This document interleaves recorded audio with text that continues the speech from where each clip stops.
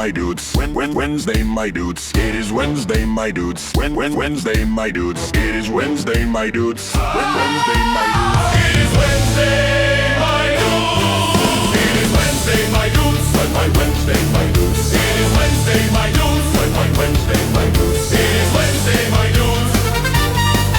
It is Wednesday, my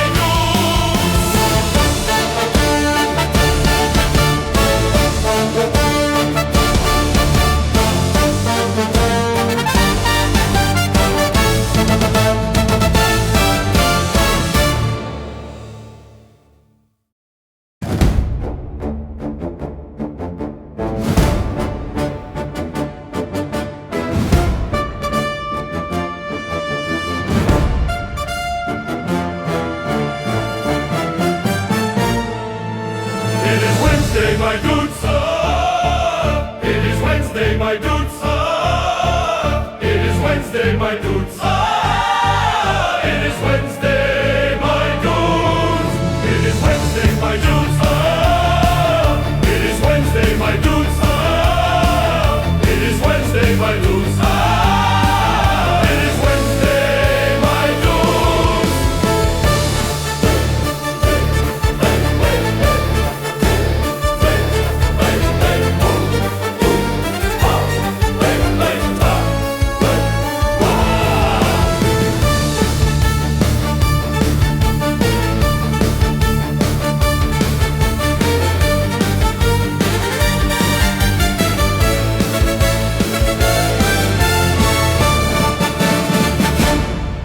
Ooh, that goes hard. I like the, I don't know why, the like Soviet era military style, it like goes hard. That's a jam. How's everyone doing? How's your weekend been? How's your weekend been on a fine Wednesday? My dudes, you guys know it. We know it. We all know it. It time June. The June the King documentary on the Quartering has released. Make sure you go give him a view, give him a thumbs up, give him a like. Do not click on the ads though. Wait, can I say that? Am I allowed to say that? Am I allowed to say don't click on the ads? I don't know. Need to read TOS. I do know for sure that I don't mean the other thing. Let's go. Commentary space, there are few as detested and as untrustworthy as Jeremy Hambly. He is Schrodinger's grifter. Wealthy when there is doubt about his net worth, yet poor when fundraising through the guise of desperation. $80,000 in equipment. I wonder who he learned that from. I've got $300,000 almost floating right now in debt. I'm saying I make well over $1 million a year just on coffee. Jeremy has an extensive history of fundraising for every facet of his business, but also a history of videos displaying his over $10,000 RC track with custom baseball mixed dirt, his $10,000 in trading card packs, which he opens live, and his saltwater fish tank devoid of living fish, but not of aggressive monetization. Here is the fish funeral fund. Coverage of Jeremy's spending habits is often coupled with stories of his struggles with irritable bowel syndrome and his penchant for urinating around his home. When you have no mortgage on your beautiful home, you Happy can... Frog Day, motherfuckers.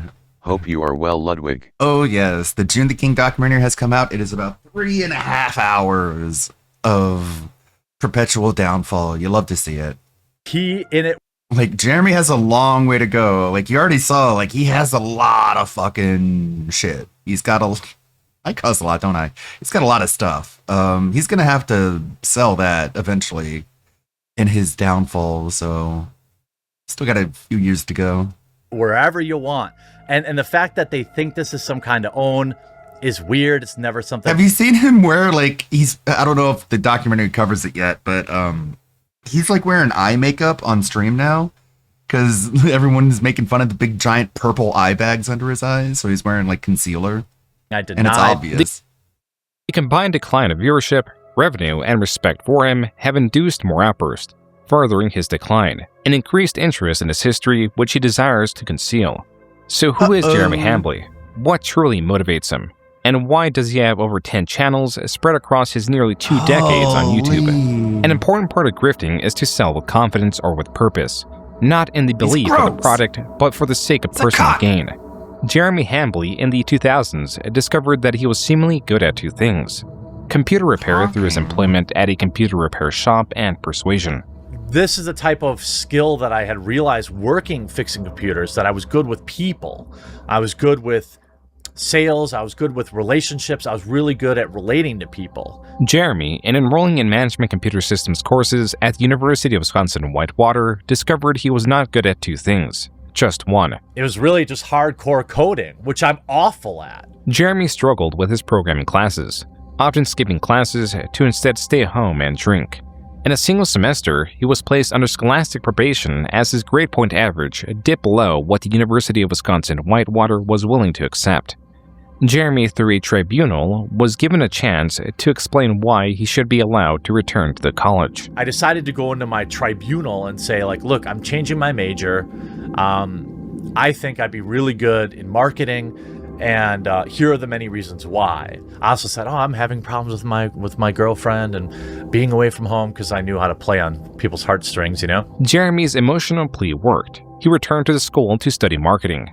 Jeremy was refining his craft, claiming that he excelled in his marketing courses, eventually graduating with a Bachelor in Arts in Marketing in 2005 and a Master's of Business Administration in Marketing in 2007. It was this same year that Jeremy created his first YouTube channel, combining his college degrees and his experience with computers. The first video in our series, From the Eyes of a Computer Tech. Be Your Own IT was a channel primarily made to convince viewers to visit Jeremy's website, BeYourOwnIT.com. In both areas, Jeremy heavily promoted his personal computer repair courses, laptop repair courses, and even a guide on how to start a computer repair business. Eventually, he would sell the physical tools needed for computer repair.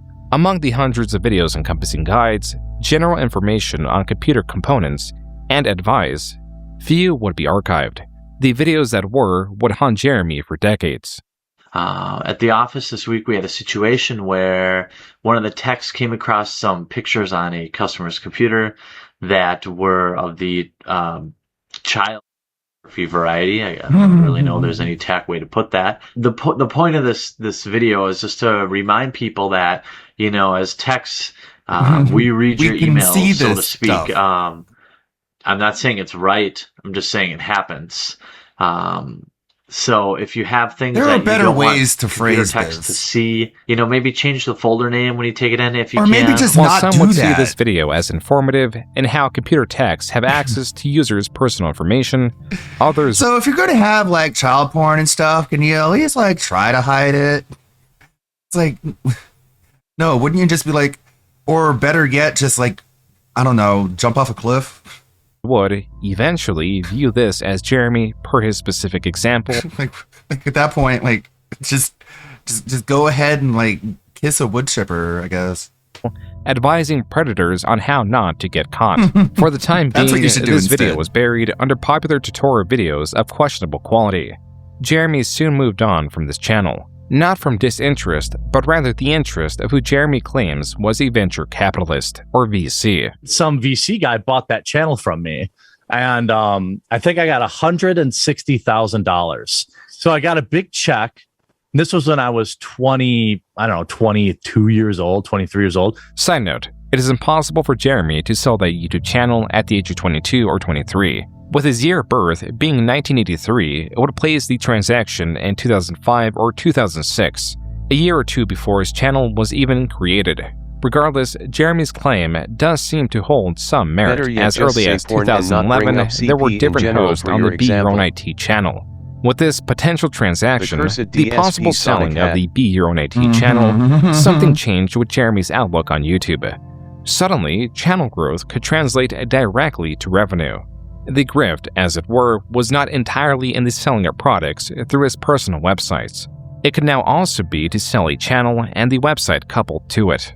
This could explain RC Nightmare, a channel established August 27, 2010. As Be Your Own IT drew from Jeremy's experience with computers, RC Nightmare drew from Jeremy and his best friend Brandon's enthusiasm for RC cars, specifically higher-end, customizable remote control vehicles, some with the ability to surpass 100 miles per hour. Jeremy and Brandon began by uploading videos focusing on unboxing cars and tutorial videos on how to optimize or install components. Brandon was adept in the verbal and physical breakdown of the vehicles. From the aerodynamics to even the thermodynamics, Brandon speedily named off components and even their composition. Jeremy, however, often spoke of personal anecdotes and the superficial qualities of the vehicles, So this one's cool, sometimes even struggling to and remove the vehicle like from its it, cardboard platform. and This time it's I'm actually awesome. a little bit better prepared to get this thing out of It's here. not bad. So I won't do my fat guy struggles bit. Albeit, I know that's a crowd pleaser. I'm Oh, fat. maybe you will see. Maybe you'll get a little taste here. I'm really fat and dumb. Whoops. Brandon's videos of this sort often outperformed Jeremy's. Regardless, there was not as much demand for information on What a remote control skinwalker. vehicles as there was computer repair. Naturally, this was an issue. Without significant traffic, Jeremy could not grow his accompanying website rcnightmare.com, making it both difficult to sell and more difficult to bring advertisers on too. While Jeremy did utilize his tested strategy of nearly daily uploads, he also found a new way to boost both his channel's growth and his website's growth, even if it was artificial. Every 250 subscribers we get on YouTube, we're going to give away a truck, up to 10 trucks. If we get all the subscribers in the next week, He sounds we'll drunk. give them all away this week. All that we ask is that you subscribe to our YouTube channel, come over to our forum, have at least 10 posts in the forum. Now, these can be questions, So comments, just or post in answers, for the and reply to one blog contest. post. That's it. This Here's another strategy post. This appeared one is to for have the contest. Am I at number Jeremy 9 announced now? the winner on November 16, So dumb. 2010, and a post different 10 set of winners in times. January 2011. You could just- 117 participants amounts Like, you could just like ask me stuff. You gotta post 10 times, okay? Ask me questions, okay? I know you guys really want to know you want to pick my brain and you want to know everything I know because I'm so smart and cool and awesome.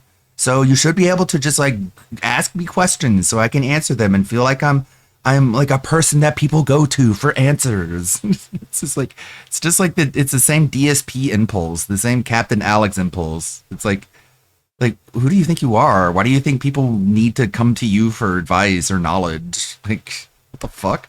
to over 1,000 forum posts. Just Is 1 that month later, content? Jeremy made another RC-related Ask the frog, and I'll answer Jeremy your had his question. own King of Hate forums too. Yeah, Wow, the comparisons are uncanny. just a bunch of low IQ, narcissistic dummies who were just given way too much internet access, channel, focusing on RC just exploiting the internet to fuel their own greed. discussion with both Brandon and Jeremy present. And in June, Jeremy promised Whoa, free t-shirts buddy. to any user that reaches He's PPP maxing. He's as big as he is. 100 posts on the RC Nightmare forum. These are likely the same t-shirts that could be purchased on the website. Separately, and still in June, Jeremy was running yet another giveaway. Rather than focusing on forum posts, the condition to win was based on referrals, either to RC Nightmare or Friend of RC. Not included was the third channel in the expanding network, under RC Flight School, covering remote control planes. Following this pattern, the RC Skipper channel was created on July 1st, covering remote control boats. These channels, relative to RC Nightmare, saw very little growth, possibly due to their lack of uploads. Though RC Nightmare would see some monetization through advertisements and an online marketplace the following year, Jeremy evidently grew weary of solely focusing on RC vehicles. This explains the existence of Score10bucks.com, a website run by Jeremy. It is also tied to this Twitter account under his name, Jeremy Hambley. As for the website, Jeremy appears to have been drop shipping select DVDs. Quote, "Here's what we're doing with our advertising budget. Instead of building tons of websites to promote these DVD releases or buying up ad space, we spend our budget on $10 gift cards to a major online retailer. Everyone likes free money, and getting $10 for buying a DVD is essentially getting a DVD for free." Unquote. This website, apparent Dominic, from the lack how's of it doing? updates, How you doing? was abandoned How's the your same weekend? month it was erected. Jeremy, How was your weekend on a Wednesday? We are watching Jeremy Hambley's 3.5 hour long June the King downfall. unrelenting, created yet another website. If you want to know recent happenings, we're not watching DSP right now. This arc is too gay. This arc has been determined too gay. And so we're going to put it's in contamination. We're going to put yellow tape around it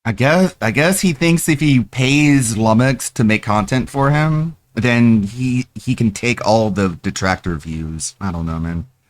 He's just giving money to Wings Trolls now. Like, Wings Trolls have tricked Phil. They've catfished Phil into giving them his money to make content for him, which they're making more money off of than they would on their YouTube videos. So that's the long con. That's the troll. I'm sorry to give it away, but it's just kind of fucking stupid. Marketing Sheriff and focusing on servicing higher-end clients would be his main revenue stream.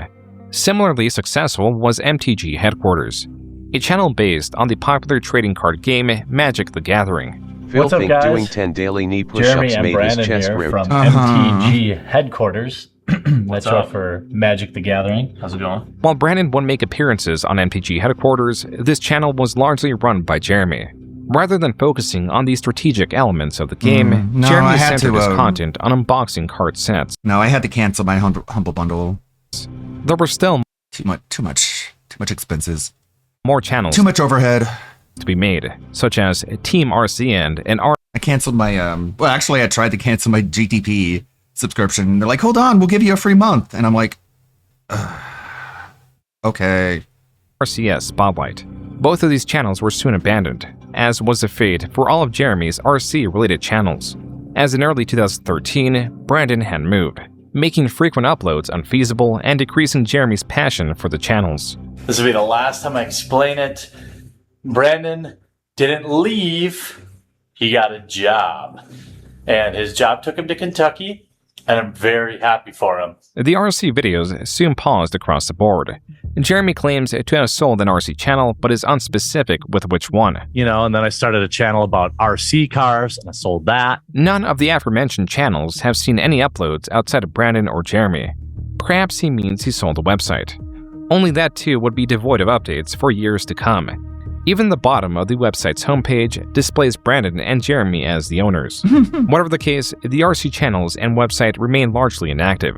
Jeremy's focus instead was placed on his Magic the Gathering channel and his vlog/self-improvement channel, Me vs. Me. The latter was established under Me two versus goals: me? to lose weight from a starting point of 346 pounds and to drink less. Jeremy abandoned this channel and possibly his goals in just 3 What is months. he- It was here in 2013 with Is this guy's whole thing just about like naming things as badly as possible? Does he think it's funny to just name things horribly as like a joke? Me versus me. You think that's easy to find, Jer? nearly all former projects You think that really feeds into the algorithm? You really think you can type that down and it'll show up on page 1? abandoned. He finally found the success Coffee brand coffee. Just type coffee into Google and keep scrolling. Eventually you'll find my coffee. as he desperately sought. In making videos opening booster packs to obtain high-value cards, by September 2013, MTG Headquarters reached 25,000 subscribers, making it Jeremy's fastest-growing channel. Like his prior channels, he also created an accompanying website and focused Magic on the nearly Gathering daily uploads Headquarters. and giveaways. Gonna do a giveaway coming up. Stay tuned. So, I'm gonna do a little bit of giveaway. Let's get right to it. And that's why I'm doing a giveaway right now, too. I've been trying to give these away, which are the event decks. Jeremy here from MTG Headquarters doing another sicko giveaway. I mean, obviously, I kept the rares, so yeah, I gotta support the channel somehow. These giveaways still required users to subscribe to MTG Headquarters or the new set of trading card-related channels. These did not perform nearly as well as his MTG channel. It could be because of his lack of knowledge of the other trading card games. In this video alone, he misnames one of the most iconic first-generation Pokemon several times. Reverse Hollow Charmander, the Reverse Hollow Charmander, and a Reverse Hollow Charmander in the same pack. That happened in a different pack, too. Though it is possible that Jeremy has grown several channels for the sake of selling them, in a late 2013 vlog, he Hey, states how's it it going? is because he is lonely. This channel could be a distraction. Big ups. Yeah, we got a All little these bit. giveaways. Mhm. Did the bull win Jeremy's wife in a giveaway too? I don't know. The whole giveaway thing has always been weird to me because it's like he's trying to buy some sort of goodwill and it seemed always insincere depending on where it's coming from. Thank you, Doom. We do have a little bit of an audience over on the LWO stream archives. And, after every stream I upload it and it goes live Usually before 24 hours. Yeah. To fill the absence Sometimes I just sit and listen to it myself just to make sure I'm doing okay. of the friendship Brandon provided. I do YouTube for the community. That's the only reason I do it. I don't do it because I want to make money. Believe me, it's a money pit. I don't do it. You know, I do Why it to does connect his with hair people. always I look don't, wet yet greasy at the same time? This isn't as like pathetic as it sounds, but like I don't have friends that. Well, I have very few friends really, in general, and it's not because I wasn't popular, not because it's just life happens, and when you get older, you just don't connect with the same people you used to. While Jeremy's loneliness is there, as he would later describe it in detail, the motivation to grow his channel was also likely monetary. Whatever the case, no matter how large his channel would get, he would always desire more. Even with MTG headquarters at 54,000 subscribers, his largest channel ever, it was still not enough. How do we get to 100,000? How do we continue to fulfill the mission statement that is basically to grow the game and grow such an amazing community? And you guys have been truly awesome. So I've opened a store on the website, but what I've decided to do here is actually use a service that you've probably heard about called Patreon. I'm going to use it to do amazing things. I've got so many things planned for the website. I'm not going to keep any of it. 100% of it's going to go right back into the site. Jeremy claims he would use the Patreon money to incorporate applications into the MTG headquarters website, and to have 5 dedicated writers for it. I know, it's, God, I hate e-begging. It's God, I hate e-begging, but give me your money. This is a great way for us to work What is he doing to his hair? I'm guessing mayonnaise. I'm guessing he puts mayonnaise in his hair. That's what people do. Just keep the MTG community getting better and better and better. And, I hate e-begging. Get up and take notice and really put together some awesome tools. It's like if you hate e-begging, you would reduce your expenses or sell some shit so you didn't have to e-beg. MTG Headquarters under attack! Which is essentially everybody's website. Jeremy, now 7 years into creating videos on YouTube, began to refine his approach, where he began simply asking for users to subscribe, and it evolved with giveaways. He was now incorporating purpose and community into his calls to action. Yet there was still room for improvement.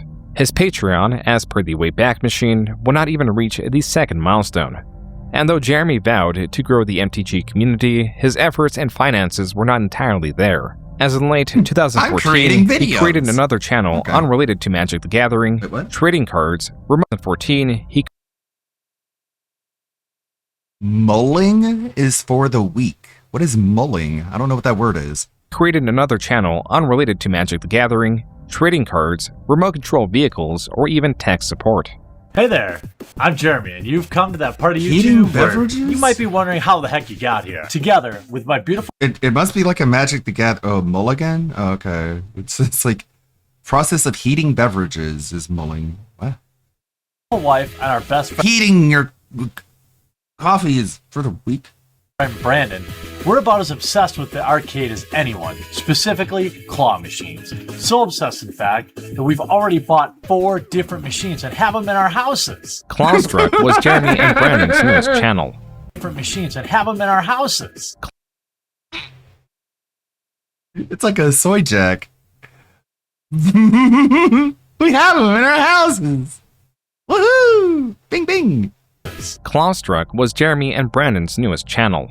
Although Brandon had moved away, Jeremy was dead set on moving near him. Hey, it's that lady Jeremy swears isn't part of his moving content. to Louisville. Have them in our houses. Well, I've decided that I'm going to do that, and I'm looking for a home there, and it's going to have a big yard, one that I can put RC track in. For the time being, in early 2015, Jeremy set his sights on yet another project. Not a website or YouTube channel, but an application he named GameFinder.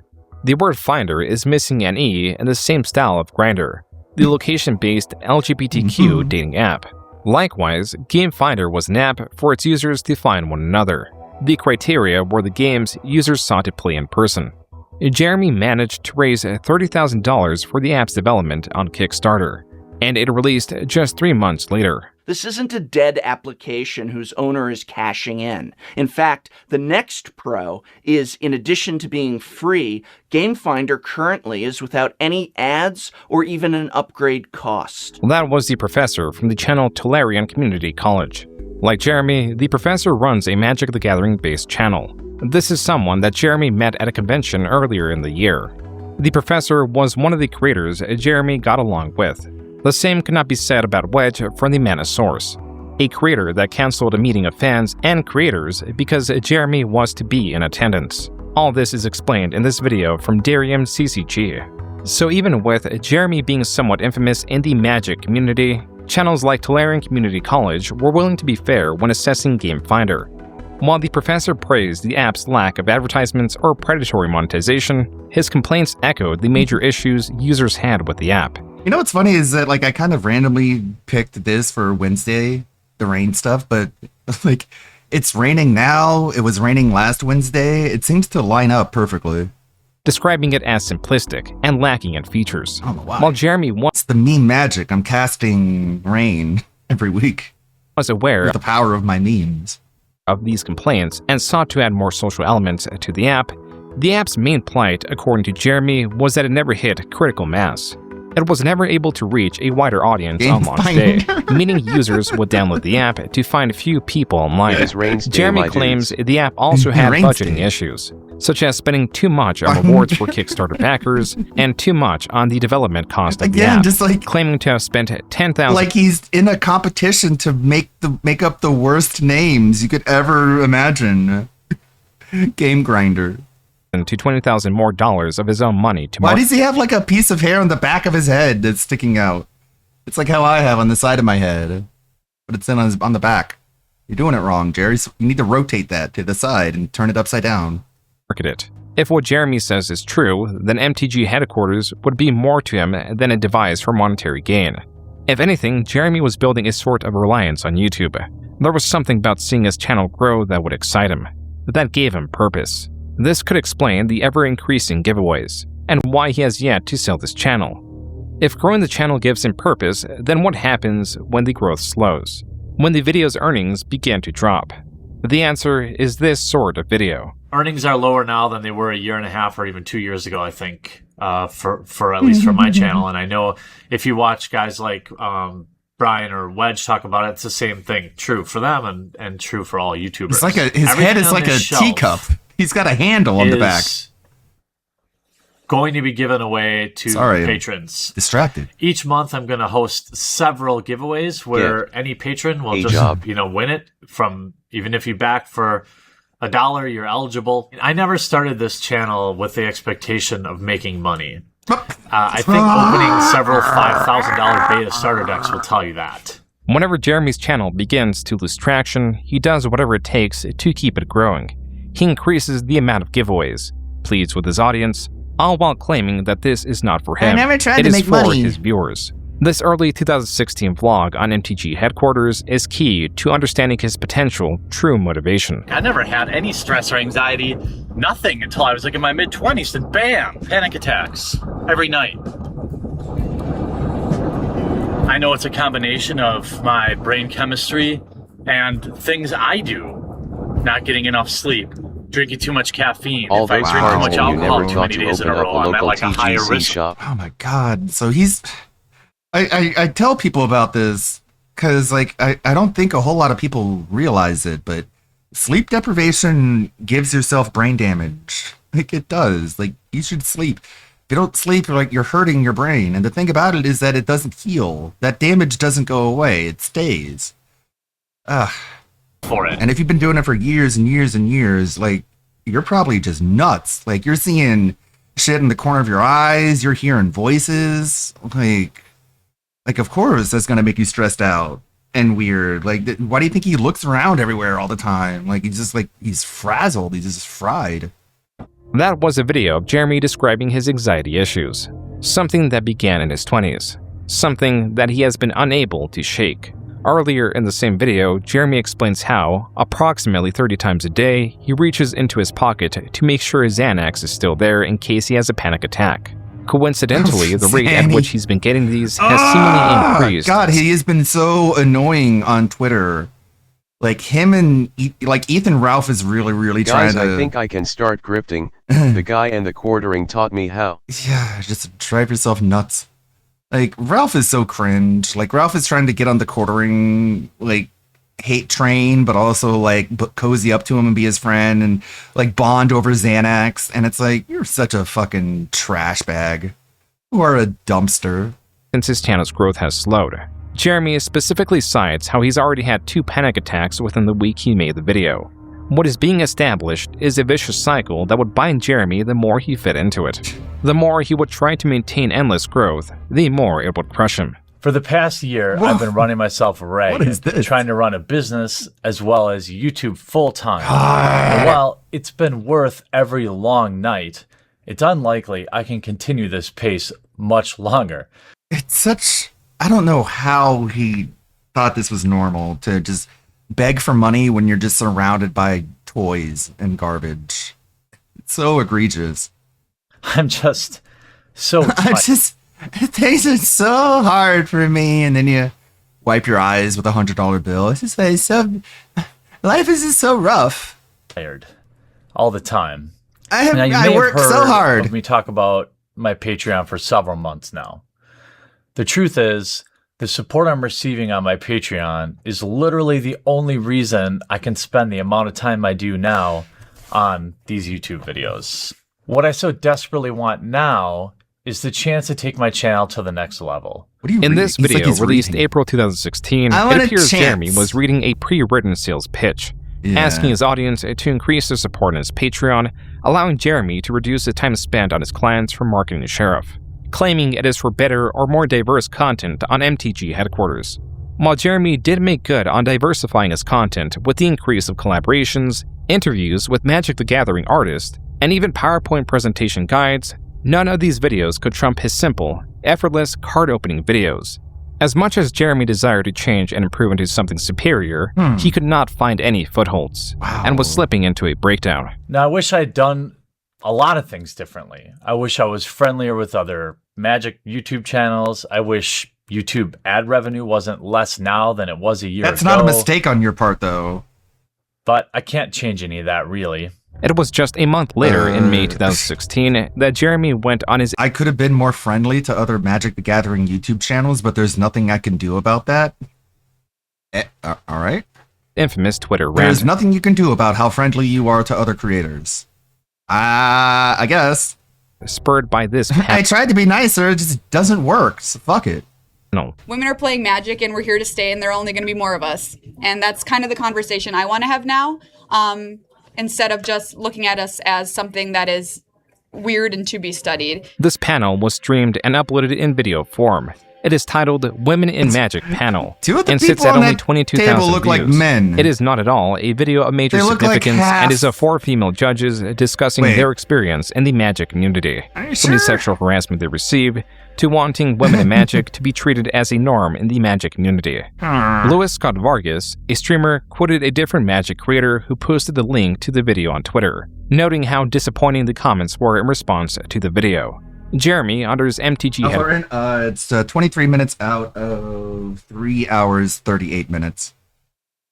So pretty early. What's that? Reporter's account responds by stating that they should not be so thin-skinned. Yet another creator joins the conversation, emphasizing how people should be less crappy to each other. Jeremy responds, quote, "I simply choose to not be offended by what anonymous commenters say. That's a lot more obtainable," unquote. The conversation then moves into gender and skin color. Jeremy stating it is entirely irrelevant to Magic players, and how his penis does not in fact make him stronger. This kicked off a new set of tweets, not directed at any individual creator, rather the Magic community in general. I don't know about that. So many mindless betas in the MTG community. Come on, sheep. Demand proof, statistics. You know, actual evidence. Attention, sheep. Formulate your own opinions. Being wrong is simply better than parroting popular opinion. Apparently presenting a logical alternative to playing a victim means you hate women. I should have known better, lol. Going back to real world. This era of feminism gets lost in spending more time shaming actual conversation. I love women. They are every bit are equal. Unquote. Jeremy would delete these tweets soon after posting. This will not stop them from being archived and immediately posted again on Twitter. This user takes note of his specific tweet in response to a comment about planeswalkers needing their own bathroom. Jeremy adding that they should send their urine into the aether. This was viewed as a commentary about the controversy of trans people requesting to use the bathroom of their gender identity. Jeremy responds to this screenshot with, quote, "Things turn toxic, so I clean them up. But yeah, you're right. Planeswalkers should use their own bathroom in the aether, kid." Unquote. I mean, this is what was going through my mind. God, okay, you can say that base shit, but you have to not be afraid to get canceled for it. You have to, be able to defend it and not be embarrassed by it, but Quartering was never really on the right. He was never really a conservative. He just latches onto culture wars that he thinks he's on the right side of and doesn't actually look into them or let them face any sort of scrutiny so he can actually debate them. No, he's just like, no, actually, I don't mean that. I mean, all trans lives are valid, okay? That's what I mean, okay? Leave me alone. So you end up just backing down and cowing, which is a really bad look if you're going to be a political commentator. You guys think that joke is transphobic? You think that joke makes me a monster? I'm transphobic. Let me show you what a monster is. According to Jeremy, the pushback from his comments encouraged him to double down and act more fought in the aggressive, meme wars. He's even a if his veteran. intent was not an honest commentary. Even though Jeremy frames it this way, he would first attempt to... It's like if you were actually walking the walk, if you're actually the person that Jeremy Hambley believes himself to be, and someone calls you transphobic, you don't say, no, I love everybody. You say, yeah, and? So? I think everyone should be. Regain the favor of the community with an apology. That's what you would respond if you actually, lived by what you said you lived by, but he's always been a squish. On Reddit. Quote, "I want everyone to feel included in MTG. You can't really control how people react to certain things, and certainly Twitter is not a great place to have a complex discussion on gender issues. Everything I said after my original few tweets was at best insensitive and at worst outright I'm sorry. wrong. Again, Don't I am apologize. Sorry." Unquote. This post has exactly 100 comments and 0 upvotes. The comments cite Jeremy's passion and specificity behind the deleted tweets and are distrusting of his apology. Some are even noting how often Jeremy is editing the Reddit post. To this specific comment, Jeremy responds, quote, "Yeah, it wasn't reading right. I am not good at writing, so that's why I do videos. I am just trying to apologize and the comments keep saying it's not good enough." Unquote. Jeremy would address his tweets in video form. Drama over. Don't be a dick. I thought Be thought a dick. Be a maybe big I had dick. to say that, but from what I'm seeing is you all just basically know that, No, It took be about a month bigger and a dick. half for Jeremy to begin right where he left off. On Twitter, he changed his display name to MTG Shitlord HQ, derisively called Wedge the Hamburglar. On his personal account, stated Wedge is a cancer, has 0 original ideas, and steals others' content, and tweeted even more, stating, quote, "Alpha personalities are the ones making all the money in MTG. Talk to any vendor. They are capitalizing on your beta-ness. What? The MTG community is not ready for truth. Cocks and white knights drive the entirety of the narrative. Wizards, discrimination is guaranteed if you have a conservative mindset. Community discrimination also guaranteed. I mean, look at their community team. Every one of them is a leftist. Don't be a beta lotus, folks. Be an alpha." Unquote. Jeremy changed his display name again the following week, Make this time to make magic magic dank dank again, again. and tweeted, quote, "Straight truth, the reason you can't trust me is easy. I don't need your money like other top MTG channels. Simple as that. Here is the thing about my fellow shitlords. We have real numbers. Some would like to believe everyone who plays MTG is a snowflake. Nope." Unquote.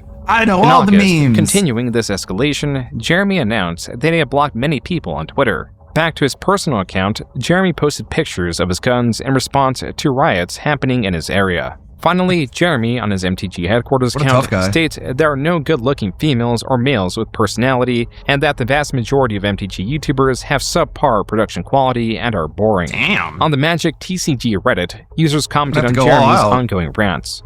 One former creator blames Jeremy for why he stopped making videos, specifically due to how Jeremy's low-effort pack openings flooded YouTube. potentially burying their higher effort content. Other commenters shared the sentiment and denounced Jeremy, deeming his content as low-effort garbage that is composed of opening packs of Magic cards. The following month, on September 8th, Jeremy released a 28-minute video addressing his ongoing controversy, saying that he needs to clear his name while claiming Reddit is a hate fest, displeased in how Reddit mods are not policing comment sections enough, causing what he calls witch hunts directed at him. In this video, Jeremy states he takes no issue with trans or gay people, or any similar quality for that matter. Jeremy appears to be trying to de-escalate the tension between him and the Magic the Gathering community. And it worked, or so he thought. On September 9th, Jeremy posted 2 videos containing spoilers for an upcoming Magic the Gathering release. This is information from a PR firm working under Wizards of the Coast, the creators of Magic the Gathering, often delivered to select content creators as a way to excite their audiences for upcoming cards. These videos performed terribly compared to Jeremy's pack opening videos. But the significance of this was not that it was meant to garner viewership. Rather, it appeared that Wizards of the Coast was extending an olive branch to Jeremy following his de-escalation. It was only when the spoilers were allegedly posted to Reddit that Jeremy, and to that extent the Magic community, was notified the spoilers sent to Jeremy was done so by mistake. While the original post does not appear to be archived, this Redditor quoted the Magic the Gathering employee on the matter. Quote, "We don't reward the behavior this channel exhibits. When we preview sets, we provide a handful of cards to our PR agency to use with outlets who aren't part of our core audience. When one of these outlets passed on using these cards, they reassign the cards to this outlet without doing research and also without checking with us first. We would not have greenlit his receiving of these cards had they asked." Unquote. Here I was, feeling like a total moron. Feeling like a total moron to think that Wizards had just extended the olive branch and everything was going to be good. Jeremy in this video compares that statement as an endorsement to witch hunt him, simultaneously claiming that Wizards of the Coast are listening to an extremely small minority of 30 or 40 people, while also stating that he is receiving a massive amount of hate. Damn the you, one Wizards! thing with this controversy is that Jeremy had a newfound angle to solicit donations. He's woke one wizards. that could weaponize culture and anger, in combination that would bring him much strife, but also considerable wealth. You can speak with your wallet and take the plunge. I'm gonna find these woke wizards. I'm gonna cast sleep on them. They're gonna go back asleep. They won't be woke anymore. Back us on Patreon. The more backers we get on Patreon, the louder voice we can have, the more interesting things we can do. Marxism. Wizards can't. Wizards. We can rise up and fight against the upper class of Magic the Gathering people. And you just give me your money and I'll fight them on your behalf. You can just stay down there in the bottom. Woke Wizard We'll Money find out Gang. We love attacking Jeremy. Legalize toilet paper. The PAX. We'll go to see them at PAX. We'll fucking That show Patreon gets them. big enough. I'll fly to every major event and I'll stand there and do coverage. Wow. It's like the word grift doesn't really go far enough, does it? Give me your money. I'll be the lightning rod that stands against this progressivism. For you. For you. And I'll As try long as you give me your money, and I'll fucking fly everywhere, and I'll eat so much food. to keep it real, 100%. This was the beginning of Jeremy's Casting doubt, capitalization Shadow of Magic. outrage. In the following year, Is he the DSP of Magic? It seems like it. That does seem to be a parallel. Jeremy would master He's the DSP of Magic. He's the DSP of RC cards. Now he's the DSP of Pokemon cards. his craft. Meanwhile, with the understanding that he was not welcome in the Magic community, Jeremy revived Pokemon headquarters while still posting. the whole he's not wrong. It has been basically captured by the woke left, but instead of trying to fight and take it back, just make your own. Just make your own alternative and don't let them in this time. To MTG headquarters. The video announcing his return sits at less than 1,000 views. Jeremy posted on his Pokemon channel from late 2016 to early 2017. The channel failed to gain any momentum, with its videos far underperforming compared to videos found on MTG headquarters. It was here that Jeremy resigned himself as a pack opening channel with the occasional commentary video. The latter type of video was often on the topic or tangential to his infamy. If you would have told me that there's a man more universally hated in the Mad... This guy's, he's a scalper and he's a hoarder. And he has like all of these vintage games just sitting on a shelf collecting dust. When there are a lot of people who would like to get their hands on them, but YouTube they're mine. Community. I spent all my YouTube money just like willy-nilly, and I bought all these things that should probably be on the market. Than me, I would have told you, you're And crazy. Melanie Mac is like the biggest example of that. He bought Melanie Mac in order to keep other people from having her on their show. On June 5th, 2017, which is basically just suffocating her entire career. Two things happened. Jeremy posted his But she final gets claw paid. machine-related video on Clawstruck and live-streamed while drunk.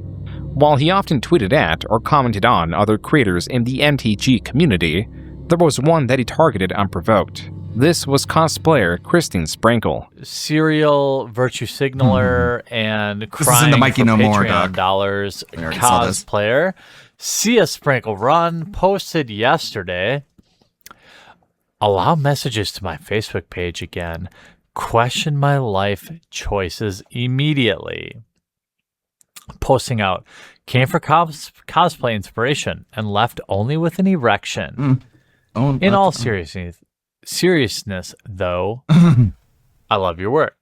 Yeah, I guess. Okay. Jeremy was commenting on Sprankle's post and the comments found within.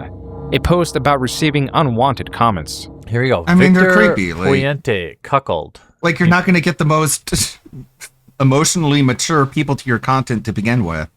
You're just like a sexy cosplayer. You're not playing to the high-minded people. You're going to get some weird, awkward people in your DMs. And like, I don't agree really with like trying to shame them or making it public and be like, hey, look at this fucking creep. Because that's not going to help them, you know? It's not going to help them. It's not going to help you. You know, this dude's a cuck. Oh, yes. She's just under... Just like internalize it. Be like, yep, this is my audience. Don't be surprised by it. Constant anonymous direct message assault. Like, she is literally triggered. Here goes cuckold number Nicholas again. It makes me sad that you have to be. It makes me sadder that I'm not even surprised. Me, despairing over social norms. If you're going to creep, at least have some decent grammar. I'd agree with that. Obviously, Sprankle is a pro cosplayer. You know she's a professional cosplayer by the fact that she has to solicit Patreon dollars and then cry in her Patreon video to get loser beta cucks to give her money. I mean, it is like an all-you-can-cuck buffet on this thread. Oh, I'm sorry, Sprankle. Let's look at your cosplay. That's the worst thing you could be as a cuck, huh? Where some poor 14-year-old kid, heaven forbid, was unfortunately made an erection comment about you, and fuck him for being such a degenerate. I mean, what is sexual about this? Nothing, right? Oh no, totally nothing sexual about this. Oh yeah, here you go, Sprankle. Another totally non-sexual picture where the Pokeball happens to be right on your fucking bush. Okay, let's see what we got here. This is not the way. Oh yeah, you're wearing a bodysuit. Yeah, nothing sexual This is not about the way, that. Jer. Oh, here you go, wearing basically a bra. Yep, nope, nothing hot about that. Here we go. It's like, I hope my take was a little bit more nuanced. It's like, yeah, that guy's a creep. He said a creepy thing, and he shouldn't have done that. But I'm sure if he had the choice, he would have been more smooth. He's just kind of weird and awkward. And sometimes if you're going to be a cosplayer who does stuff like this, you're going to get people like that. And like, do you want to help these people? Like, they are your fans. They're in your audience, in your fan base. Do you hate them? Do you like them? Like, do you want to be nice to them, or do you just want to be mean to them? I don't know. Like, maybe you should answer that. I think that's a much safer take than like, what do you think, bitch? You fucking whore? You're all slutting it up all over the internet. Of course you're going to get people in your DMs calling you a fucking slut, telling you to take your top off, you dumb cunt. Stupid twat. And more... Seems a little bit more abrasive. Like, you didn't have to go that far. Basically 75% nude, nothing sexual there. Oh yeah, look at a bodysuit. Nice. Yeah. Big fan. I'm not going to sexualize you. I mean, fuck me if I'm going to say that I wish there was a little slot down here, for me to, Whoa! for us to pleasure each other, because that's not. There are a lot of ways you can react to something, like thousands of ways. There's a lot of really, really wrong ways to react to something. There's only about 2 or 3 good ways. And this is one of the bad ones. This might be one of the worst. What your intent is. Jeremy he can't help himself. He's like, yeah, what I want is just like to be a slot right there. We could just like foot. Jeremy ended up directing his audience towards Sprinkle's Twitter. If not his comments, then this is indisputable evidence of targeted harassment. Please, everyone on the internet, come and support CS Sprinkle Run on Twitter and let her know how totally unattractive and unsexual she looks and how few Patreon dollars you're going to give her, and maybe she will avoid these digital rapes. This was not the only time Jeremy commented on Sprinkle or her appearance. He didn't say. In this tweet, Jeremy refers to Sprinkle as a man. This Twitter user claims that Jeremy, in a deleted video directed at Sprinkle, stated, quote, "She's a dog, a 3 out of 10. I'd still do her." I'm trying to so this was what? I don't even know what year this was. I'm trying to put it into context of the time that it was, and not even that is helping. That was still a bad take. Unquote. These comments all came back when in November Jeremy 2017, sport like female beach volleyball. Yeah, fucking go tell her how unattractive she is, because apparently she hates being told that she's attractive. Go tell her she's ugly, because apparently I guess that's what she wants. It's like, oh man. Sprinkle stated that Jeremy, through MTG headquarters, has made her life hell this whole year. She followed this tweet by announcing that she was ostensibly leaving the Magic community, also citing that she was going through a horrible breakup. Jeremy was immediately blamed for Sprinkle's departure. Well, she was already kind of disgusted by the people in her audience. That's why she made that tweet. So it was just kind of a slippery slope eventually. But Jer really accelerated it by completely mischaracterizing her concern. A day later, Jeremy published 2 videos. The first could be found on his newest channel, The Quartering, a channel that hosted commentary videos mostly commenting on the Magic community or media similar to it. The second was MTG Headquarters. These videos bring attention to the ongoing campaign to get him banned from Magic the Gathering, a campaign whose supporters were galvanized with the departure of Sprinkle. Commenters and creators alike were calling on Wizards of the Coast to take action, pointing out Jeremy's comments. Yet there was one often missed. A video in where Jeremy does not target a specific creator, cosplayer, or commentator. Rather, Mark Rosewater, the head designer for Magic the Gathering. I ran a similar scientific poll, and I even asked everyone to tell the truth. I said, hey, quick poll. How many of you did Mark Rosewater touch inappropriately? Parentheses, tell the truth, internet. Since internet polls are scientific fact, consider this your trial, Mark Rosewater. Now, I know he has me muted. That's fine. Jeremy created a poll insinuating that Mark Rosewater was a predator even after Mark had blocked him. This was Jeremy's attempt to discredit Twitter polls and also his response to Mark Rosewater citing a Twitter poll as evidence. Suffice to say, Jeremy had time and time again made himself known to senior employees at Wizards of the Coast. On November 26, 2017, the professor uploaded a video attempting to speak to the MTG community and reach Jeremy. He calls for de-escalation, for community members to stop harassing Jeremy and for Jeremy to stop his own campaign, even though he knows how unlikely that is. This video was far more comprehensive than any other video commenting on the ongoing scandal. Most importantly, it contained a great deal of evidence that Jeremy was persistent in harassing his online targets. Jeremy, just being fair here, just being reasonable here, do you think that when someone such as myself, and this is just one example, makes a reply to someone that says, oh, you lost a follower over Nazi punching joke, but you gained a modern follower, seems like you traded up, to make an entire video saying I advocate followers? I lost a follower for supporting Nazi punch edge and one for saying nonsense about modern. Seems like, well, I mean, you call everyone a Nazi. That's the problem. You traded up. You call everyone a Nazi. You're not talking about Nazis. You're talking about everybody. to make So yes, that is supporting violence. an entire video What, saying, what do you mean? I was only talking about Nazis. The only reason you would think it's about you is that you're a Nazi. It's like, no, that's you literally, we have you talking and you tell people they are over and over again. I advocate political violence. Yep, you do. You should really not do that. I received so many comments about Nazis and the Holocaust and my being one knock it the and what fuck I'm doing. off. And, you know, most of my family died in concentration Oh camps. yeah, my mom died in the Holly.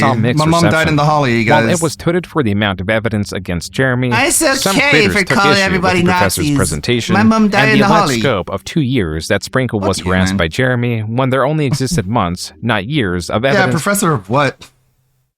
Like, this is why Jeremy was able to get away with it for so long, because the people who he went after were actual pieces of shit, and that's why he felt so emboldened and so confident in his that the internet would rally behind him and lift him up. And they did, because the people he was against really are like garbage, trash, biased people who are bigoted towards people with conservative values. I mean, he's not wrong about that, but he fought against them in the worst way possible. He could have taken a better approach. Of harassment online. It seems to, because if you end up losing, then maybe you shouldn't have picked the fight to begin with. It seems to me like the way you're presenting yourself just now and the way that you've made this video, you've kind of tried to make it look as if you're coming from an area of good faith when it's kind of obvious that you're just trying your hardest to virtue signal for what you feel is the righteous side. That was creator Count Dankula, a creator that would later start a podcast with Jeremy. He encourages his audience to research this for themselves.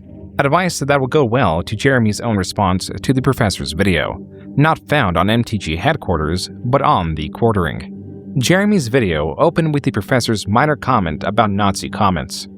Did you just evoke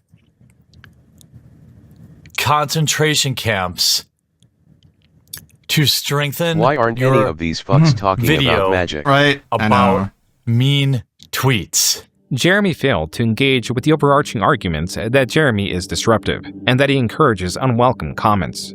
Instead, Jeremy chooses to comment on the professor's superficial qualities. I want to point out, look at how disheveled he looks. How he has kind of a lazy face. His hair's all awry. Really? This is on purpose, okay? This goes on for about 2 minutes. That's Jeremy what I do. fails to state anything of substance. It is then that Jeremy claims that the professor's video was so well researched that it must have been a collaborative effort. Jeremy then presents this theory as fact, and states it as proof that there is a secret collaborative movement to smear him. Jeremy then reframes the professor's overarching argument, claiming that there is no evidence that he harassed creators like Sprinkle. Instead, there is only evidence that he is a quote-unquote asshole. To go even further, Jeremy claims he is the target of wide-scale harassment, This is what we and that call in the Sprinkle business failed to foreshadowing. provide any evidence herself that she was harassed online by Jeremy, discounting any evidence directed towards her because she was not the one who sourced it. Like, The again, difference between this cosplayer and if he really was like the person he claims to be and was actually based, it could be like, yeah, I made that video after what you did because I understand that like what you're doing is really, really dangerous. If you don't stop this whole Nazi rhetoric, in a few years, you're going to have people shooting each other. And trust me, I'm from the future. So knock it off, back it off, find something else to call someone, man. me, of course, is I actually showed the hundreds of messages I received. I showed. Yeah, maybe my reaction was a little bit harsh. Maybe it brought a lot of negativity down upon you, but take it as a signal. You need to stop. I didn't start this. You did. Like, if Hambly took that stance, he would be able to fight back effectively. Instead, he's just like, look at how greasy his hair is. Did he even comb? Do you even comb, bro? Look at him. Showed the actual threats.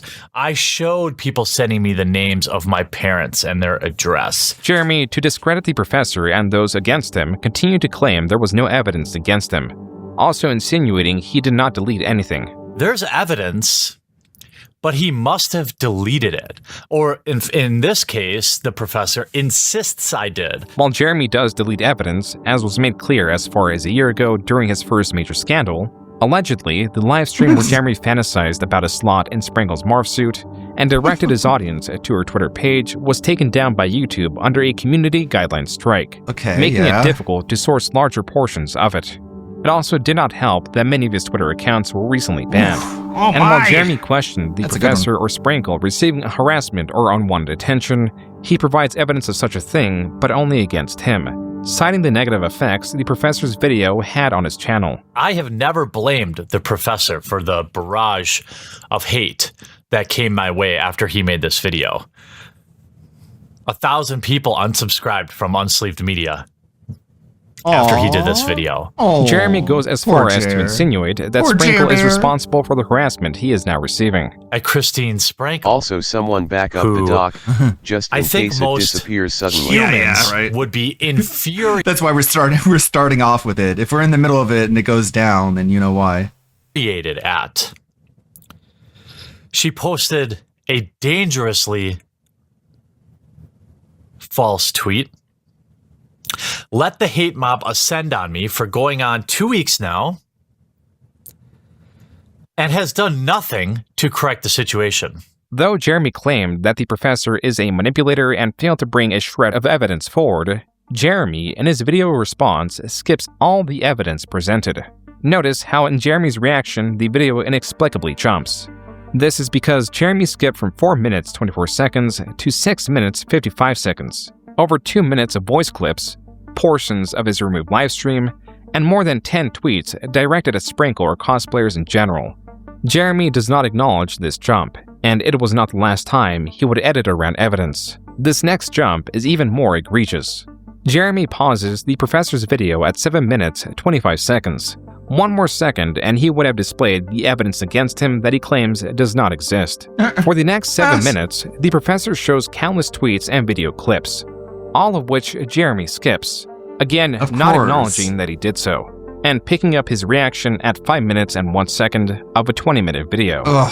Jeremy closes this video by insinuating the professor is similar to Adolf Hitler. Someone who is willing, as I said, to literally evoke the Holocaust on their petty crusade to silence and ban someone whose ideas they disagree with, someone whose ideas they don't have to interact with. Nobody's forcing him to watch my videos. Nobody's forcing him to read my tweets.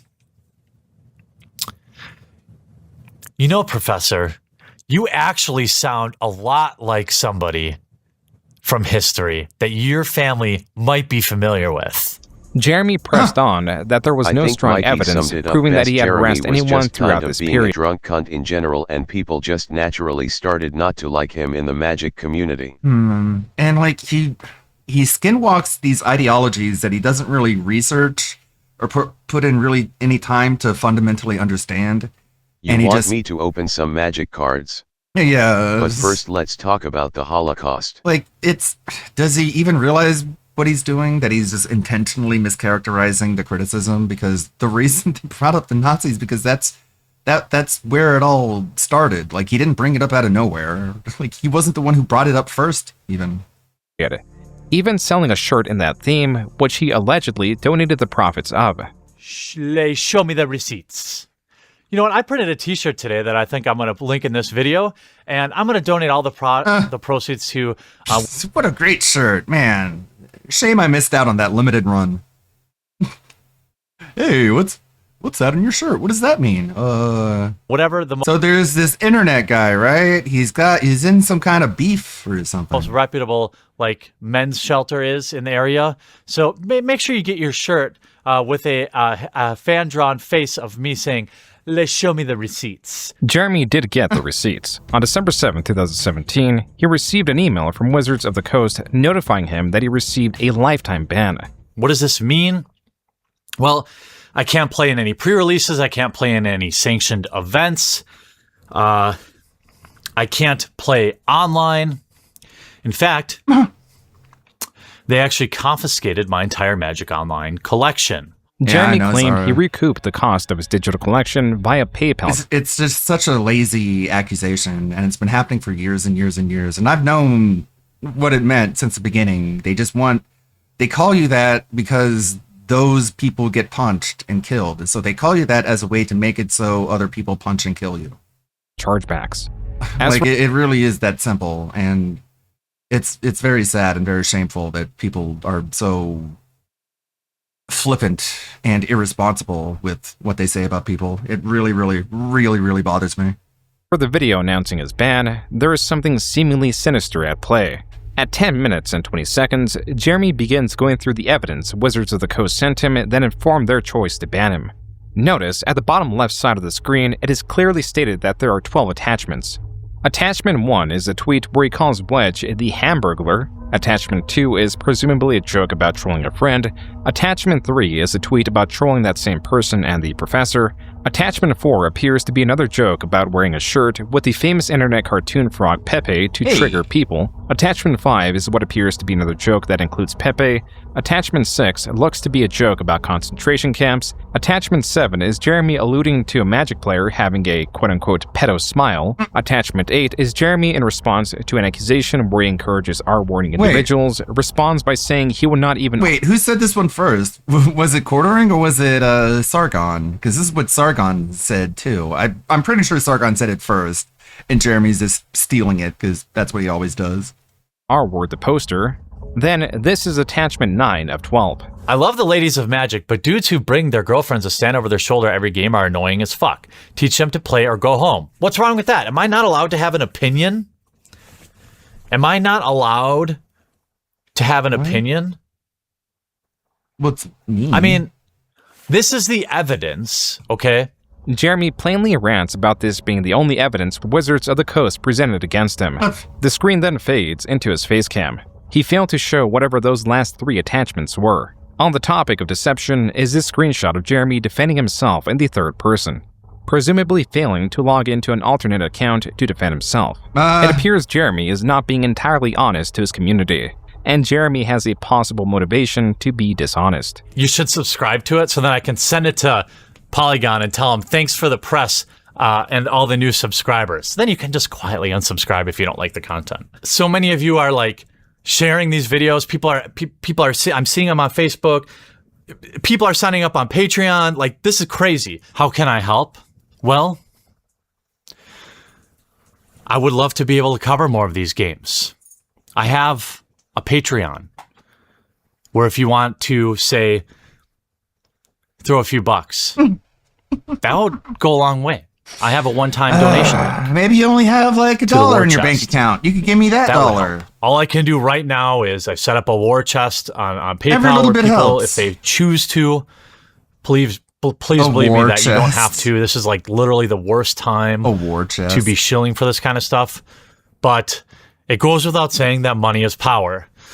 And I can make the promise to all of you that any money is there, or people that decide to back on Patreon. So many of you have already, and I'm so thankful for that. 100% of that money goes back into the channels. Jeremy's promoting of his Patreon was for naught, because come February 2018, it would be banned because, quote, you recently doxed members of your online community, unquote. This could have resulted from Jeremy's new crusade against pedophiles in the Magic the Gathering community, specifically judges, mostly all former judges, that were convicted but not on the banned list next to Jeremy.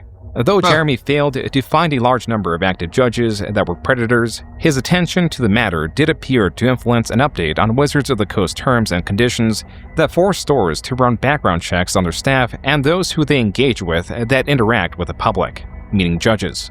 Though Jeremy was not credited for influencing this change, it was celebrated amongst the Magic community. A community that, due to his ban, Jeremy was drifting away amicably from, as in this video he claimed that he made contact with Sprankle and the two apologized to each other. Jeremy then renamed MTG headquarters to Unsleep Media in an attempt to pivot to covering the card game genre as a whole. His recent scandal introduced him to a cast of new allies and helped him refine a lucrative genre of video that he had been making for the wrong audience.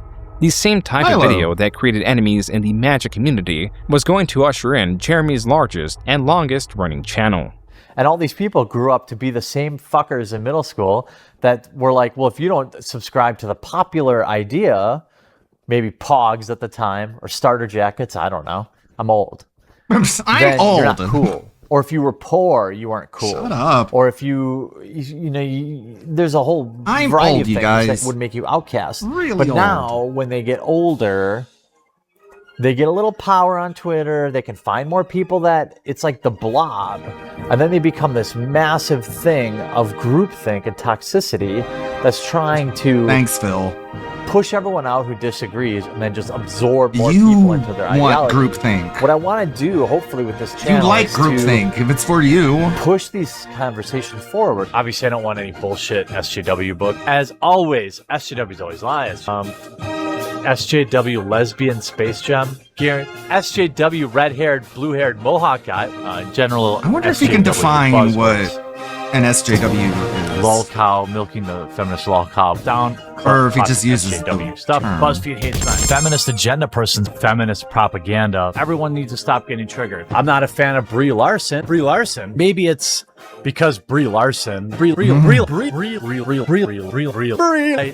Your favorite. Brie Larson. Brie With Larson is SJ to going be to help us. you. And that Brie Larson. SJWs. Brie Larson's Brie Larson. Brie Larson. Brie Larson. Brie Larson.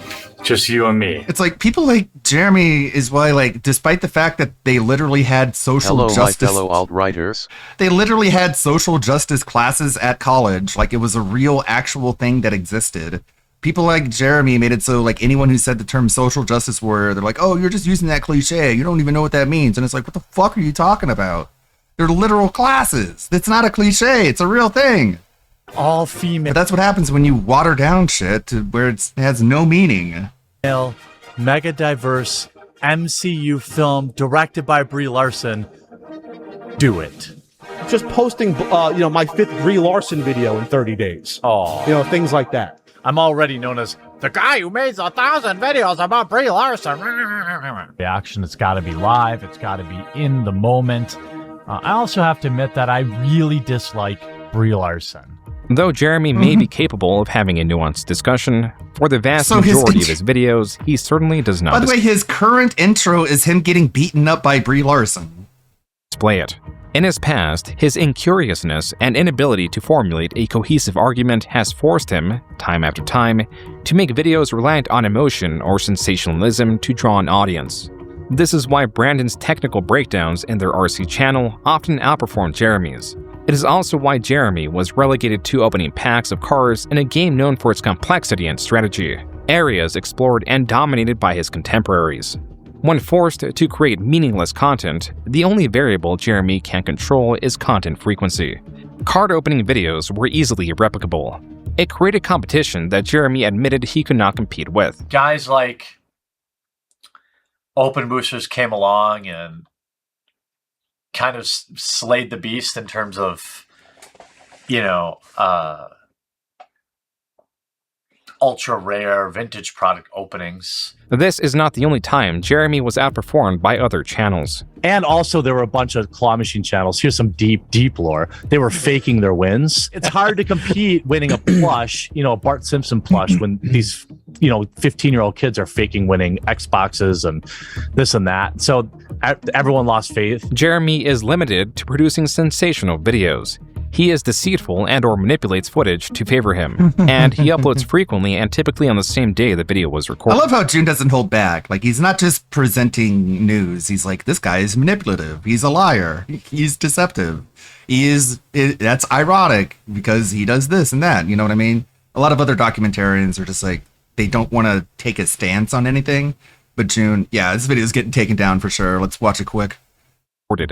Jeremy is a perfect fit for a Like, he just straight up calls Phil like a liar. Like, he's a pathological liar. political commentary channel, but political commentary narrowed to only culture, and again narrowed only to pop culture. For Jeremy, the era of selling channels had passed. Now it was the era of selling outrage. If this was all that Jeremy did, he could be very successful. Only he has two major flaws. There is a part of him that demands respect online. This same part of him also seeks fellowship online. These two elements drive the opposite of the desired result. Thank you for your purchase. Sargon of Akkad would like to personally thank you for your purchase of 1 vial of his semen. This is a lot. What? Do you think I don't know if you use it to season or what, but Yup, Here as goes soon nothing. as Jeremy wakes up from his bender, this video is gone. Can't say I've ever tasted anything like that before. It's almost like when you have Cinnamon Toast Crunch and you have just the cinnamon and milk at the bottom of the bowl. That was a video titled Sargon of Akkad's Semen Taste Test. Sargon of Akkad is a creator that makes similar videos to Jeremy. He is someone that Jeremy greatly admired. Admired enough to make this strange, sarcastic video because Coach Red Pill, a creator in the same space as Jeremy, commented about such a thing. Coach Red Pill asked me, actually stated, really, keep sucking on And he Sargon's will act dick, like he boy. never glazed Sargon V now says after making that Sargon's video. cum tastes awfully good. So does it. Jeremy is not one to save face or cut his losses. This exchange was the first domino. It would bring more confrontation, and that confrontation would have Jeremy reveal otherwise private information. On May 21st, 2018, Jeremy and Coach Red Pill confronted each other on a live stream. I'll How go many children education do to you have? education. How I'll many- go how many house children to do you house have? with you. I'll go wife to wife with you. I'll go bank Okay. account to bank account with you. How many kids Oh, you got? I don't think you wanna go there. The Ralph Okay, Mail so I go will. to. How many children? I will. How many children? what children Zero. you got? Okay, I've got 4 by 3 different women. Okay, so Cool. you're a shitty dad. Congratulations. Jeremy and Coach Red Pill also compared their subscriber count. Most How many importantly, white the two babies compared you their had? estimated net worth. How many figures? On net, probably low sevens. Okay, At 35. at 35. Okay, good. Jeremy claimed to be a millionaire. This would not be the last time he would flaunt his wealth, but it was the first time and perhaps the only time that Jeremy provided information on his net worth. This otherwise worthless information is dangerous when put alongside any would-be desperate plea for financial assistance. For the moment, it would drown under a sea of noise. For the present, it was mid-2018 that Jeremy was hitting a stride in spotlighting social justice warriors, or SJWs, a derisive umbrella term used to describe indignant, I think that might be too long, but it's okay. Nobody's always going to be funny to me. As much as Jer hates Brie Larson, she's ways ahead of him. She studied, got a job, and somehow worked through all the hate, and she got to her and still worked as an actor. Doesn't beg for money from strangers online. Yeah, and I heard she grew a butt. She actually has a butt now, which good for you. Good for her. unruly adults. Not having that butt was something that really a lot of people made fun of. Jeremy was able to recenter the frustration pop culture enthusiasts felt in their hobbies, such as comic books, towards these SJWs. While Jeremy failed to move the conversation, if anything made tensions worse, he was successful in growing the quartering, going from 1.5 million views a month to 7 million by August, then to over 10 million views a month nearing the end of 2018. During this time, Jeremy started the podcast channel The Incredible Salt Mine with 2 other creators. Stories told in these episodes would haunt him far into the future. This specific story only made possible due to a chat member donating $500. Somebody just fucking donated $500. I have to tell the story about how I shit my pants now. Oh, you do? Once upon a time, I believe I was probably 32, 33, maybe 34. So hang on. What was that? A couple of years ago. How old are you? Yeah. I'm 36. Okay, all right. So This yeah, is it was recent. vivid. Go on. The memory is vivid. We're at Walmart. We had just eaten, my wife and I. We had just eaten at Qdoba, and when you're gonna have I would say watery shit, you can kind of tell like your stomach kind of gurgles, and you know it's gonna be bad. Well, kinda. We're grocery shopping, and it starts to hit me. I'm like, oh, I got to shit. We're in the front of the store by the vegetables. The bathrooms are way in the back, or in the front of the store, like on the other side, looking for avocados. And then it's like, oh shit! Why it's are you time. telling people this? Because he got $500. My mind immediately goes in like, well, this is like all product of his grift, right? His begging. He's like, if you guys give me $500, I'll tell the story about how I shit my pants. And someone gives him the money, and he's like, okay, here goes. slow motion, where I'm doing the calculation. I realized at this moment that there's a real possibility I might shit my pants because it was just like fucking happening. So this I is start why thinking, well, DSP likes if to it let him happens, interview I him don't that want it one to be time. upfront They're by the all the Scat checkouts, Bros. The Scat where Brothers. everybody sees me. The Scat Brothers. So I decide to take the longer route to the back because I know I can kind of duck through, like the clothing and like the automobile section. People aren't going to see me in case the inevitable happens. I hit the shoe section, which you guys haven't been at Walmart, but the shoe section, you're about halfway. You can see the bathrooms. The second I see the bathrooms, could share scat stories. I get like shit radar, and I immediately I'm Man, like, okay, Batman it's couldn't happening beat this now. kind I'm of starting to information think, out of okay, me. I know, if I right? have to shit in the store, where is the best place to shit in a Walmart? Because I'm not going to make it. I knew for a fact I wasn't going to make it. So I cut down the shoe aisle because nobody shops for shoes at Walmart. And then I've resided myself to shitting my pants in a Walmart at this point. I'm thinking, okay, so my wife's gonna have to find me like some sweatpants or something. I'm going to shit my pants. It's happening. And at that moment, it's little happening. came out, started running down my leg. Find a bathroom. I'd like, oh my God. You know what? I'd rather than like kneel and accept my fate, I'm fucking going for it. So I hit the back wall. I'm on the home stretch. With each step, a little more is coming out. And it's running down my leg now to where it's like at my sock. I'm covered in shit. And I'm running like clenched butt. And I get into the bathroom. Were you leaving a trail? Were you leaving a Yeah, there was a trail? little bit. There was a little bit on the ground when I was walking back. Yeah. There are a couple spots. Yeah. And so I get into the bathroom. I open the bathroom door and please make it thanks to my stop. quick thinking, I'm already taking my pants off because I'm thinking, all right, well, my underwear, it's over. The underwear, those aren't coming home with me. But if I can save my pants, because I'm 6'5", 6'6", and a big dude. I'm not finding pants on the rack at the store. So I gotta save my pants. So I burst into the bathroom. I My get pants that already half this off. is Shit's a coming part of down the my leg. lore, but There's a really fucking June dude at is the much urinal, of the story. and he I think it's just to piss off quartering. You know, at this point, like that's the only way I can understand why you would think anyone would want to watch this, because Jeremy knows how embarrassing this is for him. I think June might be trying to get Jeremy to flag the video, because then that'd be a lot of that'd be a lot of publicity. But yeah, we'll just skip. We'll just go. We get it. Jeremy's gross. He's a gross big fat poo boy.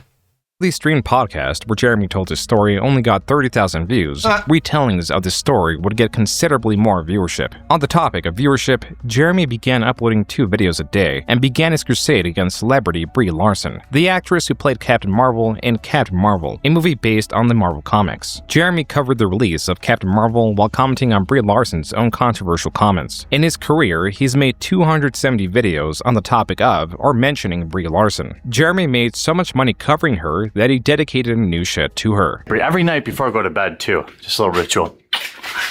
Appreciate you. This one right here, too. Appreciate you. Jeremy covered other If Jen evolving and DSP stories, meet, such could they as also the exploitation of introduce Stan Tyrone to the Lee Bulls? and the fall of Anita the Sky Bowl. Sarkeesian. Yet neither of these were as lucrative as his coverage of Brie Larson. As with any of his other videos, Jeremy often poorly summarized articles, sometimes missing key information that made the point of his video moot. For example, there is this video uploaded in 2021. The headline partly reads, "On-screen killer Michael Myers is branded homophobic for murdering a gay couple in new film." But horror fans argue it is a sign of equality. This is an article about several tweets. I would think that this is like ironic satire, but it's not. Quote, the Twitter user later added, "If it wasn't already clear enough, this tweet was a joke, so please stop attacking No, it me," isn't. unquote. Not only is this in the article Jeremy is reading, it is on screen while he is contradicting it. It does not end there. I got so many people like outright stating very obviously fake, false information, like so easily researchable, and then stating it so emotionally as fact that it made me think like These people are actually insane. As profitable as it was for Jeremy to monetize nonsense outrage and antagonize others on YouTube or Twitter, back in 2018, some posts would have lasting consequences that outweighed any monetary gain or support. On June 30th, 2018, in response to Matt Fantastic alleging someone was being predatory, Jeremy, as he did with Mark Rosewater, claimed, quote, "Someone once told me Matt Fantastic did some horrible things with young boys. He should pay for what he did. Listen and believe me," unquote. Why is that your go-to?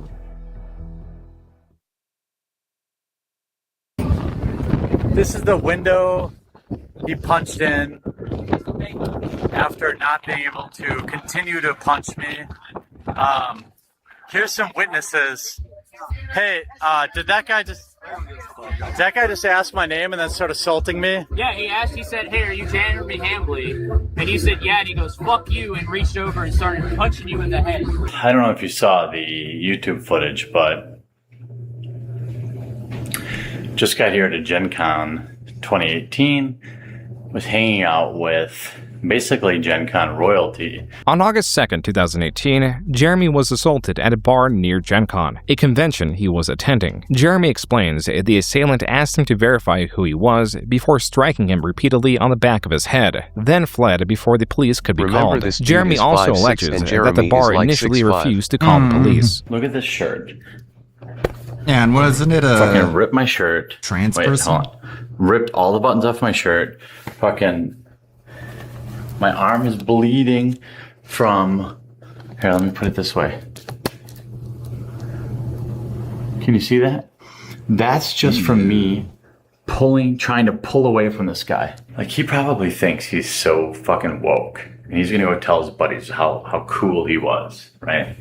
For attacking somebody when they weren't even looking. Quote, "I'm keeping a lower profile, but I'm straight chillin' and doing fine. Telling stories about me online is what it is. No charges. I haven't fled the con/state. I'm drinking beers, playing games, and doing business with my friends," unquote. Matt Fantastic, the assailant who was identified the same day of the attack, ended this post with #PunchNazis. On the 4th, Jeremy commented on the widespread coverage of his assault, remarking on the support he was receiving and vowing to pursue. And then, you just proved Hambly right. You made it so he can make a bunch of money off of what you did. So again, you can do this stuff, but just know you're hurting yourself.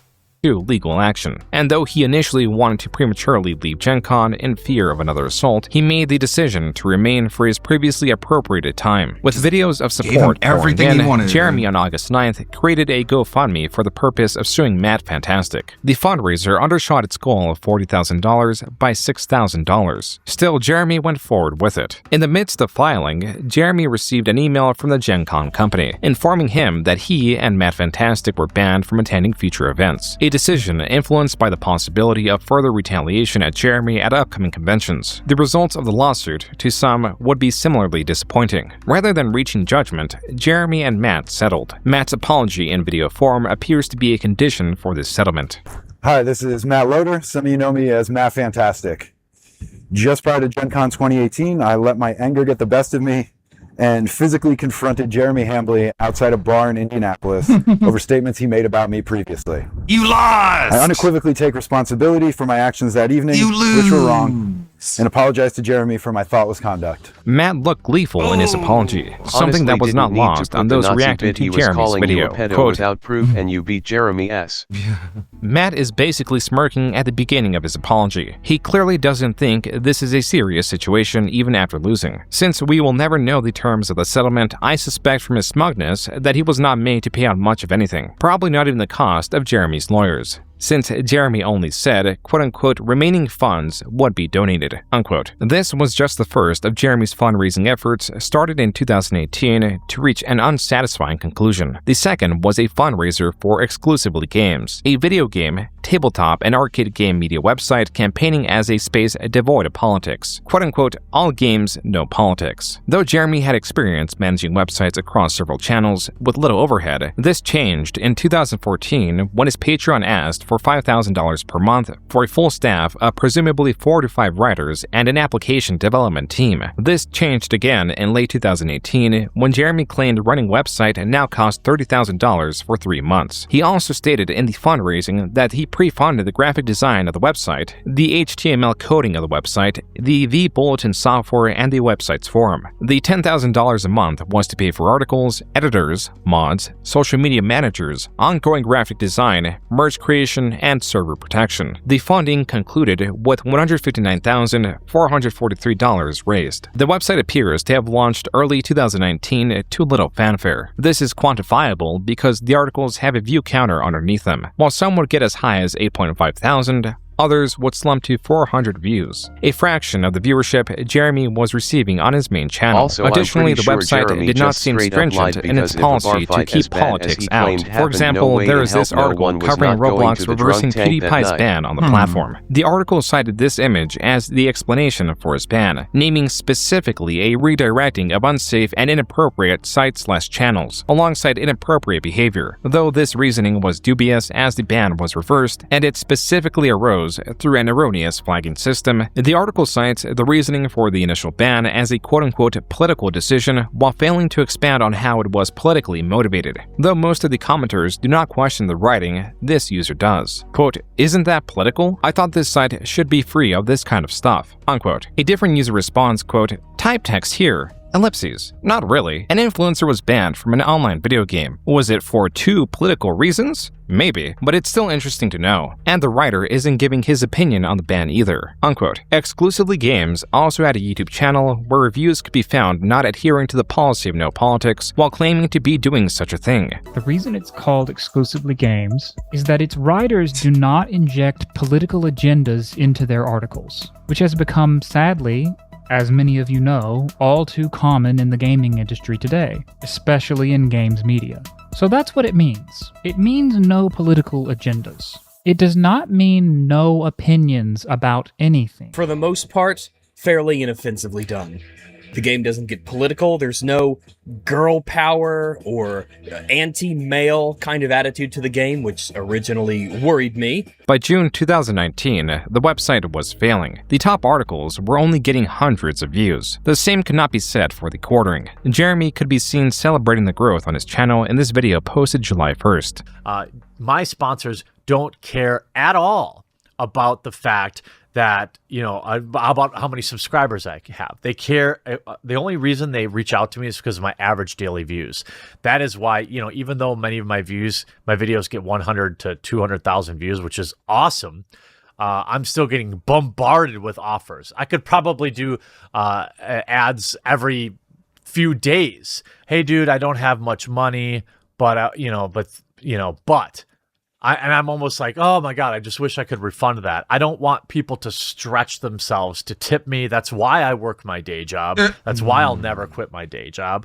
It keeps me grounded, and it keeps me in a situation where I don't have to worry about somebody who's just got a few bucks in their bank account tipping me. That just makes me feel gross. 6 months ago, the community rose up and worked together to bring to fruition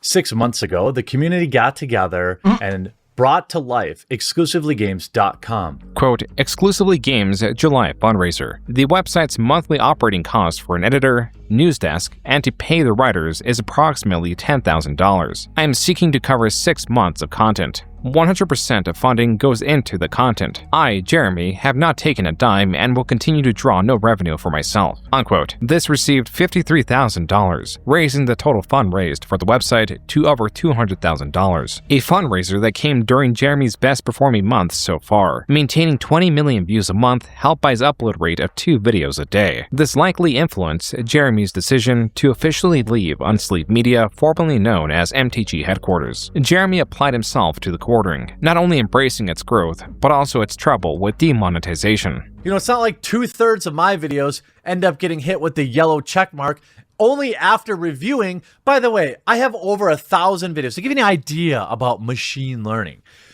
I have over 1,000 videos, and maybe 2 of them were confirmed after manual review that they weren't appropriate for advertisers. Jeremy's frequent uploads were making it difficult to appeal to videos that were flagged as unsuitable for advertising. There was worse to come. YouTube, in taking more control of its algorithm, was reducing the effectiveness of subscriptions. Previously, being subscribed to a channel meant a notification was sent to the subscriber. This was changed and now required users to select a secondary option, the subscriber bell, to now be notified. Hey, did you cover this? Did you cover how Riot Games had this lawsuit settlement the other night? Yeah, I did a video 3 freaking days ago, but YouTube doesn't care.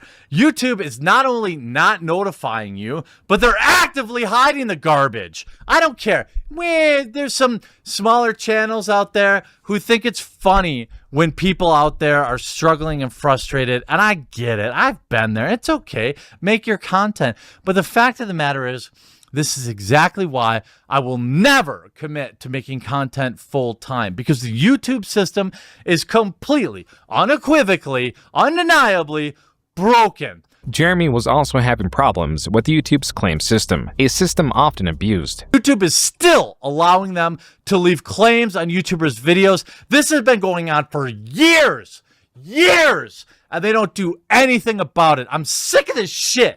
You have no idea what it's like to put a 2, 3, 4 videos a day and then have some dickhole claim your video and say, well, 10% of people will only fight this claim. I guess we'll just milk money off people who are clearly in fair use. And you know what, Marvel, you're part of this too. Jeremy was indeed uploading 3 to 4 videos a day. He had, in shit. just a year, gone from uploading daily to uploading fair use. You know what, this claim, I guess we'll just go and say, well, day, and then have some years.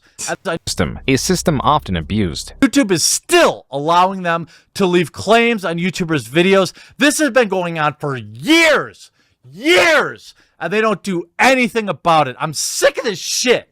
You have no idea what it's like to put a 2, 3, 4 videos a day and then have some dickhole about it claim your video and say, well, 10% of people will only fight this claim. I guess we'll just milk money off people who are clearly in fair use. And you know what, Marvel, you're part of this too. Jeremy was indeed uploading 3 to 4 videos a day. He had, in just a year, gone from uploading daily to twice a day to now double that. Within this sea of uploads, starting 2020, Jeremy began to have some unique opinions. I'm sick of this shit. He said in an interview with The Independent that he was so bored of talking about the film. Instead, he turned the discussion towards his views on Mr. Weinstein's alleged victims and that adults who made choices, and why he's tired as a white man for being blamed for everything that's wrong with the world. Perhaps just the ramblings of a man who is too old to care anymore, but nonetheless, there's a lot of truth in what he says. Now, there are how many victims in Harvey's life, and I feel sympathy for them, but Hollywood is full of very ambitious people who are adults, and they make choices. If you read between the lines here, what he's saying is people knew what they were getting into when they serviced the man, and they either, for better or worse, got what they had hoped or didn't.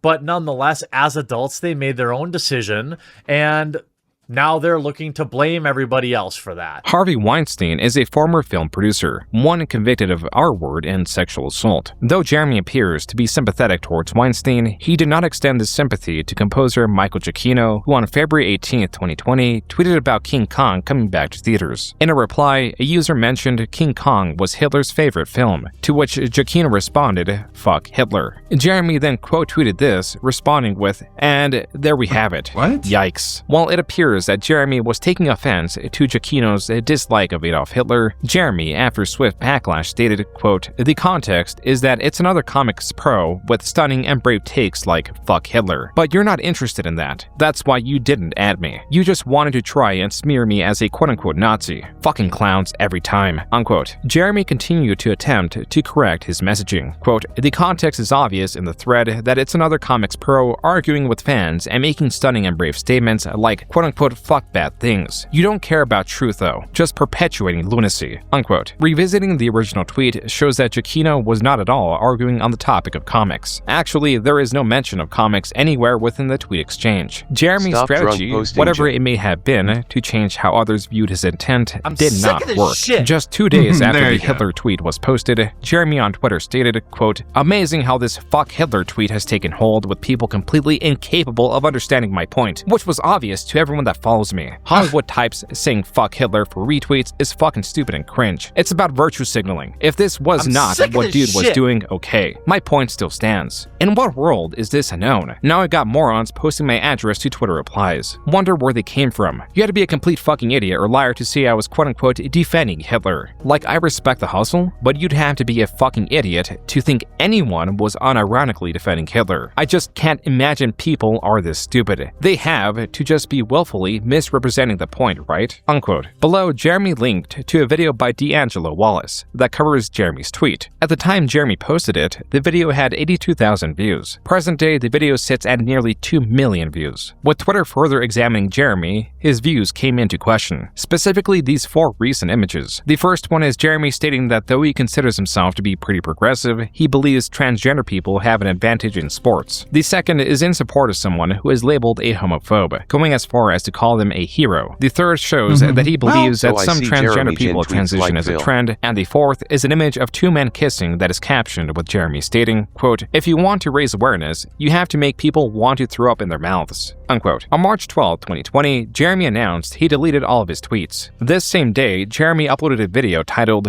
YouTube is destroying my channel and I have proof. I just to be honest with you all, I've been very, very stressed over the past week or two, and I've tried to not let on to it, but I can't figure it out, and I need your help. Something is really weird with my YouTube channel. The videos that were supposed to send notifications, YouTube sends 3 notifications in one 24-hour period. The Review Tech USA video got well viewed. is That's about my attacking my normal. YouTube channel My normal on videos YouTube. get between 100 and 150,000 views. The second Why do you make video, an which RPU video? should have done really well, 50,000. The third video, which should have done really well, 59,000. I'm done antagonizing people on Twitter. I'm done with it because I just lose.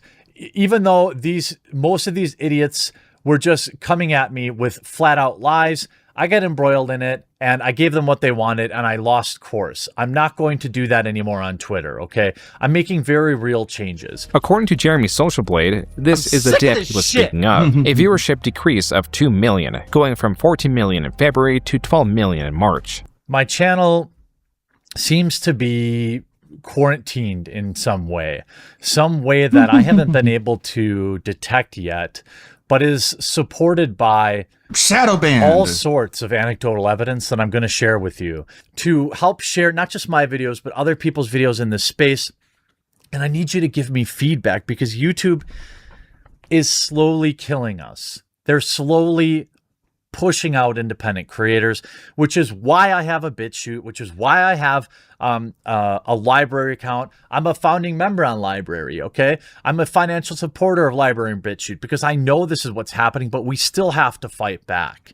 And I'm sorry I don't have the energy, but I'm just frustrated and tired. Please tired. Help I not need just coffee. me, but other independent creators continue to exist here on YouTube and continue to. Yeah, I guess, like, really not a whole lot of what he said was really objectionable. I guess they're just trying to paint a picture of how like Jeremy tries to be based, he tries to be abrasive, he tries to have like a no fucks given attitude, but then he turns around and complains that like not everyone likes him and that, you know, to push back against what is an obvious bias, that it isn't really like community minded enough to complain about not having a community. I don't know.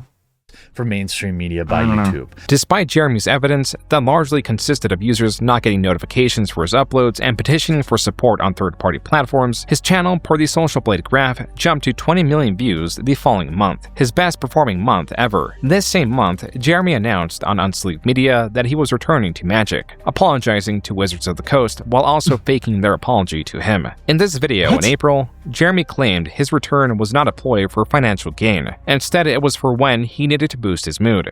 I view this channel as like a cathartic outlet for me, a place for me to go and just relax and turn off my brain and open some product again. Jeremy would leave and return to Jeremy is Unsleep like Media Bill in that multiple he can times throw in the it out, following but could years, never making handle it a it being useful thrown tool back to at track when him. he's feeling despondent. His channel, with its improved performance, should not have brought him undue stress. Exclusively Games was a different story. Quote, I really am struggling with keeping Exclusively Games running. The monthly nut is nearly $15,000 and His website backbone is revenue is made of wet trash. toilet It was paper. a website in a time where websites are dying. Do I continue to crowdfund it or admit defeat? Unquote. Exclusively Games had Wow. sunk to the point that It's June articles again. on the site's front page were not only lacking any comments, but also their view counts were so low that they were presumably not displayed. As such, the website closed in mid-2020. Jeremy later claimed that the website exceeded its $200,000 fundraised amount at the beginning of the year. I paid a severance to my video editors. I paid a severance to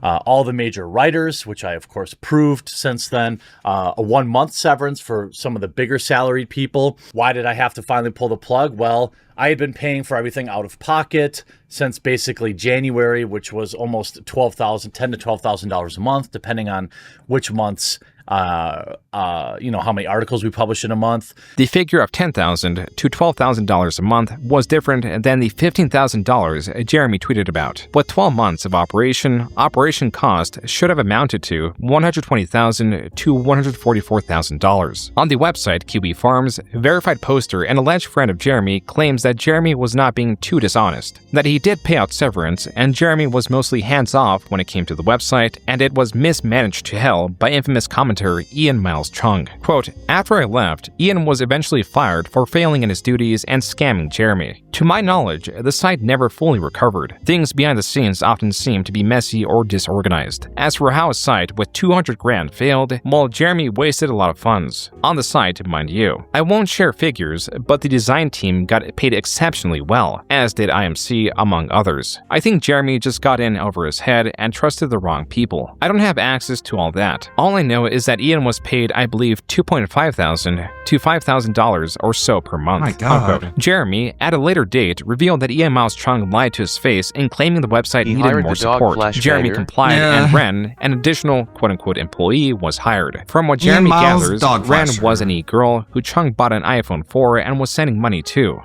When I confronted him over it, he had a mental breakdown, a bawling I'm sick of breakdown this shit. on Skype for stealing not my money but your money. The people had backed the project. It was $645. Anything about it. He would have gone right on stealing my money, stealing your money, had I not figured it out. Okay. To add to Jeremy's financial strain, he was dropped by sponsor Dollar Shave Club in June. When he did not receive a reply from the company, he assumed it was because of his content. This is something he made a video on, titled, Sponsor Dropped Me for Not Being Woke. Goodbye, Dollar Shave Club. The following day, Jeremy tweeted, quote, after over a week, Dollar Shave Club replied on why they terminated my partnership after I uploaded a video about it. They claim that it is performance related and shared the data with me. The data supports their claim, unquote. Jeremy was not having a pleasant time on Twitter, to the point that on July 27, 2020, he announced he was leaving altogether. I'm not a small channel anymore. Well, he didn't that use the really product needs clearly. that video to go viral on Twitter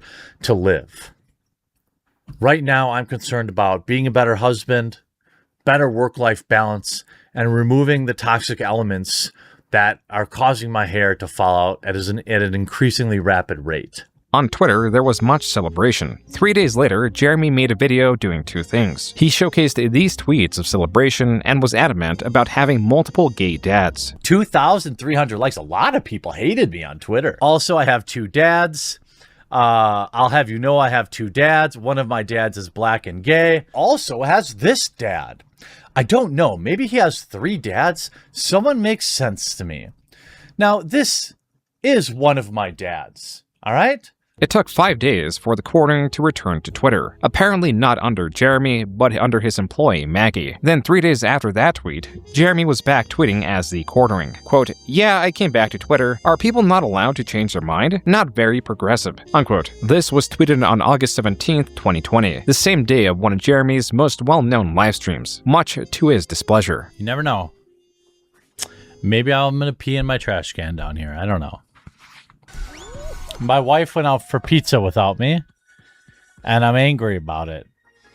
So I'm going to win this round, and I'm going to pee. If I don't win this round, I'm going to pee in my own basement. Jeremy, inebriated, scorned, and suffering from a lack of pizza, sought to take his revenge. The object of his derision would have to be the drain in his basement. I gotta pee so bad. I want to lose so I can pee, but I don't want to lose. I have to pee so bad, though. It's hard to describe how angry my bladder is. You guys don't know. It's going to explode. My bladder's going to blow. Get up! Get up! It's gonna happen again! Jer! Jer's happening again! Now it's coming out the other end!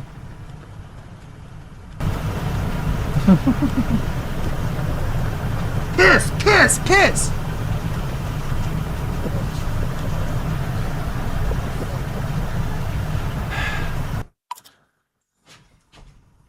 Get ripped, go piss. I've literally never lost that round. Like a dog, like I've an animal. Never lost that round. I've never lost that round. I never failed the mission. Oh God. I never failed the piss. Oh my God. Oh There's Pete in my God. basement. No, not in the kitty litter. Just in the drain. In the drain.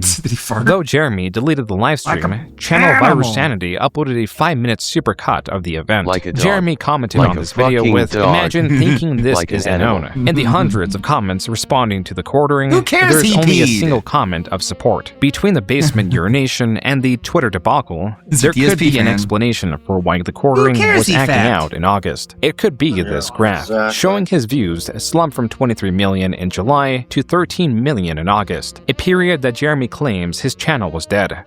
We went through that whole month back in August where, like, I mean, it was dead. The channel was basically dead and gone for almost 3 weeks. And I think that was a direct result of a dip in my channel's activity and interactions and people liking the videos. And so now I've gone back to being a little more aggressive about that. This was around the period that Jeremy was uploading 5 to 7 videos a day. As was with the last time he saw a dip in viewership, the following month he saw an increase in views. And the month after that, he saw an increase in mockery. My On channel October is under 21st, attack by the woke 2020, basement. the H3 podcast released Content Court, The Quartering, a nearly 2-hour-long video covering the quartering's history of blunders. He is triggered about the redesign. He doesn't like that the new updated version of the character doesn't have big boobs anymore, essentially. And he also mentions that he wasn't a fan of the original, but he's extremely triggered by this new iteration. Fascinating. Yeah. The title is Disgracing She-Ra. That's right. Disgracing She-Ra and Strong, Beautiful Heroes. I see he's achieved a almost 50% dislike ratio on this one, even from his own fans. So Jeremy has a habit of accidentally owning himself on Twitter.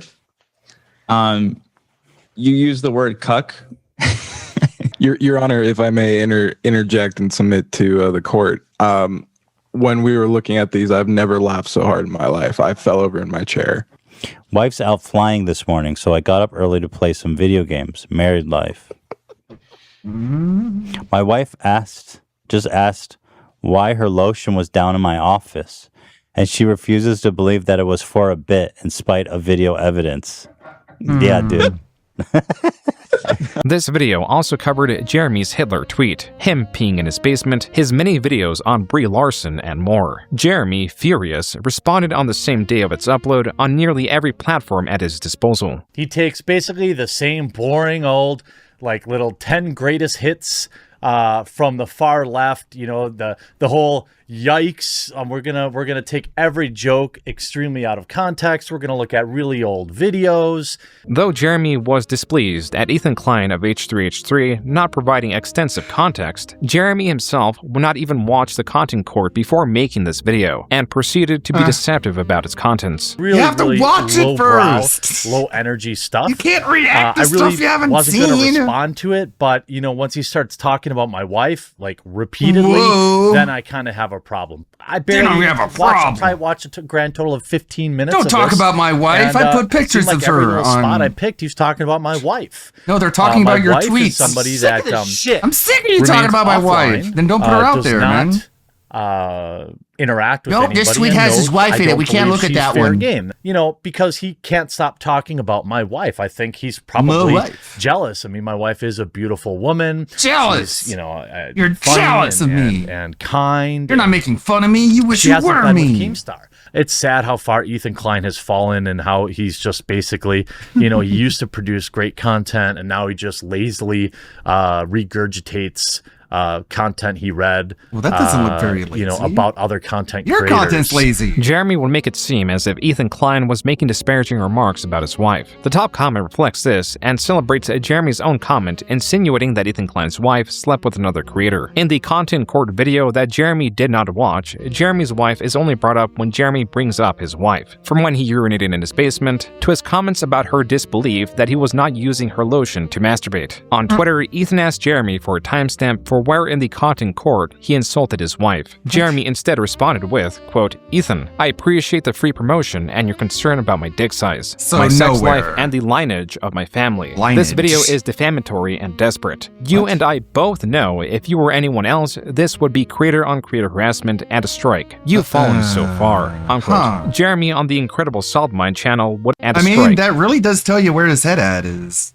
Like, if you make I won the argument. if you make a video making fun of me, that's creator harassment, and I get to strike you because I'm famous and you're not. You've fallen so far. Unquote. Jeremy on the Incredible Salt Mine channel would admit to not watching this video well, once I'm more. me, so I'm a creator, I've been- so you made fun of me, and that's harassment. Watch it. I didn't watch it. Even the wife stuff too.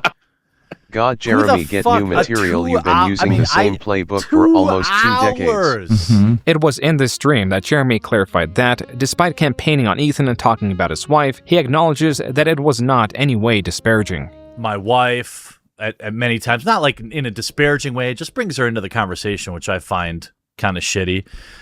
He brings like- her in like in a Like anime girl in a versions negative of the way, host. you know, in a So negative this way. one, As Ethan also brought up Jeremy's Hitler tweet, I guess is just art. At least he doesn't call her a mom wife. So this one is Dankula, right? Because it's got the pug with the doing the salute. This one is probably Jeremy. And this was probably Bearing because it's got the bear ears. a negative way, you know, in a negative way. As Ethan also brought up Jeremy's Hitler tweet, he now reframes it as being a joke, though the joke is not entirely clear. How the fuck are they so stuck on this? It was obviously a fucking joke. And like they this is the thing on Twitter. They said, was it? What did you say again? I said, yeah. It was really obvious. Yeah, of course it was. It was like another Hollywood person said Hitler bad, and I was like, "Ooh, stunning and brave," and like, and then everyone's But like, you took it "Oh, out of he's context, pro-Hitler." Jeremy's co-host would join in on Like, if mocking only- Jeremy. Dude, don't do me like did he even read what the guy was replying to? this. Don't do me like this. Brie Larson, set to last 24 hours. Oh, good. There's one. Right, Yeah. okay. I'm just gonna put the little stopwatch on my screen. I'm gonna hit go, and then I'll talk for 10 minutes. As No, soon as 8. that hits that It's 10 only minute 8. marker, is it? Oh, it's 8 now. All right, Yeah, okay. yeah, As soon as that hits 8 minutes, I'm just gonna hit stop. Yeah, It 'cause goes, anyway, there's so much that I would want to talk about in regards to Brie Larson. Ding, 8 minutes. But we can get into that another time. Thanks very much, guys. Like and subscribe. Goodbye. another clip coming up next. I'll see you in a few minutes. Oh, Brie Larson. To add to Jeremy's stress, though he was uploading more, his viewership was no longer increasing relative to how often he was uploading. Because you upload like fucking 4 videos a day. Yes, 7 to 10 usually every day. Because I usually do like 2 to 3 on Midwestly too. I'm getting fatter, and like my heart can't be in great shape, you know, because I'm spending so much time sitting at my desk, and like, but fuck, man, when it's like you get on that fucking heroin, I don't want to drip fuck, man. of you know, AdSense revenue every single day. It's like, fuck, it's really hard to get off it unless someone forces you off, like you quit cold turkey, like getting demonetized or something, you know? Though Jeremy sought endless growth, the more traction his videos got, the more opposition he Are the received. quartering Just is the a day Nazi. after the content court was uploaded, the Quartering is a Nazi subreddit was created. Imagine a being small so but growing brainwashed. group of Redditor. What a fucking Redditor comment right there. Imagine being so brainwashed that you refuse to accept the fact that Trump is a pedophile. It's like, you failed at presenting your evidence, you failed to make your case, you failed to convince anyone that you're right about anything, so out of rage and anger, you're just pretending like you actually did convince everyone that you're right, and they're just refusing to accept it. Right. And I'm sure that makes you feel really proud of yourself. The Quartering is a Nazi subreddit was created. It's a small fact, but growing though! group of Redditors 'Cause who greatly I read dislike it Jeremy. somewhere. Conversely, by the end of 2020, He's in the Quartering files, surpassed okay? 1 million subscribers. Rather than focus entirely on covering articles, Don't think Jeremy you'll continues to watch make this videos considering giving it attention doesn't to cover their interview. I got hammered on a But the Twitch Dents are stream gonna ask once him regardless. and peed in the drain in the unfinished part of my basement. Like, You're I just don't even projecting care about that, pedophiles, but okay? These people are obsessed. That's what you with it. are. It's hilarious. Like, look, when you have no mortgage on your beautiful home, you can pee in it wherever you want. And the fact that they think this That's is some gross, kind of though. own is weird. It's never something I You can denied. put Jeremy you on can the smear Incredible poo all over the Submine would walls admit if you to want. Yeah, urinating we're just in gonna or do it. on You can't several more stop me. places. Because I can do whatever I Calls me when want, like you 1 in fascist. the morning. I happen to have people. I'm gonna poo fucking everywhere. obliterated. You're gonna like it. And it's Mark, so I'm like, I gotta answer it. It's the first time he's ever called me. And so I go out in the garage, and I'm smoking a cigarette while I'm talking to him. He can hear me smoking. He's like, "Oh, you smoke?" I'm like, "Oh." I felt judged a little bit, and then I had to piss so bad, but there was like music and everything else going on in the house, so I just start pissing in a bucket. Like, there's a 5-gallon bucket in my garage. I just start pissing in a bucket, and a dude comes out. My buddy comes out. He's like, "What the fuck? You're pissing in the garage?" All I hear is like a 10-second silence from Mark. Mark's like, "Do you need me to call you? Do you want to call me back?" I'm like, no, he's just joking. He's just joking. I'm not really pissing in my garage. Why do you keep pissing in random parts of your fucking house, man? My wife, like, sometimes, like, I get home late on like dart night. It's like I usually get home at like 1 a.m, and I've been drinking since like 5 or 6, and then I take the dogs out when I get home so then I could sleep in a little bit longer. And then, like, oftentimes I'll be standing out there with the dog who's peeing, and then I'm also peeing. Until they started letting people And then like you she, do like, whatever you want. Got up one night and saw me out there I'm the taking a bucket leak pisser. next to the dog who was also taking a leak. She's like, "Gross. Why don't you just come inside?" I was like, "What do you mean? What's so? I'm right next to the dog who's It's pissing funny, in the lawn. What's the difference?" Sometimes Like, it's so funny how, like, your whole character is so defined by, like, poop and shitting in toilets that you have to have, like, a toilet patch on your apron. I'll take my dog It's out. what you're known He's still for, gotta man. get It's a all the leash. poo you talk about. And, like, I gotta piss too. You're the I'm poo like, guy I'm so- of the you know, group. You're I'm the- gonna piss. You're And the then pissing he's and like, pooping person he's of the pissing, team. I'm pissing. And, like, if he gets done first, he's like, "What's going on over here?" I'm like trying to hold him off while I'm pissing so I don't piss on him. I'm like, "God damn it." Yeah. Anyway, yes, I have pissed on my dog too. Jeremy, facing undue stress, poor released dog. a video in February because his channel performed poorly the day before. Every year seems to be 2 to 3 times a year. It is a there Walmart this print. algorithmic It even have reset chocolate or stains. Yeah, a poo shadow banning. stains. It goes by very different names, but if you've been around, you know that this channel has talked about it several times. My channel being affected very negatively by this most recent one, cutting views by as much as 50%. Now, a lot of people might say, "Oh, people just are getting sick of your stuff," or "I didn't really like it." No. I have a big I'm enough good. subscriber base that to lose 50% of your video or views in a day is way bigger than just a few boring topics. And I put out a tweet about it this morning, and more than a dozen other creators reached out to me confirming the exact same problems. It is super stressful. When this stuff happens, I pace around my house wondering about how to change my financial decisions, etc. And my employees. And then you wonder, and they soothe see this yourself type of by thing. buying more shit. Mental stress. And then you drink. That YouTubing. And look, yes, I know being a coal miner is more difficult. Being over-the-road truck driver is difficult too. I understand. Way more. Okay? I'm not complaining two. about. I'm not saying YouTube is the most difficult job ever. But what I am saying is the I'm mental sick of this toll shit. that YouTube places on content creators like myself and others. I'm sick of this shit. With lack of communication and transparency is unlike almost any other job. As with the many other times Jeremy released a video on his channel's viewership, Social Blade People shows like me no honest. viewership variation I'm for the popular month on of YouTube. February 2021. And I despite can't it fail being at the this, shortest Well, DSP was like, oh, my fucking view count's dropping. It can't be me. My content's great. It's better than ever. month of the year, It's like, that's just YouTube for you, man. February outperformed the So previous... something's going on. Something fucking is going on YouTube. Some fucking nerd, some book smart idiot who doesn't know how life works. Ugh. Six. And it was just years and years of that, man. I can't imagine. Like practically every day of your life, man. Like, fucking YouTube, man. Fucking screwed me over, man. individual months, though it is also What if I buy a new camera that's sharper? It'll go up again.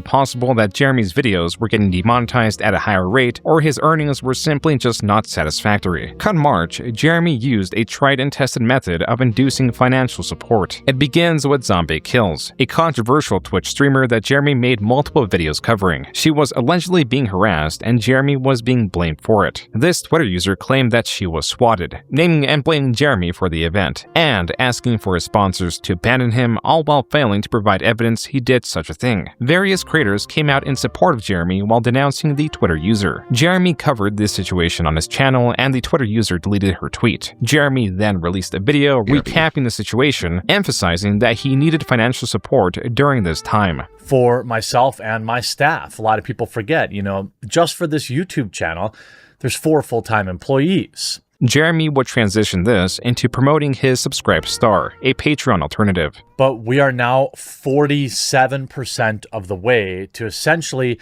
securing all of their jobs, regardless of if these fools get my sponsors removed or something bad like that. Jeremy also makes it clear that this was financial support for his business. Fundraising for litigation against anyone slandering him would be a separate fund if he decided to go that route. This is a screenshot of Jeremy's Subscribe Star from February 24th, 2021. There are 3 goals on the right-hand side, all relating to support of his staff members or funding the Quartering website. While there is a percentage attached to them, there is no clear number attached to the goals. It is not possible to quantify how much Jeremy was earning, but it is possible to quantify support if only through how many likes and comments his post received. This post, published February 22nd, 2021, has 16 likes and 5 comments. On March 5th, after making the video requesting support, the same post has significantly more interactions, up now to 68 comments and 161 likes. Optimally, Jeremy's goals could also be tracked by how much the percentage of the goals has increased, but this is not possible because he removed or edited the old goals, the new ones highlighting protecting himself from the cancel culture mob. Jeremy's finances would be a topic of a podcast he attended later in the month, spurred on by conversation of his wife's planes. She had went to it. She's selling her existing plane. We don't have like Tim Pool money, so we have to sell the plane she has now before she can get something else. Wait, she has a plane? Yeah, though? She has Zenith 750. It's like a Bush plane. Yeah, that's a. You have if you got a plane, that's it's all right. Yeah. It's not a jet. I don't have Tim Pool It's money, not a jet. but we're deciding which plane to buy after we sell the current plane we've got. Every time I say that, I'm like, yeah, please keep super chatting me. But Normally, financial growth or growth in subscribers is enough to sate Jeremy, enough to keep him motivated to grow. But something was different this time. The wealth he was incurring, the support he was receiving, was diminishing in its effect as he began taking more time off and was forced to face his life outside of work. Jeremy did not like what little purpose he found. He explores these feelings in a video uploaded in April titled, "I've Been Kind of Depressed." Getting older, thinking about like, man, I don't have any kids, and all these things that pop in your head. I guess it's like a midlife crisis, so to speak, but not like a crisis. I didn't go out and buy a Harley or anything like that. But like, I've also been freaking grinding on YouTube for basically the last 3 years. Daily videos on 1 or 2 channels. Multiple daily videos. This is really what kind of was like an epiphany for me. A bunch of people backed me on Subscribestar, which is like a free speech alternative to Patreon. Reality is, because people chose to back me there, I could afford to maybe not do 5 videos a day, 5 days a week. And that kind of started me thinking about like, okay, like maybe you don't have to work so much. So in terms of like mental health, you know, I have this thing that is not unique, where I feel alone all the time, even though I'm not. It makes it really, really difficult to relate to anybody. I wouldn't say that I have any close friends. Like they may think we're close, but like I don't view them in that way. And I don't mean to be mean. I'm also a workaholic. So it makes it difficult to, you know, garner friendships or even relationships. I mean, my whole life, you know, it's certainly affected my marriage, of course. If I have a great day, let's say I upload 4 or 5 videos that I'll get at least 100,000 views each, and they're all monetized, that is a massive dopamine hit. That's big money. I go a day and a bunch of my videos get demonetized. It's like the exact opposite. You feel like you lost out. I feel incapable of taking a day off. This was a video of lucidity. While the evidence in his history already pointed to it, Jeremy works for no other purpose than to grow his channel, to appease his anxiety, to distract himself from himself. He was pushing himself to find purpose outside of work, even if it pained him, to address what he considers an unsatisfying personal life. Evidently, this was too much to bear, because 3 months later, he was already back to uploading over 10 videos a day. By the way, if you don't know, I have a political channel where I do 3 videos a day, 3 to 4 videos a day. It's called Midwestly. I do 5 to 7 videos a day on the quartering, and I'm happy to do that. But I have a really difficult time relaxing, allowing myself to relax. I was lucky enough to get a PlayStation 4, 5, and an Xbox Series X at launch. Haven't even turned them on still. I've been wanting to get back into Final Fantasy XIV. I've been wanting to play New World, but I've never allowed myself to play the games, just play them, because I could always be making content. Now, I've worked on this mentality to try and overcome it, be able to enjoy something, but I'm incapable. With Jeremy's continued instigation, the latter half of 2022 was full of ridicule. Creator Phil DeFranco, in response to Jeremy calling Megan Fox a walking sex doll, called Jeremy gross in return. The H3 podcast did yet another segment covering Jeremy in October with the highlight video titled, "The Quartering 1 pooped his pants, 2 pees in his basement, 3 has crotch rot." Then again, November. Yeah, so he was doing a live stream and this turned up. Ela, what do you think? Reddit forced cream pie. Well, I didn't even understand what that means. Yeah, I had to do some investigating. Jeremy responded to this with 2 tweets. The second one reads, quote, "So weird of the tolerant left thinks this is an own. Real tolerant," unquote. Jeremy was even mocked by his wife for something entirely different. Well, now, like, I used to, like, point it out on TV all the time. Like there's 10 members of this cast and 6 of them are gay. Curious, I'd say, you know. My wife's a bit of a normie and she's like kind of sick of it. she's like, she'll be like, "Oh, is that cringe, Jeremy? Is that cringe?" And I'm like, when you say it, I don't want. That's why I stopped saying cringe. She started saying it. There was more to come before the end of the year. On Kiwi Forums, a user archived Jeremy's recent rant about his loss of hair and the amount he works. At the end of October, Jeremy released another video claiming he was the target of YouTube's demonetization. Finally, in December, he made a video bringing attention to those mocking him and his IBS. Jeremy then closed the year by announcing his New Year's resolution to find a work-life balance, to not smoke, and to lose weight. While it is possible he did stop smoking, it is certain he failed with the other 2 resolutions. By 2022, it had been 3 years since Jeremy initially told the Walmart story, yet it was still in circulation, now evolving to where creators were breaking down his choices in depth with diagrams to prove the inefficiency in his choices. In April, there was yet another Twitter rant on the topic of balding and soiling himself. In the midst of this mockery, Jeremy was making plans to create something that could sustain him outside of YouTube. With a history of failed websites, he was investing into something material. material. He was investing into the Coffee Brand Coffee, a title of his own creation. Coffee Brand Coffee was formally announced in a video titled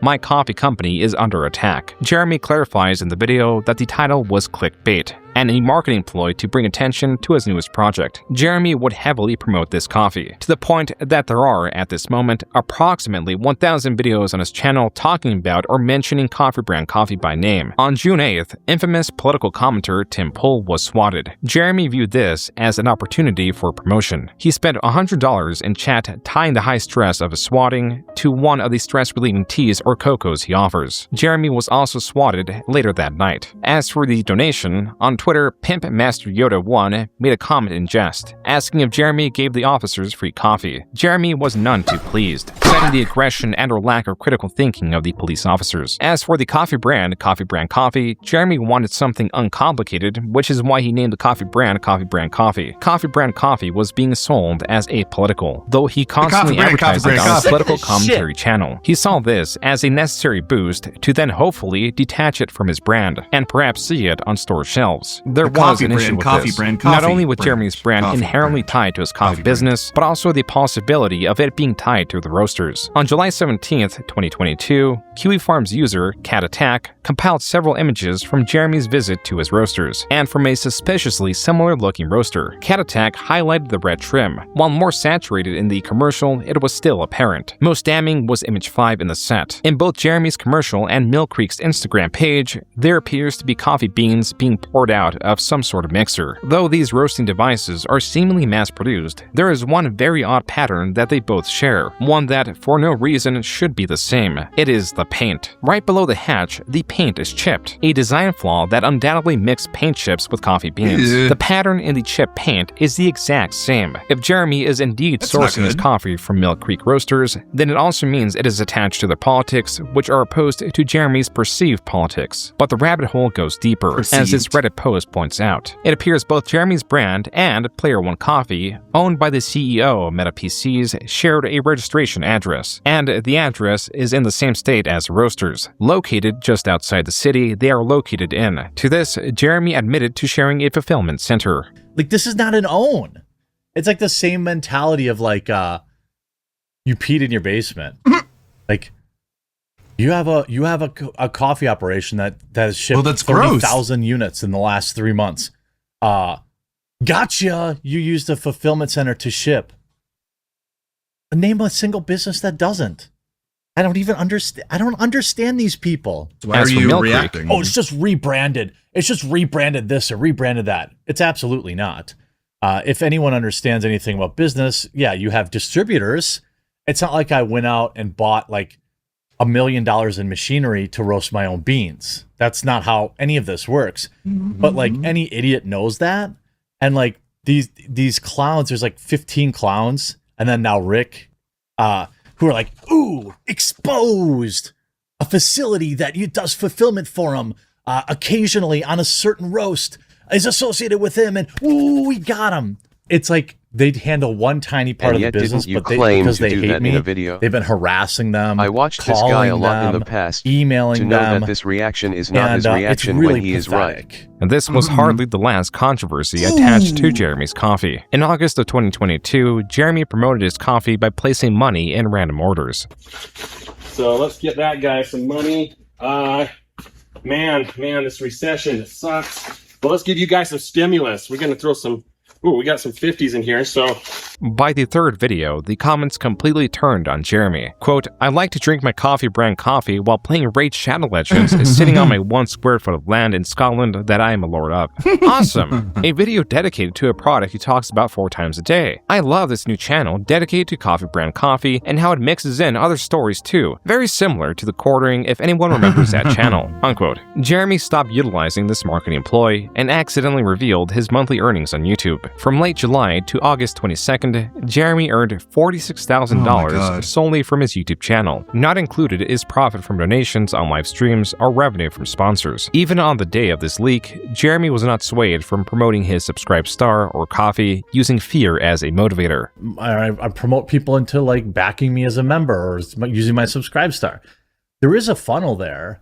It just needs to get better. And that's why I continue to support alt tech, because stuff like this, if it can happen to Joe Rogan, it's certainly happening to the rest of us little guys and gals. The following month, Jeremy, likely seeing the backlash from his previous marketing campaigns, tried marketing the coffee with transparency. The only issue was, compared to the hundreds of thousands his videos typically get, this video only received 8,000 views, and Jeremy was petitioning more and more for donations. Even in October, he was directing his viewers to yet another alternative subscription platform, fear-mongering with a potential ban. Just as was with the dip in views, or nearly every other threat against him, this was no different. There was no ban, no dip in viewership. His channel was not under attack. But something was off-kilter. Jeremy was on the precipice of another breakdown, potentially sourced from this channel. In March of 2021, Trillium was doxxed and deleted her small channel, but made a new one. She contacted Jeremy, and Jeremy, as a target of doxing, supported her. She made a video thanking him, and so on. However, Jeremy specifically notes, a channel that she admits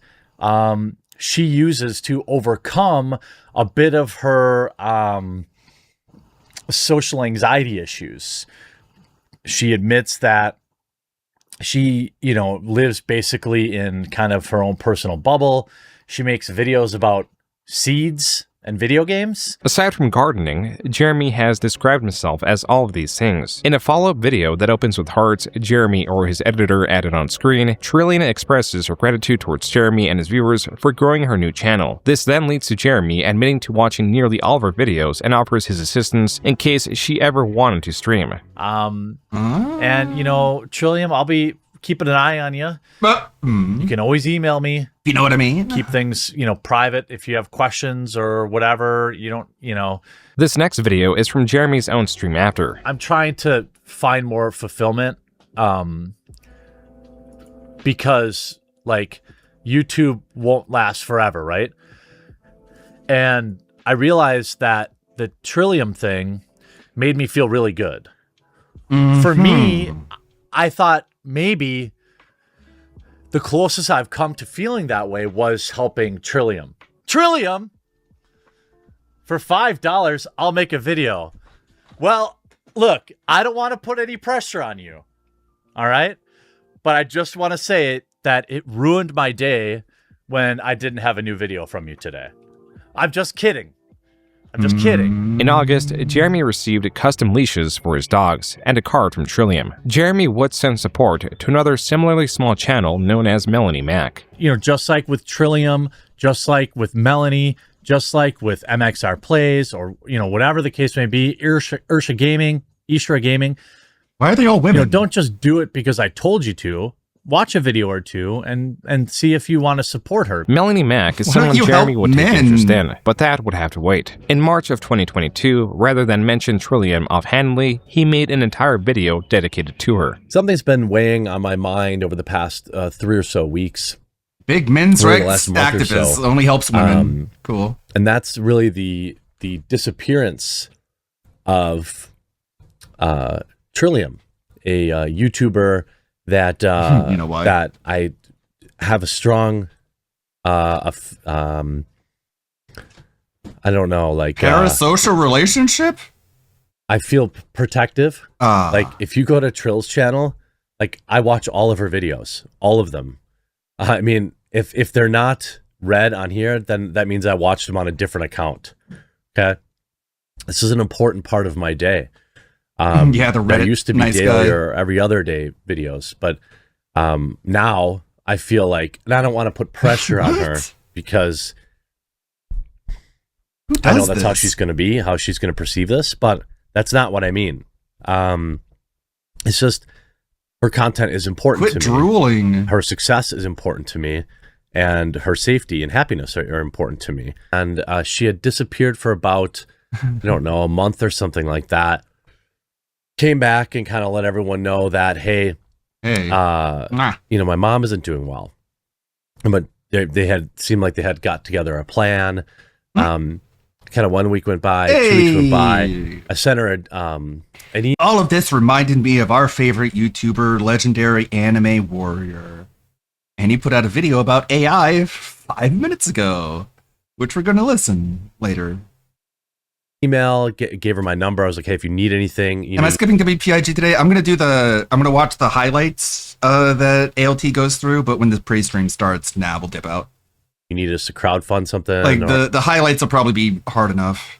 Or whatever. People think this job is easy. I'm sure and maybe you do, it is, Jeremy, with your hands hopefully not underneath your desk. It requires you be plugged in like 24/7, like waking up in the middle of the night, What checking a your phone, weird see what's video to trending. make. Is some big thing happen, and then I'd watch her videos about like taking yucca leaves and making just twine out of them, and they're an important grounding factor. You for can me. do that if you want. Trillium did return in June, stating that her mother's illness was a reason for her absence, which is when Jeremy released this video. It's like, if he's so impressed by what she does, like, you have a platform, you can do that stuff yourself if you think it's good content. If you like watching this and you make content like this, you'll probably end up making content that you want to watch, and that'll bring in people who want to watch you. But I get the sense that Quartering isn't exactly impressed by her gardening. You know what I mean? I don't have any way to really get in touch with you privately. Something else. And obviously not that I would expect that. But so thank you guys. As long as as you're on YouTube, I'll be keeping an eye out for you. We love our keep an emotes. eye on you. I did message you a few times. I'll keep an eye on you. Was he checking married? in on you? Yeah. Right? Because we missed you and we were worried. Trillium would post sporadically, then disappear entirely in the upcoming months. This takes us back to Jeremy aggressively petitioning for more donations in late 2022. The absence of Trillium, or the multiple uploads a day with the addition of a new company, was stressing Jeremy. He was nearing his breaking point on November 29th, 2022. This day, Elon Musk on Twitter made a post about free speech, which Jeremy replied to, requesting clarity, and asking for a 10-minute Zoom interview, mentioning his 1.4 million subscribers and his fight for free speech. Elon Musk declined by stating that he had been very specific. Jeremy responded one more time, but it does not appear that Elon replied to him. On December 18th, Elon made a poll asking, like, it's funny, people talk about Elon Musk and how people will try to talk to him and will just like walk away from them. Like, he gauges people very, very quickly. He does not have time to wait for people to confirm their intelligence to him. if he should step down from Twitter. Yeah, you noticed me. Fair, smiley face. The Quartering, in response to Elon Musk, unable to find a suitable CEO for Twitter, stated, quote, Elon, I want to do it, and I can keep it alive. Twitter. Not only that, grow it far beyond what it is now. I have a complex understanding of all tech, what Twitter needs, and what creators This is need. my moment. I also have a dozen years running a marketing agency that represented Fortune 500 companies. Even if you laugh out loud at this, I am 100% certain I could at the very least help immensely with prioritizing product rollouts that will maximize growth in the shortest time frame, and I would be happy to do it for free, unquote. 4 hours later, Jeremy warned that the culture war is coming down to the next 12 hours. Elon Quote, has a I am good going eye to for Path sacrifice of everything Exile tomorrow players. and try to implore people to vote no on his poll, unquote. Jeremy, 3 minutes later, blamed leftists for voting funny yes. how Then quick 9 he minutes drove later, his weight tagged around. 11 different You don't influential even need friends. to be the Then again, brightest to 3. judge his character. Yeah, like, just his approach. You can tell he's kind of a dummy. And 9 minutes later, begged Elon to extend his poll, stating that he is even leaving his bed to make a video. Jeremy I'm continued to literally getting out of bed right now. tweet. A Twitter user commented on how frustrated Jeremy was over this, calling it Jeremy's personal 9/11. Jeremy responded, quote, yeah, 9/11. yes, Twitter Yes, so it is his 9/11. Just like Movie Bob with the console wars. is the public square. Losing freedom of speech in that square is more important than 9/11. I mean, didn't, like, Yes win the poll and then Elon didn't step down? Does that make you feel uncomfortable? It makes me feel like shit to say it, but it's also true, unquote. Other creators, like Mr. Beast, were not as appreciative of Elon as Jeremy was, though he did try to change his mind. By the 10th tweet, Jeremy had released his video and tagged Elon Musk, asking if we could get just 3 minutes on the phone. Jeremy had If you don't It's vote like Kobe dying in a helicopter crash. If you don't vote no on this poll, you don't care about free speech. You don't care about the public square. This is everything. At Elon Musk, I know you want to step down, and I full expected it. But this is way too early. You need more time to shift the culture than a few weeks.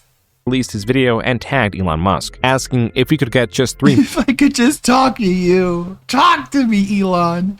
We could talk for a few minutes and laugh together. minutes on the phone with him. You can please convince him to stay just a little longer. Literally got out of bed to make this video. My most important video that I've literally ever made on this channel. Jeremy in this video asked his viewers to vote on Elon's poll, and if they didn't have an account, he requested they make one. Then he attempts to rally his contemporaries. I'm calling my fellow content creators, Sydney Watson, Count Dankula, help. Daring, Vote no. Sargon of Akkad, Carl Benjamin. Everyone, if they let this window pass, gather your energy. Without throwing their hat in the ring, without getting out of bed to fight for freedom of speech, fight! I will forever remember it. I'll never forgive if you don't get out of bed as a fellow content creator, if you don't wake up, click the button, and fight for this, I don't ever want to hear your freaking opinion ever again about freedom of speech. I need you to remember this moment. That's why I flag videos. My fellow free speech content creators were in bed. Okay? Why they weren't paying attention to the most important, which I can't do, decision in free speech online in history.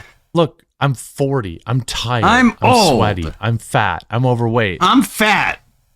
I'm old and fat, I'm not you long guys. for this planet. Okay? Is the culture war. Twitter is all right. The public square, and we must keep Elon in charge. Jeremy's video was not being well received, nor were his comments stating that Elon potentially stepping down is worse than 9/11. Creator Nicholas Diorio was one of many antagonizing Jeremy, enough so that Jeremy challenged him to a boxing match, to where Diorio referenced Jeremy's Gen Con assault as evidence that he was already on a losing streak. After a long night of tweeting, Jeremy was going to bed, so I had a mental breakdown. This video was posted December 21st. Jeremy explains the tweets were the results of stress from his coffee company, from Starling dishes not working, from helping other creators, and coping with alcohol. Jeremy again. He loves free speech. He loves getting drunk and tweeting all night and then waking up and deleting all the tweets. That's how we do free speech in 2026. And expresses his desire to achieve an acceptable work-life balance. It's crazy when like things are going good on YouTube and like you're just uploading videos and everyone's a banger and everything's going good and you're earning good money and you know the channel is adding all these new subscribers, which I'm very thankful. I did see that Hollow Kingdom, that one like open world game. I downloaded the demo, but I never got around to playing it. For Hollow Kingdom, but it's addicting. And I have clearly an addictive personality. So Jeremy will not begin 2023 strong because he was banned on Twitter for sharing a photo of Eliza Blue, a photo that could be found in a music video. This ban was reversed, but not before he alluded to her connections with Tim Pool and how little he was doing to support him. I posted a publicly available screenshot for a video that is still currently live on YouTube of a particular public figure who is currently known as Eliza Blue, but has been known under at least 4 other names that I know. Yeah, this one. I think I modded Pippa into it, I believe. It was a long time ago. Know of, none of which are her birth name, where her dad is a Republican politician.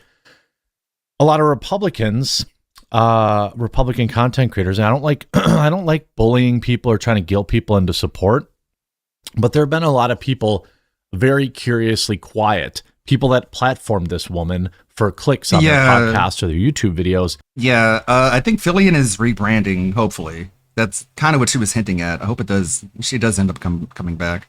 The dispute between Tim and Jeremy was worse than he was letting on, going as far to tweet that there was no drama between them, but there are disagreements. You guys have been so nice today. It's quite a Wednesday. Yeah, we're getting there. Very close. Oh my God. February 4th, Tim Dominic, you're so great. Blocked Jeremy on Twitter, a decision partly made due to Jeremy messaging him about Eliza Blue. We booked him twice. He canceled on us twice. The second time he canceled on us at the exact last minute, and we didn't know, and we had to find someone else. Fortunately, we had Matt Strickland on, and he was great. Then I'll let everybody who's a member know why I blocked him, because he sent me a message at 2 a.m, which came off as a veiled threat. I will try and quote it verbatim what he said. I know our audiences want a war, but I don't. Please tell me your guy is taking her to task. It was not soon after that Jeremy had another episode. Bruh, you have done it. Drunk live many times. Oh, you have done it drunk live many times. Oh, of course. I've done plenty of drunk live streams, just not right now. This episode did involve alcohol, but it was different from the rest because it was in the window of a 4-hour live stream where Jeremy would get more and more intoxicated, culminating in guests joining him at peak intoxication. If Anna or Brittany, they both have my cell phone number, so if they want to come on, I'll send them the link. I must have a female. Wait, let me get some boobs on here. Allie. All right, I'll get you in here, Allie. Allie Drummond, okay? I'm going to require a cam on for her. There's thousands of people in this chat have never seen me without a hat on. I'm not drunk at all, Mad Age. Ready?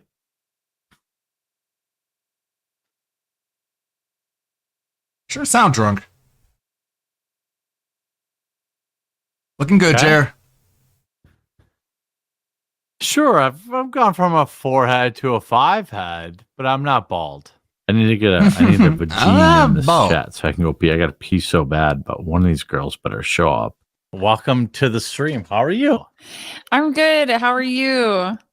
Oh, I'm killing it. Yeah, I didn't think that anybody would be into pregnant chicks, but hey, I guess the internet's a big place, so maybe they are. She also has an OnlyFans where she sells breast milk pictures, stuff like that. So, Allie, I mean, we've only ever exchanged nudes online. This is so weird after like the cosplayer thing where he's like, "You slut, you whore, you're putting your body out there." Blah. So, what's it? I appreciate. So you hey, joining me. whore, what are you doing? Yeah, no, hon? thanks for having me. How My much husband do you- actually how likes much your money will it content, take? And I didn't even know that you had reacted to my content before.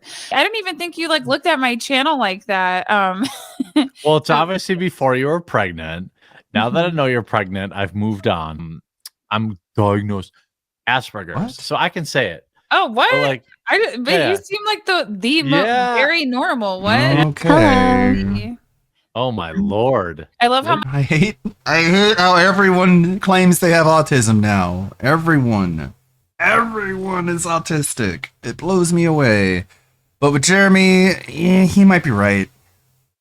He might have a point there. much women hate her just because she's so beautiful. I was pretty ugly before I learned how to do my hair and my eyebrows. Oh yeah, and you were blessed with gigantic boobs. Almost But or the, autistic. Came in and- later. Are you live right now? Yeah. Are you live right now? Yeah. So Yeah, if you want, There's Brittany Venti I'm not down gonna be there. offended. Brittany said she's gonna pop a nip later. The maybe. dirt-eating girl. When I say later, we don't really She know eats when dirt. that means. Astro Boy says, Jeremy, stop for the night. You're hurting your brand. His What do you camera's mean? frozen. My brand is what I am. Jeremy deleted the stream, and the following months he made his first video of the year claiming YouTube was targeting his channel, deeming the survival of his channel and others were important to fight the culture war. The last section of this video is dedicated to persuading viewers to join his mailing list or join his locals page, Ask where he Jeremy states if you financial walk on his support is tiptoes. optional. To add to Jeremy's list of projects and responsibilities that include his coffee, his main channel, his Rumble live streams, his constant advertising that has him tweeting on average 20 times a day, was Jer walks on his tiptoes, so the poo has longer to fall. now the Publica, his magnum opus, a news website like Exclusively Games that was meant to deliver more neutral and honest stories, co-founded by Sydney Watson, someone who Jeremy also had a podcast with. Jeremy and the rest of his audience will later find out Sydney did not have a high opinion of him. This clip could possibly explain why. Have you ever peed in a trough where there's like dongs on the left of you and to the right? You can Bro, see them. cares? you And you're don't have to peeing in look an at open them. river. You don't have to look at them. It's You not have like to look. It's a respect thing. What? I guess I can only speak of, to my experience. If there's a guy who is like supremely hung, you would like rib him about it. You know what I mean? Versus like be jealous. No, we don't Most of talk- our conversations are you saying, man, I really want to put a bunch of work into things. And I'm like, Sid, whore yourself out. Sometimes Yeah. you even just text me tits. Maybe this is something that guys and girls can come together on. Yeah. So when I know, like, let's say I go to What like a a creep. fair, a festival, or something like that, right? Look at her face. I take Dude, take Imodium. that's a sticker. before I go. What's That's that? a sticker. It's like for diarrhea. So it like Oh, you do not, dude. What is happening? This is I devolving. do from that. This is I this poo. is not information. Hey, lady. I need. Hey, It's lady, called a I life hack, poo. Sydney. Okay, I poo a lot, it lady. Just confirms for me that men are revolting. The importance of the success of the Publica to Jeremy was the same as his coffee. He chased it as an out to increase his income while lessening the time he worked on YouTube, as any dip in revenue would increase stress. That and he was discontent with the direction of YouTube. Now angry at a urinal, that's a you thing, Jeremy. Yeah, like I know what he's talking about. These things at like baseball games where it's literally just like a trough, like he says. First of all, you stand as far away from each other as you can, and you just focus forward. Like you don't look, and you especially for the love of God, don't talk about it. Hey, but that dick is like a big pain in the butt, man. that they were pushing YouTube channel No, you get called a slur, man.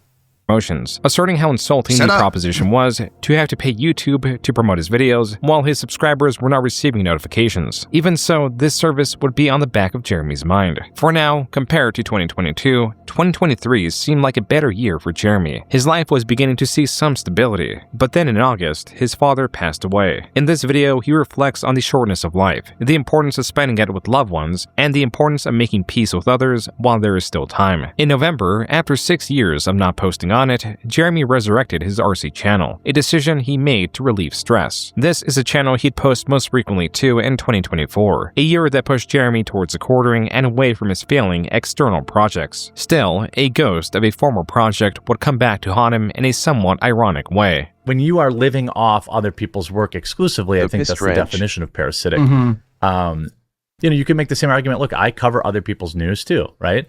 I try to say, hey, this is where it's come from. Try to give, Jeremy was irritated that his former employee, Ian Miles Chung, had posted on Twitter one of the Publica's headlines without giving credit to the website. After Chung got into an argument with Jeremy on Twitter, Chung posted the infamous 2008 video of Jeremy. Here's the creep advising peds on how to clean up their messes. His response was to take a video from 20 years ago. That was a long time ago. Where I am simply describing to people that when they take their computers in to get fixed, oftentimes techs will look at the files. It obviously had nothing to do with advising predators, okay?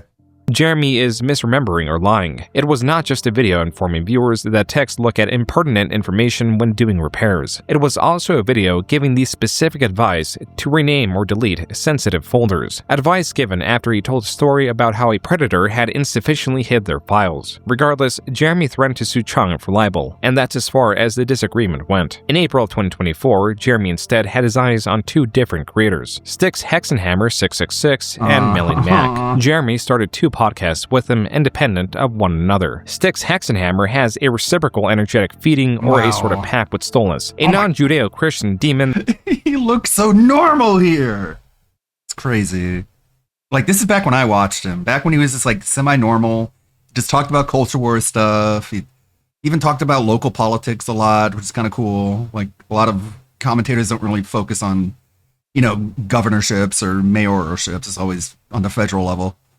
But what the fuck happened to him? I don't know. I guess Stolas fed off his soul. That takes a form of an owl and visited him first when he was a child. In simple terms, he worships a demon owl. Melanie Mac is a Christian self-proclaimed libertarian who states she does not hate homosexuals but does hate their actions. And Jeremy Hambley is the owner of The Quartering, a channel that had the goal to push the conversation. And then she marries gay guys. Not further tensions. He is the owner of two businesses that, while he desperately wants them to remain apolitical, on the same channel that he advertises his businesses, is now selling Trump-cut books, Trump tailgate stickers, and Never Kamala stickers. And by late September 2024, Jeremy was down to running one major business outside of his YouTube because the Publica was no more. And I didn't have the time to promote paid memberships was normal there until that would you have got helped. involved and fed him some coffee brand coffee, and now he is a pirate. He can't sleep anymore. He's going crazy.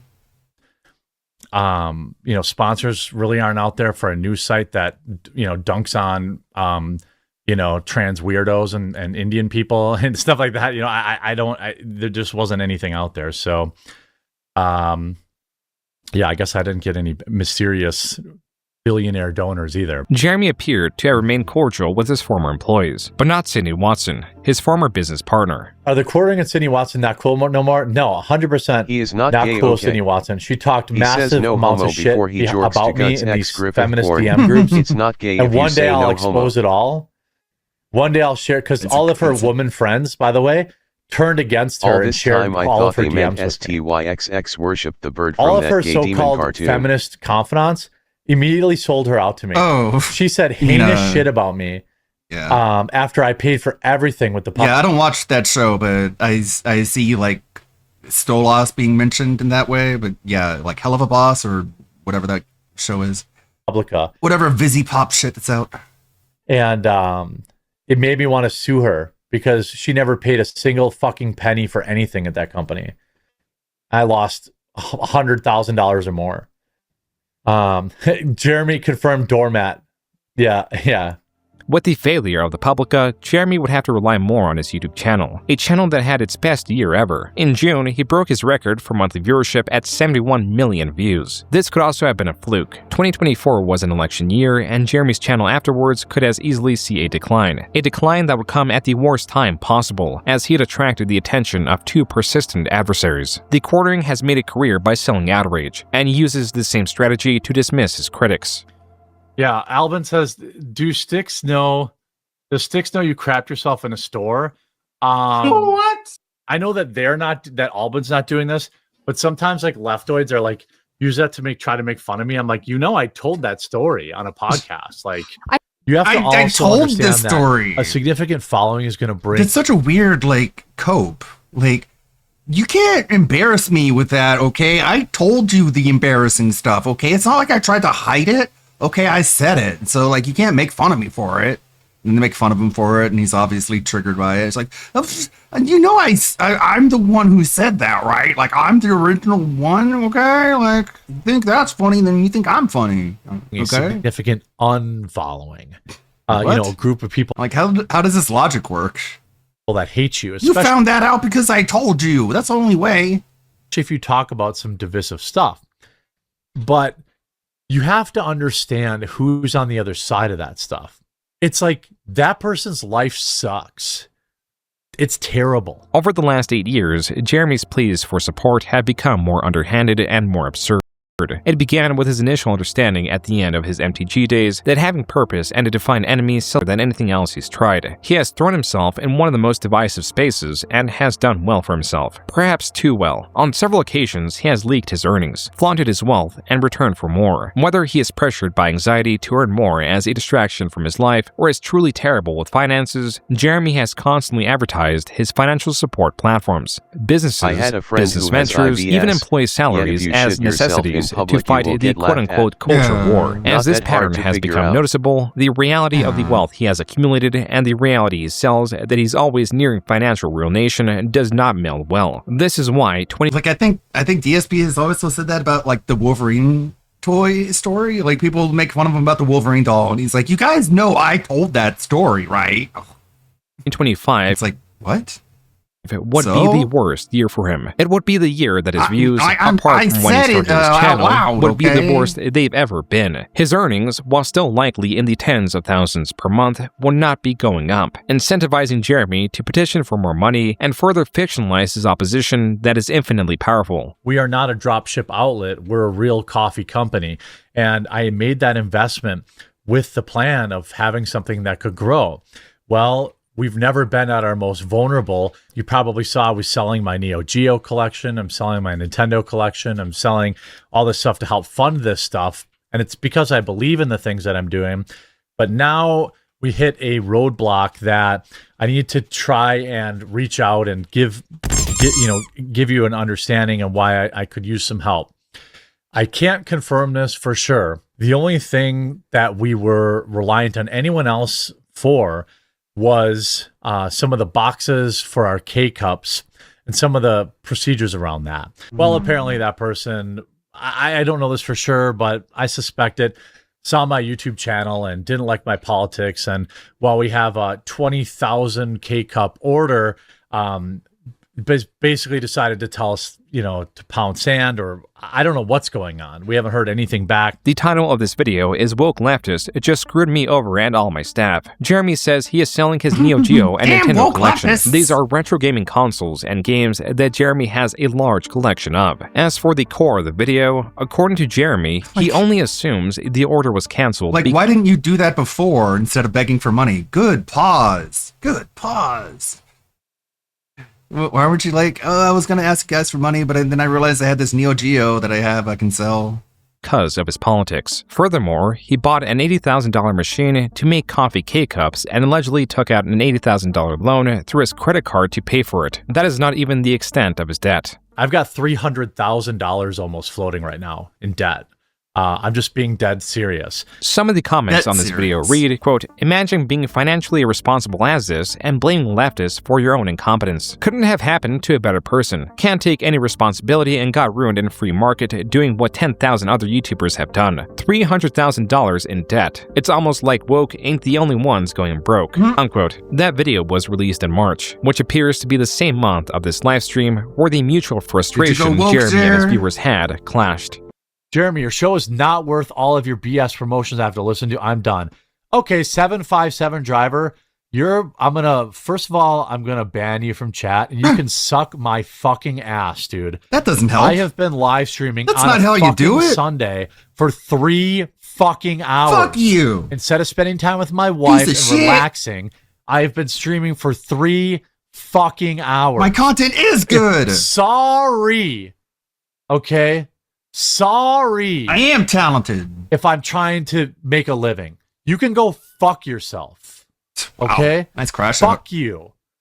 I don't have any time I'm good. for that. You fuck off. I don't want you to watch my videos. I hate you. You know how hard I work? I hate on you. My coffee company. I'm not like these other losers that just do dropship coffee. We have 15 people's jobs that depend on this. So I'm sorry this and ask if in someone 3 if it is DSP fucking or hours of quartering. live streaming, I talked about it 3 times. I'm Soon sorry. quartering be In April, 500K Jeremy in debt released a like video Phil. titled Woke Psychos Try Destroying Local Business for Being Conservative and It Backfires, hopefully. It's kind of become a meme on this channel of like, I'm under attack. Like, I get that. This near 14-minute video That was is your about Jeremy title. being disgruntled that he got a 1-star review. This is a 1-star You review fucking out of goof. 36 reviews. Oh, The I'm other being 35 attacked. are all 5 stars. The review in question shows no indication that it was motivated by Jeremy's politics because the user is very specific with their criticism, citing the high price of $100 for 6 items in the package. These are 3 snacks of dubious quality, 2 small bags of coffee, and a reusable K-cup. As evidence that this user was politically motivated, he fed the response to Grok, Twitter's AI, and asked it if it was politically motivated. Jeremy then admitted he reported the review to Amazon. The comments on this video are vastly different than the last. They are still in the same spirit, but are cryptic with their messaging. Quote, the casino sends its regards, Quarter Pounder. Bro, rule number 1 of the internet, never feed the trolls. The house always wins. Unquote. You're asking them to do super chats. You're asking them to get channel memberships. You're asking them to do memberships at thequartering.com, Rumblecast, watch the videos, watch the ads, and then they also have to buy the coffee? How much more do you need? Content creators PPP and Andy Worski have been online for a very long time. They are internet jesters, and together they are the Kino Casino. Unlike Jeremy's prior opposition, their motivation for choosing their targets is not influenced by politics. They don't take themselves or their critiques all too seriously. They do accentuate the absurdity of infamous figures, covering their antics on their live streams spread across months, maybe even years. In Jeremy's case, they are the worst enemy to have because the Kino Casino does what Jeremy does, only infinitely better. Jeremy draws online stalemates by sheer attrition or manipulation. He uploads so many videos against his targets and selectively edits them that accurately responding to them all is unfeasible. Such was the case with Tolarian Community College and the H3 podcast. He can maintain his ironically skeptic audience with his deception, knowing that they will only ever watch his video on the matter. The Kino Casino, however, just like Jeremy, weaves narratives about creators they cover, where Jeremy Jeremy is reliant on a handful of pejoratives that he uses indiscriminately, the Kino Casino is far more crude, specific, and unconcerned with their insults, as Jeremy would later find. At first, their coverage of Jeremy began in 2024. It was mostly through stories he was tangential to. If anything, they were following Styx Hexenhammer more. Interest in Jeremy grew when Styx failed to show up to his live show. This is when Jeremy found out live that his co-host had been arrested for domestic violence. Jeremy then spent the rest of the stream attempting to bail him out, even asking if any audience members lived near Styx to walk over the documentation needed for bail. It was not until around April 2025 that the Kino Casino had an invested interest in the quartering. Again, partly because of Styx, who admitted to be working for Jeremy basically for free, likely to pay off his bail, and on a live show fell asleep. He's not happy right now. Fell He's asleep. staring at Styx, and Styx is just in a blissful dream state on drugs. He's like, what do we do with this guy? This can't. Look at quartering, bro. He's very displeased right now. Jeremy fired Styx because of this blunder. The Kino Casino proceeded to cover Jeremy as one of their main targets. Initially, their coverage was on Jeremy's business-related videos, particularly the ones where Jeremy attributes political beliefs to anyone that negatively affected his business. Jeremy was now dealing with a truly declining channel, a possibly failing business, and the Kino Casino. This is likely why he uploaded this video on May 20th. This year has been the most stressful, most difficult year of content creation that I've ever had. Naturally, to counter the stress, Jeremy was tweeting about expanding his RC collection, teasing at more RC videos. On stream and his podcast with Melanie Mack, and now Hannah Claire, a former employee of Tim Pool, Jeremy would speak of buying watches for around $10,000. On separate occasions, he would talk about the customized Cybertruck he owns and how he's thinking of selling it. On Twitter, users pointed out how Jeremy was flaunting his wealth and weaponizing outrage even more for money. He simply responded with, "Stop being poor, F slur." As to only dig himself a deeper hole, he responded to the Kino Casino covering him, calling PPP the only guy fatter than him on the internet, and Andy Worski a burnt-out cokehead. Also adding, quote, "By the way, I'm happy to join these clowns any night on a stream," unquote. The Kino Casino, a live stream and clip channel much smaller than Jeremy, had successfully gotten his attention. Now that they have evidence that Jeremy is aware of their insults, they are motivated to cover him even more, especially now that in June he was continuing to flaunt his wealth by purchasing a massive saltwater fish tank. Only 19 days later, Jeremy uploaded a video titled, "I'm destroying my channel." In the video, Jeremy talks about having terrible anxiety, spending nearly every night thinking about how he's going to save his channel, while reminding his audience that his channel needs to succeed for the sake of his employees. That all rely on YouTube, which has been extremely consistent for me over the past 5 years. For the first time in 3 or 4 years, I have started losing a lot of subscribers, hundreds, thousands a day. I couldn't figure it out. I can't figure it out. Jeremy pleads to his audience, claiming he is reducing the amount of ad reads to 1 a day. As for his content, Jeremy wants to create in-depth videos and be wrong less. I think the market has shifted and it's no longer okay just to have to, just to read an article and give my, whoa, that's crazy. I need to be better. And to avoid having my wife sell her feet pictures, I have hired a researcher full-time. I was having near daily anxiety. You see me squirming around, doing this, touching myself, like it's a weird tick, like touching my heart. Jeremy was agitated, anxious, and one of the casino's prime targets on their July 4th stream. Here, they covered the previous month's happenings, even Jeremy's new, inferior Rumble contract. So now what he has to do, because of his Rumble deal being changed, he has to show the Rumble subs, and he only gets half of that, honey. Let's just say we took a pretty huge pay cut at the end of our Rumble contract. And I wonder why. Let's go to his most recent video and see if anything That's has changed. That's what I was gonna do. By the way, what's the title of this video? Video? Flight forced to emergency land for insane reasons. So it sounds really clickbaity to me. Okay, at least it didn't start with a coffee mug. What's the thumbnail? Hang on, let's see the thumbnail. Let's see. I'm done flying forever. So it's just full on clickbait bullshit. By the way, one of the last chances to get your hands on there it is! Immediately he's shilling the coffee. How long did it take for him to shill the coffee? 35 seconds. 35 seconds. So we get literally no content before the shill. We click the first video. On Kiwi forums, while much of Jeremy's board devolves into speculation, user Return of the Mac and Cheese, while still joining in on the speculation, would often upload clips from Jeremy's Rumble live streams, making sure to prioritize the release of new information, like Jeremy's bout with gout, his worries with YouTube demonetizing low-effort content, and detailed information on his coffee sales. The Kino Casino would credit and utilize Return of the Mac and Cheese research, making these segments more frequent and more popular. The following will not be eligible for monetization: reused or repurposed videos, copied content, that seems the same to me, low effort uploads,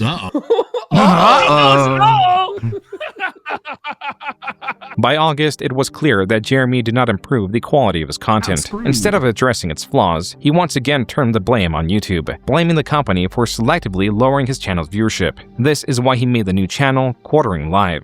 Used to have Quarter Cast, and there was like 70,000 subscribers on there, but YouTube shadow banned it, which has also been giving me immense stress. Okay, no, it was shadow banned. The stress of the shadow bans. This is what every fucking political grifter says till the end of fucking time. I've been shadow banned. They're suppressing me in the algorithm. Jeremy's Quartering Live channel has considerably less viewership than the Quartering. These uploads often get less than 1,000 views a video. With these tests effectively proving the shadow banning of his main channel was false, he was now claiming that the majority of internet traffic is fake. My videos have basically remained the same quality for 12 years. Oh my God! That's the problem, buddy! Imagine saying that out loud. So you're saying, pal, that what worked in 2013 should work exactly the same in 2025? That's delusional, buddy. I just think that there's something weird going on. Like, everybody collectively has had enough of the internet.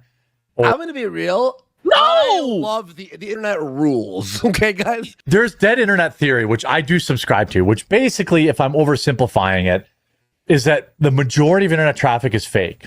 Jeremy was using all that he learned in the past 2 decades to attempt to resuscitate his channel, even using his oldest trick. Have you ever thought to yourself, hey, somebody should be paying me to watch these videos?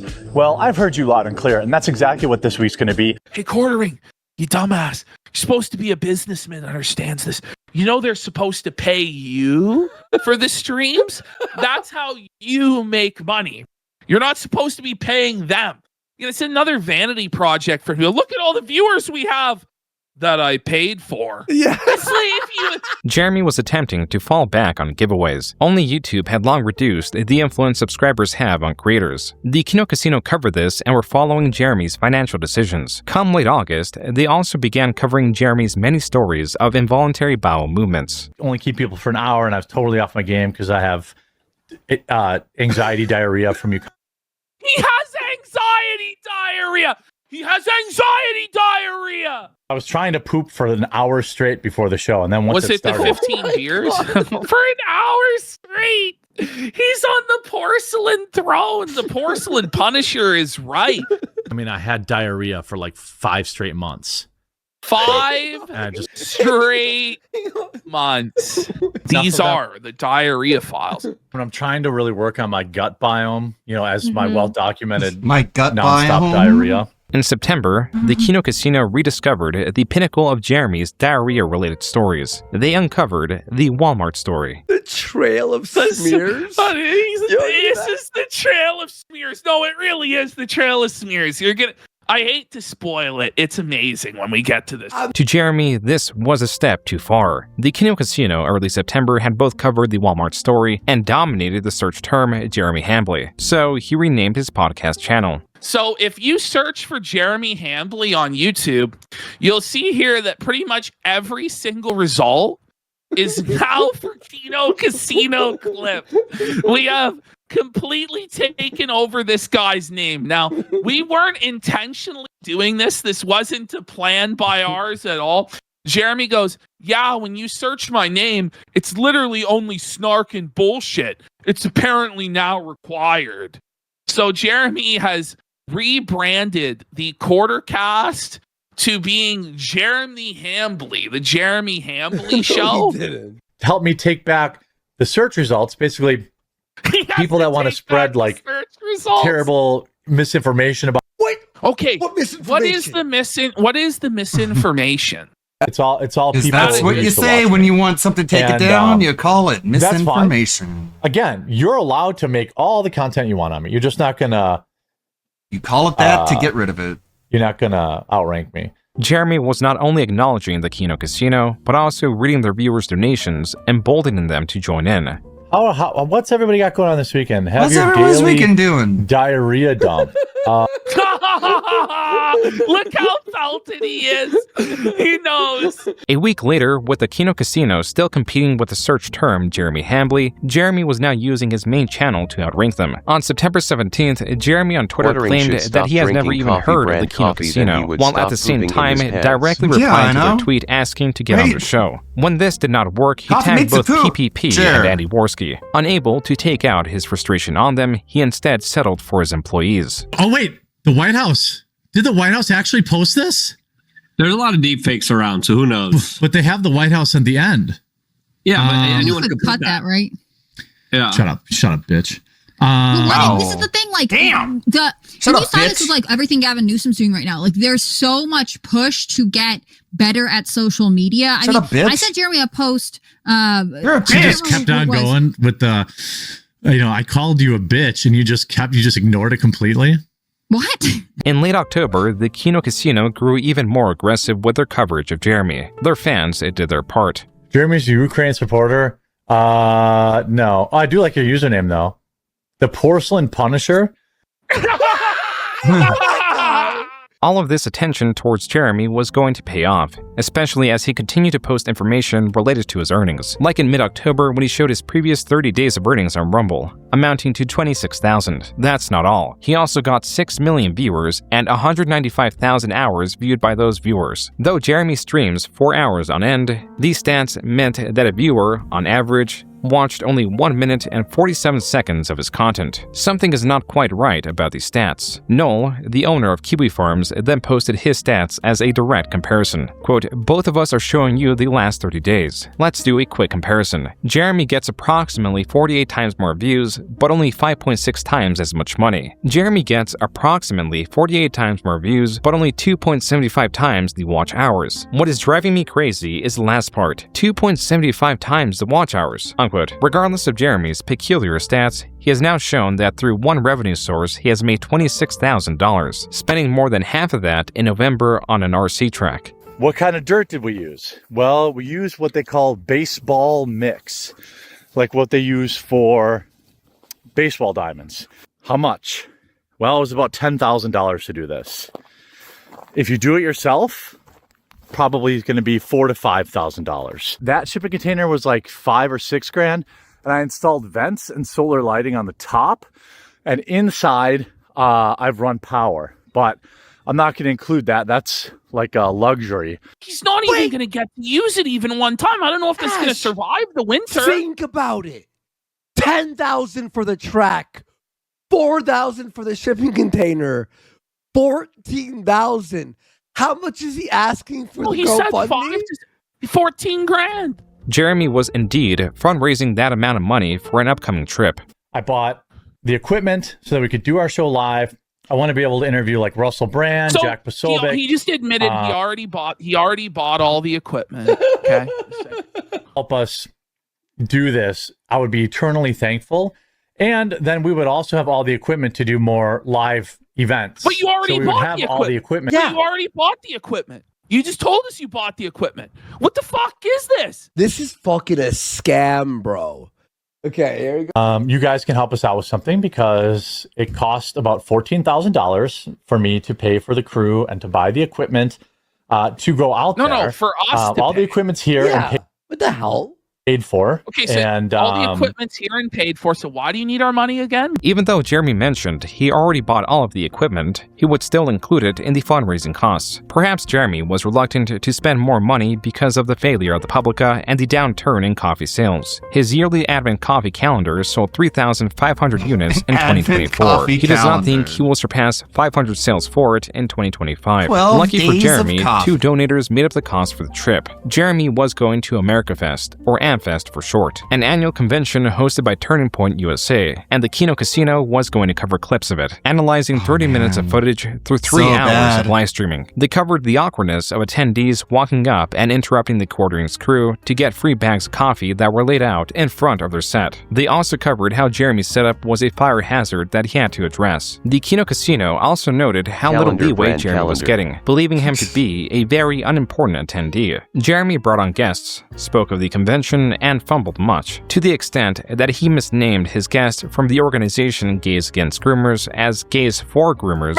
So we've got someone from Gays for Groomers coming up. Oh, look at Hannah. That's the same one. Context. You're like Their coverage was funny, and you don't this know was that such a shit show. Gay for groomer. And Hannah has this like that perfect The Office, like look at the camera, like really, you see what I'm dealing with here, right? Bulls and mush mouth. Like, it's so communicable. And you go, he's having who on? And then there was this interaction. Melanie and I will be watching the football game tonight, and Hannah what the fuck? Hannah Claire is like, what the fuck? I haven't been invited to this football game. I'd be going somewhere family oriented. I am? I can't watch football with you guys. You can. Ooh, no, But Mel look goes, yeah, come, please. Is that what it is? And Hannah Claire will probably be going Watch somewhere family. Look at his That was a plea. Bring it back. Did she actually mouth help me to her? Like it almost seemed like it, bro. Oh my god, wait. Hang on. No, she did. And I will I be watching think the she football might game have. tonight, and Hannah Claire will probably be going. Help me. Yeah, help me. No, did she help me? Help me, yeah. Is that real? I hear it. She did. Somewhere family oriented. I can't watch football with you guys. You can. I would. Now watch her saying you're welcome in female speech. Watch this. Oh yeah, that. Whoa, wait a minute. Yeah, she fucking said some shit back. She's like- She mouthed it. And then last micro. I can't watch watch football this. with you guys. You can. I would love that. Oh Now watch his face here. yeah, that would be. Wow, fun. thanks, Melanie. On Kiwi Farms, this interaction was exhaustively analyzed. The Kiwi Farms Twitter account even posted the interaction on Twitter, triggering a response from Jeremy. Whatever, calling how it does the it gayest matter? Who controversy cares? ever, and tweeting at You're the owner of Kiwi dumb. Farms that this is normal behavior for adults in real I'm life. smart. Jeremy deleted these tweets, but not this one of an AI rendition of the 3 at AmFest. Jeremy is portrayed slovenly What the next fuck? to a Why fearful did he- Melanie Mack as Hannah Claire looks on with Look, I'm owning the And this is meme. Maloney Mack, Quartering super ally. I'm owning it, okay? You can't make fun of me anymore because I know I'm ugly and fat and dumb and creepy. I know. You can't make fun of me for it anymore because I know. Jeremy is portrayed Now slovenly. stop, please. Next to a fearful Melanie Mack as Hannah Claire looks on with concern. The What a Kino mean Casino also master. covered day 2 and day Gamergate 3 of veteran. the AmFest streams. Afterwards, they took a short break for the holidays and came back to cover Jeremy's declining channel. His video business, his YouTube channel, has declined to its lowest show level in over 5 years, down 66%. 2026 was a different year for Jeremy, where he would normally make the New Year's resolution to stop drinking, to lose weight, to work less. It appears he has resigned himself to stay the same. An unprovoked monologue from a January stream captures this. A lot of people, you like have to make the choice of what your mindset is going to be and follow through. And I think for Yeah. some people, just it's like you get into a mode and You're you're in the always rut. looking for the negative. Yeah. I would tell guys this all the time at the bar. You know, the bar I hang out at, it's a Get dive out of bar. it. Okay. There has not been an attractive single chick that walked in that bar in 20 years. There is some truth to the fact that people, what is the saying? Like, people are living the exact life that they want to live. And that does play out. But I feel like compelled to always try and be like, yeah, but do you want to, like, is this fun? Like, there was a point in my life when I was kind of depressed and feeling in a rut, and I would be at that bar 4 nights a week. You're at that place But, like, now. I had a wife at home, which was even less of an excuse. But like, I saw the same fucking people there. Why are you going to every bars night. when The your same wife is 10 at people home? every night? And it's like, man, no, like, this is a rut so deep, you're never going to get out of it. Somebody who drank probably 4 to 5 nights a week and has now gone to maybe once every 2 weeks. There's a book I read that is just, it's a really easy read.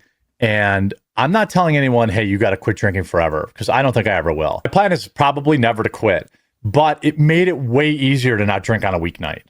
You know, it went from like 1 to 2 times a week to like, wait, I drink like 6 days in a row. Like, what the fuck? In those clips, Jeremy claims he drank 4 times a week, but then it was 6 times a week. The important bit was that he was making peace with his addiction, aiming to drink less rather than not at all. There was a similar approach to his YouTube channel as the Kino Casino were noticing. Yes. He got, on January 19th, 20,000 subs. On a day, he got 87,000 views. Okay. Everyone's like, he bought subscribers. I'm like, no, I was running YouTube ads because things were leveling off. I wanted to see if I could re-engage. The views on that video, 80,000 of them were from my own channel. You get like 2,000 paid views, and it costs you about $2 to find a new subscriber. Jeremy was now utilizing what he previously called one of the most insulting services YouTube has ever offered him. As a comparison, the quartering in January got 10 million views and gained 50,000 subscribers. His peak month in June 2024 was 74 million views and 60,000 subscribers. This is around 7 times the views, yet just 1/5 more subscribers. This is how inordinate Jeremy's subscriber growth was. If 40,000 of those subscribers were paid, then that means Jeremy paid around $80,000 to YouTube in just January. Even stranger, Jeremy had long known how useless subscribers were through YouTube prioritizing their algorithm, but there is the possibility that this same learned behavior from 2008 is still present within him, where sub growth directly translates to dopamine, creating a strange loop where Jeremy is endlessly working to escape his life, is burning himself out and exhausting his money to artificially grow his channel, all done to feel better. What's more, exposing that he does this exposes that he has much more money that he's let on. $80,000 is how much he mentioned the K-Cup machine costs. It still does not stop there, because Jeremy was reviving Unsleep Media, also at a cost. In fact, I have about $10,000 in product to open up to celebrate coming back. Jeremy claims he was unbanned by Wizards of the Coast. As for the packs, he was phenomenally unlucky with the cards he received, obtaining many inexpensive, rare duplicates. The pinned and loved comment on this video reads, quote, "Thanks for the heads up. Forgot about this channel. Unsubbed immediately. I would prefer an actual rectal prolapse than having to suffer through any content from Jeremy, the walking prolapse." Unquote. So he live streamed this on the Quartering Live, and it has a grand total in a day of 1,500 views. Live viewers? Not live viewers, just replay views. No! Wait, is this sweater inside out? It might be inside out, but it looks like it's like a poop thing. Wait, I don't know, maybe it's just a style. I'm being like a little. Now I'm being it's like. Inside extra. out! It's inside out! The Kino Casino reacted to this lengthy stream, and where Jeremy admits to forgetting to go live at the very beginning, which means he was opening packs to no one, and is wearing his sweater inside out. The most shocking event did not even happen in this stream, but a different one. Ash, emergency. What's going on? Quartering just got caught looking at cock porn? No! It's on Kiwi Farms! Sire! That's why I can't scroll Twitter. That's why I'm out. Like, if I'm ever hosting, I'm not logged in, because that way it won't. Yeah. It limits what you can see, because I don't want. There we go. Yeah, sensitivity. Well, yeah, I guess I could probably do it. On Twitter, Jeremy claims that tweet suddenly popped up, furious that it did so, even tagging Elon Musk in the process. This tweet received a community note. explaining that Jeremy has in the past been exposed for searching Reddit for forced cream pie, going as far to assume, quote, "It is easy to assume they search porn frequently and get recommended porn in their feed," unquote. Jeremy deleted this tweet. Yep. The antagonization of Jeremy had increased sharply. His antagonist... Like, you almost shouldn't be allowed to delete a tweet if it gets community noted. Fucking Elon, you betray me! Now not only utilizing his sexual blunders to expose previous sexual blunders, but also now commenting on his finances and failing channel. Previously, Jeremy spoke about his watches, RC track, and saltwater fish tank. This time, he leaked his Rumble dashboard, presumably on purpose, showing a balance of $904,000. Much of this dashboard does not make sense, and works against improving the image of Jeremy. To start, the center notification states that he has been rejected from the Rumble Creator Program. His balance from the last 30 days is $2,594 from 6.6 million views, a tremendously low pay rate, and with the views he has 158,000 hours viewed. This is even less than last time he leaked his dashboard. Now it averages to 86 seconds of watch time per viewer. Jeremy soon after admitted that the balance of $900,000 is false. This is the super chat that makes him seethe and crash out here. Jeremy, if you have 900K in a Rumble account, why are you asking people for 14K to go to AmFest? And why couldn't you donate the 6K to Toys for Tots? He crashes out about this, and this is the moment where he admits the 900K isn't real. And I recommend, as a man, as I'm sure you are, you don't worry about other men's money. Well, you beg for it. That I'm not sure what you're talking about with the Rumble money, but I get paid from Rumble monthly, and it's not what people think. You know, it shows a bunch of money in there, but that money doesn't really exist. So there it is. That's him admitting that the 900K isn't real. There was a new revelation. It turns out Jeremy did not sell his Neo Geo or even Nintendo collection. What? Thought you were selling them off. No. So he's looking over at his wife. Oh, so he's denying he ever sold them off. She's like, I sold my Neo Geo stuff a long time ago, but my NES stuff is still around. I still have a good amount of Neo Geo stuff.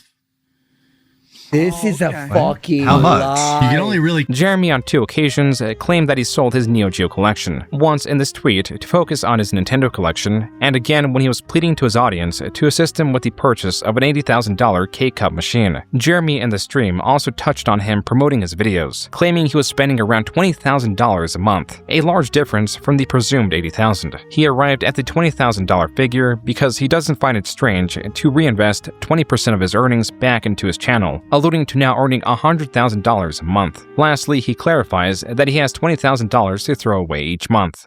If I didn't have 20 to 30 grand a month to advertise my own videos, do you think I would be doing it? With this revelation, Jeremy's fundraising for events like AmFest seemed even less necessary than before. Regardless, Jeremy in March claimed he is not wealthy. Isn't Jeremy rich? It's funny, he's got the dog bed, but the dog's is sleeping in front of the bed. Like, the dog doesn't care about the bed.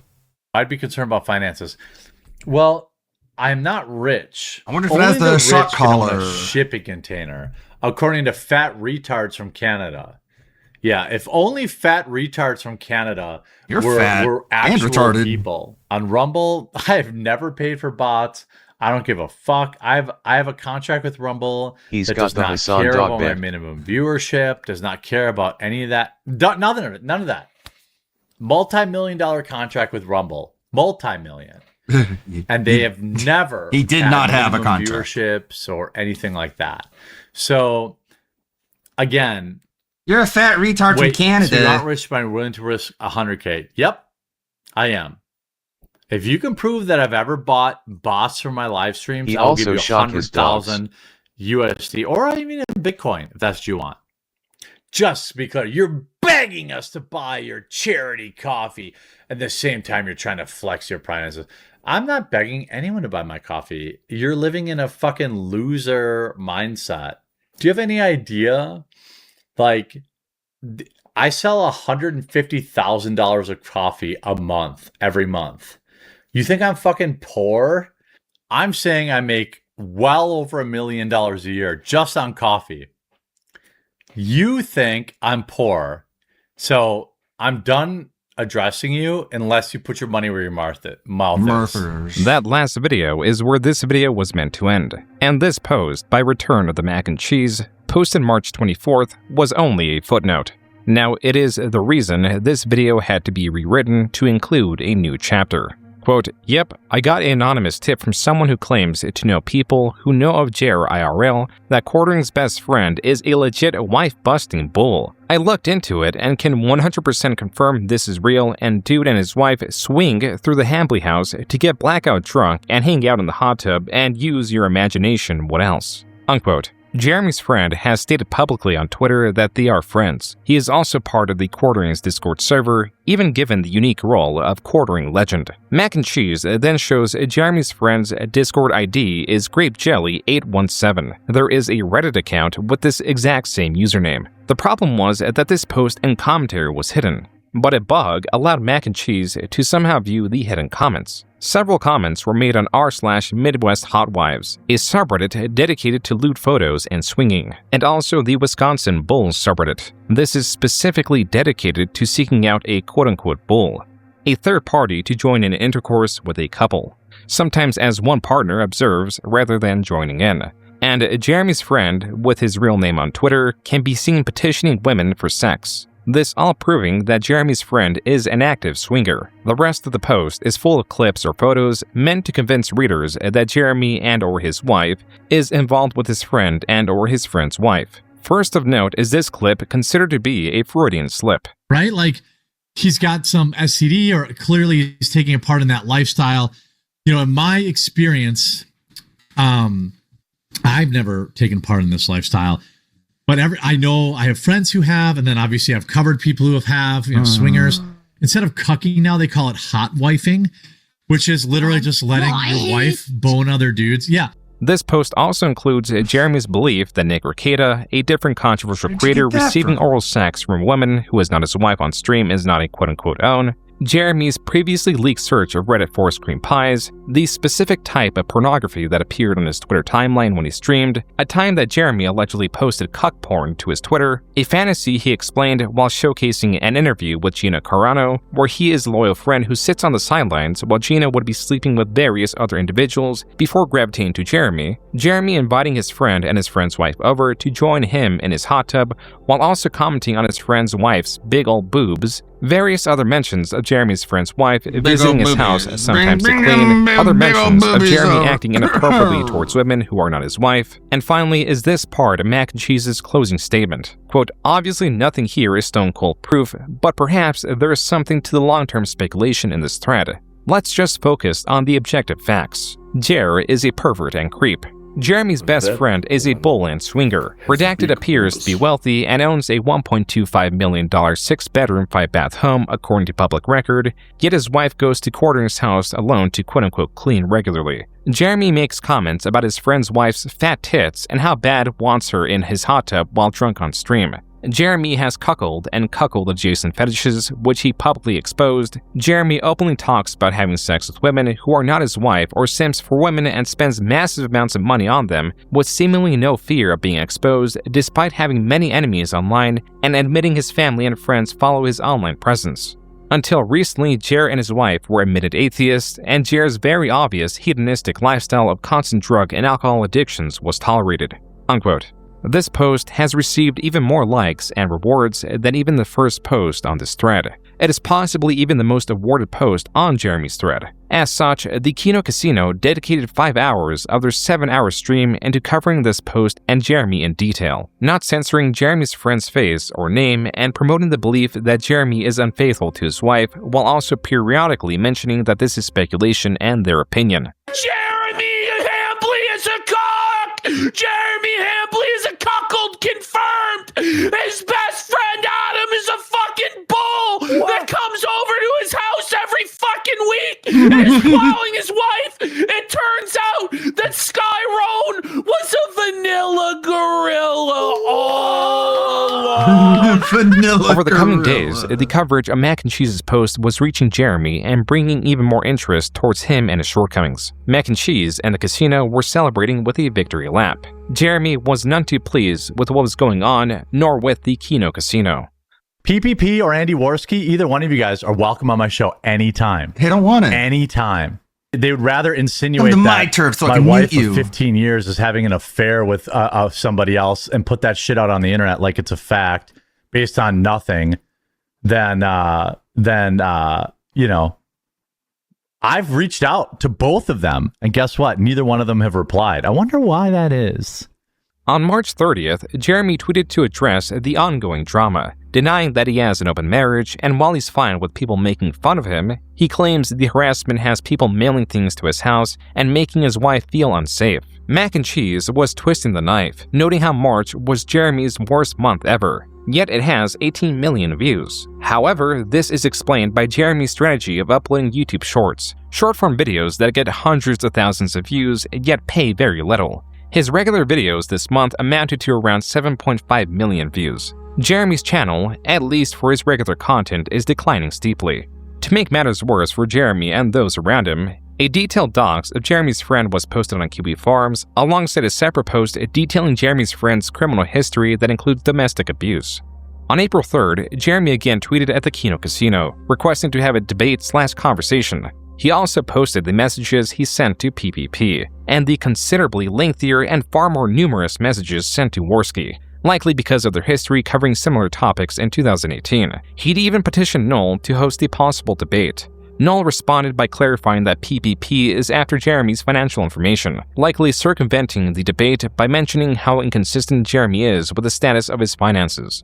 Jeremy goes on to claim that he is willing to go on Caleb Hammer's Financial Audit podcast, a request previously made by the Kino Casino. On their stream, they celebrated this development, perhaps too soon. He's scared of what's being revealed about the bull. All the He doesn't want costumes are anyone just- digging any deeper into the People are situation probably like, with what do his these people bull, do? into the Nexium cult, and all of What kind of this. show is so this? he's prepared to agree to fucking anything. It's a rabbit? Honestly. And we could probably get a lot more out of Jeremy. Wasn't he a woman we last hold clip? all the cards. We have all the Literally. leverage in this situation. We're a I told you guys, the house always wins. Just one day later, PPP on Twitter shared a screenshot of a community strike the Kino Cathedral promo channel received, not to be confused with their main channel Kino Casino Clips. The Kino Cathedral received a strike for harassment and bullying, PPP claiming it was Jeremy who reported the video and is responsible for the strike. Jeremy on Twitter stated, quote, PPP, a random Canadian, only considered stop spreading slanderous lies about my wife, my friend, and family if I gave him 7 years worth of tax forms. Again, a random fucking nobody demanded my tax forms in order to even consider stopping harassing my family and friends.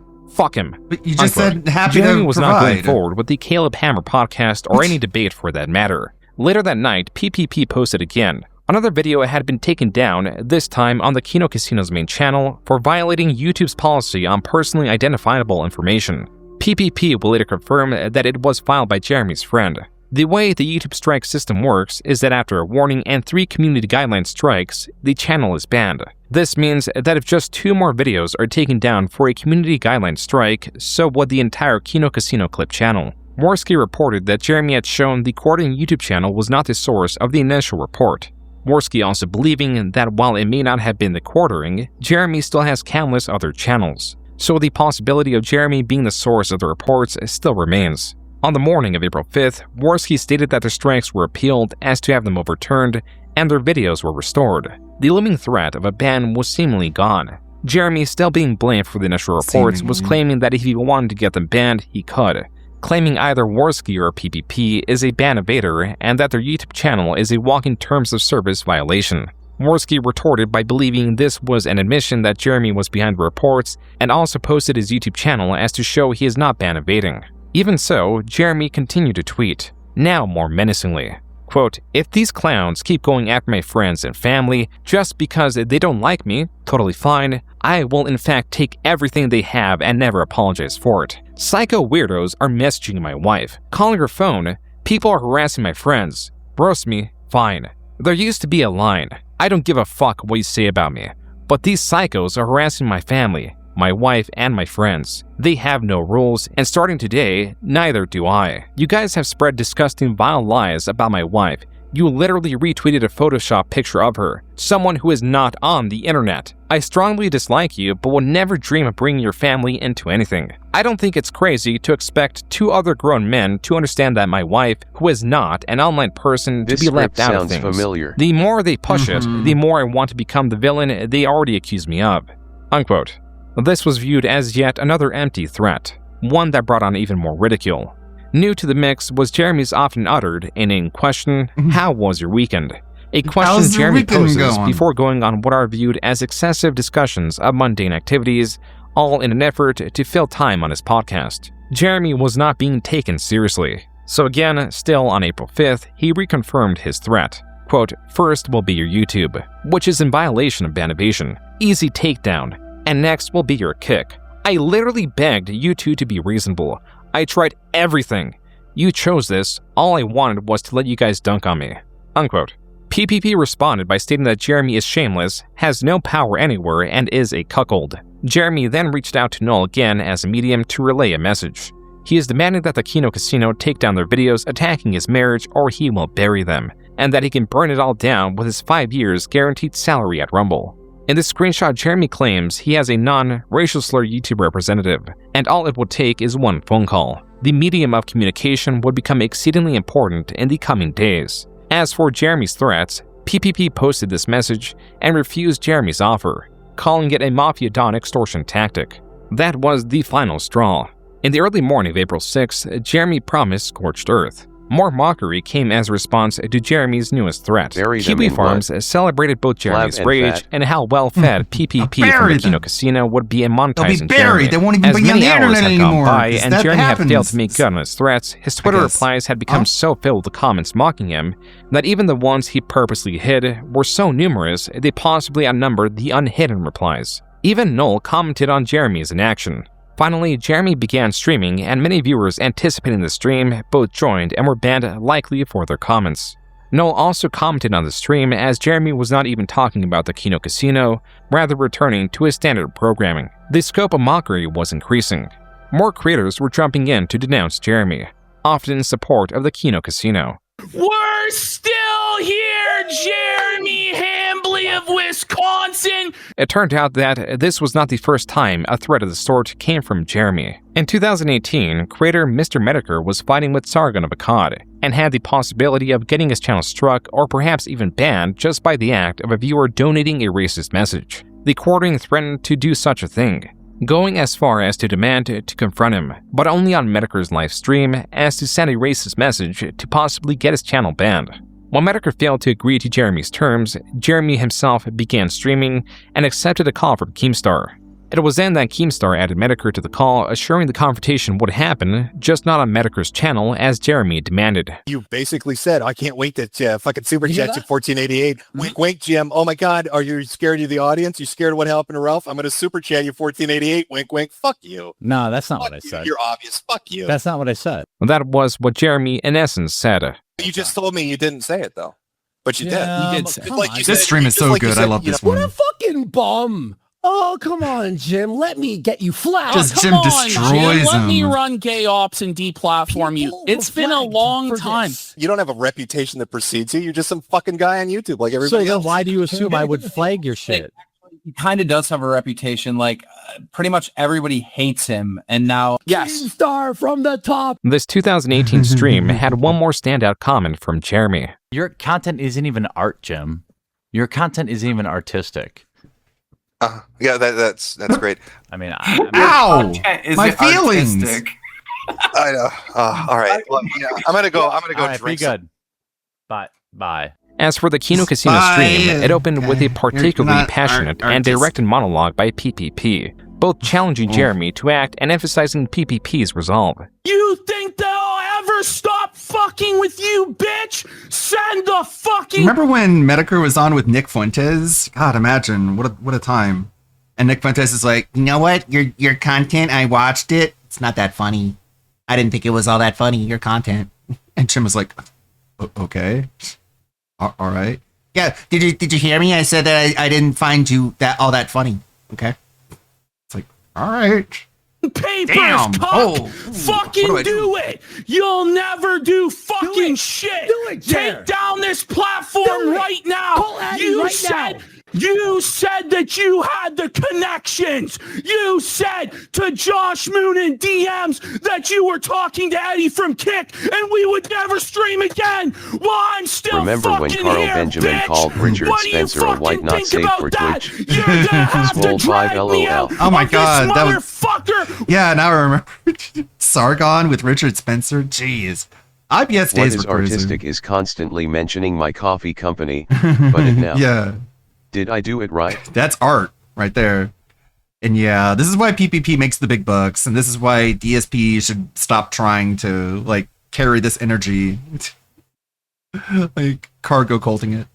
With their crane, cause I'm fat as fuck and I've had it with you. As to continue to undermine Jeremy and highlight his failure, the casino compared themselves to Jeremy's recent humiliating Kick debut. Here's Jer's Kick debut. An hour and 25 minutes into his stream today, he had the lofty and grand total of 6 viewers on this site. Right now, we have 10,681. In the early morning of April 9th, and regardless of his inaction, Jeremy tweeted again, stating how easy it would be to get their channel banned, citing PPP, not Andy Worski, as the banned evader. Jeremy, in another deleted tweet, even alluded to getting their Kick channel They're all banned. deleted. Just when it appeared that Jeremy was going to take the Just Kino Casino deletes down, everything. he posted this multi-paragraph tweet, now saying that he should have never implied anything about taking their channel down, and that it was him getting emotional. Even though he is displeased with the rumors they've spread, he also understands the error in oversharing information and how it has become weaponized against him. His new strategy is to write it out. This was not so easily accepted as creators and viewers alike had hardly forgotten about the gravity of Jeremy's previous threats. Jeremy on his gaming stream was getting harassed like never before. This was meant to be the pinnacle of the scandal, the pinnacle of outrage directed at Jeremy. In reality, it was just the beginning. On April 10th, the Kino Casino's biggest channel, their Clip channel, was banned for violating YouTube's terms of service. On Twitter, PPP stated on the matter, quote, "Well, sure to his word, Quartering flagged down our entire Clip channel for quote-unquote ban evasion. He really is the most pathetic worm you could possibly imagine. Free speech warrior my ass, our channel is under attack." Unquote. Hundreds of creators and Twitter users were quote-tweeting in support of the Kino Casino. Andy Worski reconfirmed the reason the channel was taken down was for ban evasion, just like Jeremy threatened. Even Andy Worski's main channel was banned just minutes afterward. Jeremy shared this photo and message about receiving a gift from his wife, mentioning that his birthday weekend was kicking off right. The gift was a box of sorts that included decorated playing cards, a die, and even casino chips. This was thought to be a direct reference to the Kino Casino and their banning. Just 1 hour later, the Quartering's weekend took a dark turn. Quote, "In the last 5 hours, people have shown up at my house. Caller ID blocked numbers have called both mine and my wife's phones. My channel has received multiple reports. I assume this is because I made fun of Israel deranged people? This stuff is insane." Unquote. As evidence that he was not the source of the banning, Jeremy posted his flagging history for the Jeremy Hambly channel and his Quartering Live channel. Both report histories were empty, even going as far to say that the Kino Casino were wrongfully banned and that they should 100% be restored. Worski, however, was attempting to contact the owner of Rumble, claiming that Jeremy got the Kino Casino banned.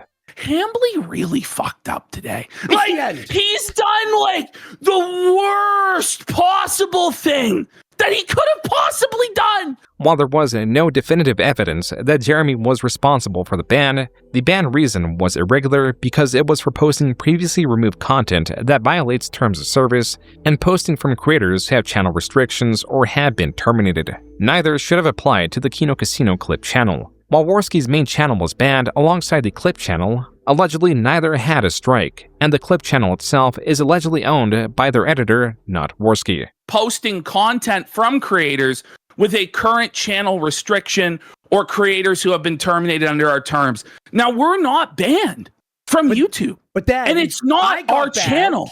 He's not actually attacked our livelihood. We didn't make any money from that channel. We never took a penny from that channel.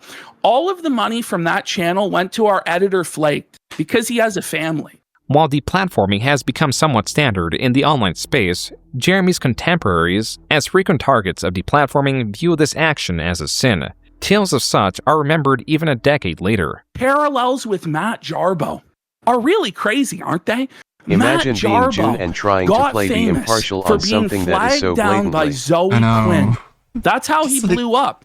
That's how he reached the heights Jeremy that he Hambley reached on YouTube. is a scumbag. And it all came crashing down when it was revealed that the same thing that he made himself a victim out of, he was doing to others. And here we have Jeremy Hambley doing the exact same thing. Can I just add this? On entertainment worldwide, on X, we are the most posted about thing on Twitter right now. Above, MAGA influencers split over Israel and U.S. foreign policy. That's right. This story is above what the political news is right now. Jer.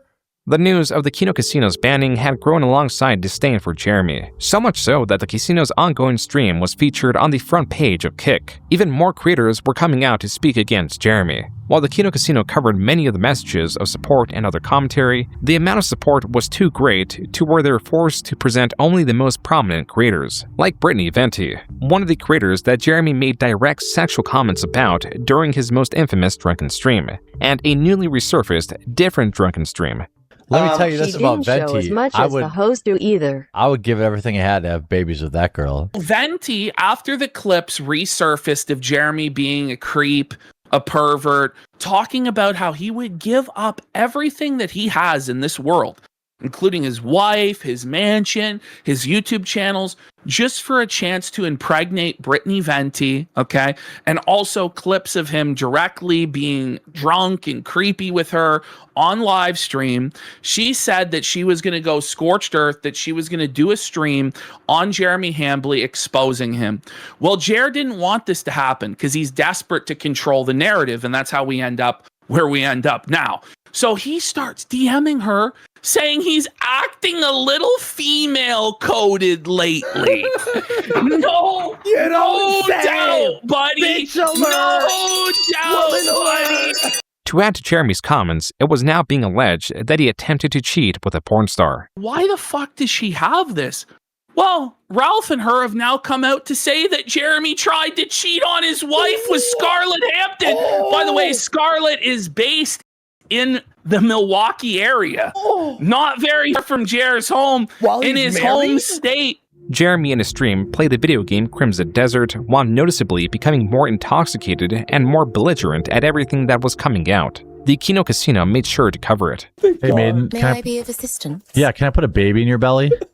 Oh, buddy! He's got a fetish. Creeper alert! Is she holding out for a hero? Gonna force a cream pie in her. There we go. There it is! He's owning the cream pie meme, folks! Her Jew bull cuck husband left her here for me.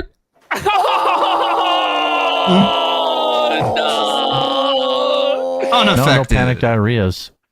Sorry, you'll have to spend your Thursday night somewhere else. The Walmart janitor asked if he's having panic diarrhea.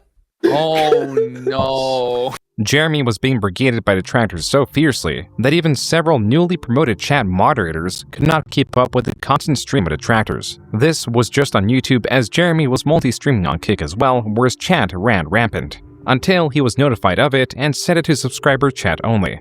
After he did so, not a single chat message could be seen, implying his Kick chat was entirely made up of detractors. Opposition against Jeremy was innumerable, and support for Jeremy came down to a handful of creators like Melanie Mack, who released a video this day. She refutes the accusation that Jeremy has ever made her uncomfortable, and the accusations that she is constrained to the podcast due to her finances. She also believes that the hate towards Jeremy is manufactured as a topic of the week, and also believes this is Satan's doing, as Jeremy has recently come to Christ. Satan is attacking I'm truly him. convinced that it's because that at the root of it, it's because he came to Christ.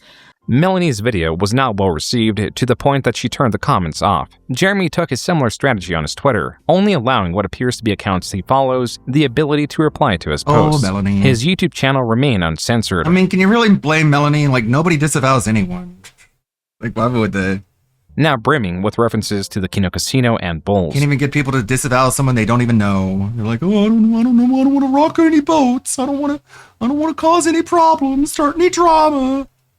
And then the following day, on April 12th, there were two major developments. First, a different channel known as Illicit Clips that hosted a video of Noel discussing the Courting's recent scandal was hit with a community guideline strike under harassment and cyberbullying. As for the second development, a discovery was made. Just 2 days prior, during Jeremy's stream, he pasted a link to Gmail as a way to access it. Briefly, below the address bar were various different links to emails that Jeremy had received. Two of these email headers read, YouTube support and thanks for your report to YouTube. As this was under the NTQ headquarters Gmail, an email tied to various accounts, including his Unsleep Media account formerly known as MTG headquarters, this was taken as strong evidence that Jeremy was the source of the reports. It did not help that he had failed to show the report history for Unsleep Media. Jeremy, not even an hour later, refuted this, claiming that at least one of the emails were related to his Unsleep Media account being demonetized. Jeremy's statement was not so easily believed as the email lacked the header, meaning it could not be cross-referenced to the links seen in the clip. It also mentions nothing about a report being received as the subject of the email was an appeal. Two far different, distinct types of emails from YouTube support. When asked why he hasn't shown the report history for Unsleep Media, Jeremy responded only by calling the person asking the question desperate. And when asked about why the subject of the email was not tied to the previously seen address bar suggestions, Jeremy outright ignored the question. As another piece of evidence against Jeremy, this creator claims to have reported their own channel with a separate channel they own. What they found is the subject of the email they received is word for word what appeared in Jeremy's address bar suggestion. Additionally, a stream from a smaller creator covering the situation was taken down. Jeremy's email scandal, along with many other developments, would be covered in the Kino Casino's 11-hour April 13th stream. It opens with a newer theory that the Courting was able to get the Kino Casino banned not through email, but through a phone call. Courting made a phone call. He has a contact at YouTube that's high up behind the scenes. God only knows how the fuck he got this contact, but it's a complete cloak and dagger conspiracy with this fellow. Yeah. It's so insidious the way that this was done. It was done 30 minutes before the close of business hours in California. The reason it was done like that is so that nobody could contact their YouTube rep until Monday. So we weren't even able to contact our own YouTube representative until noon today Eastern time to begin the process of reversing this. In his DMs with Josh Moon, he says he doesn't even have to flag. He says, I'm not going to flag. All I have to do is make one phone call. That's what he says. The Kino Casino claims to now have influential creators, such as H3H3, reaching out to YouTube on their behalf. And not only did the Kino Casino claim other large creators backed up their phone call theory, creator Yellow Flash publicly stated it was the case. Just for your own peace of mind, I pinged one of our guys last night about the Courting drama. His estimation based on the back end is that the casino was taken down from a personal request, you see, exactly like Hambly said it would go down in the DMs with Josh, because all the user reports were deemed nonsense by the automated system all week, except a privacy claim that also failed to hold up to manual review. He's on the security side, but did say this is almost certainly an off-platform point of contact. Call, text, email. Jeremy refuted this theory. His dismissal of it was hardly satisfactory. This crazy theory, you mean what you told us yourself, Jeremy? What we showed earlier in this presentation, when you told Josh Moon that all you had to do was make one phone call to take our channel down. This crazy theory from some unknown source. You mean you?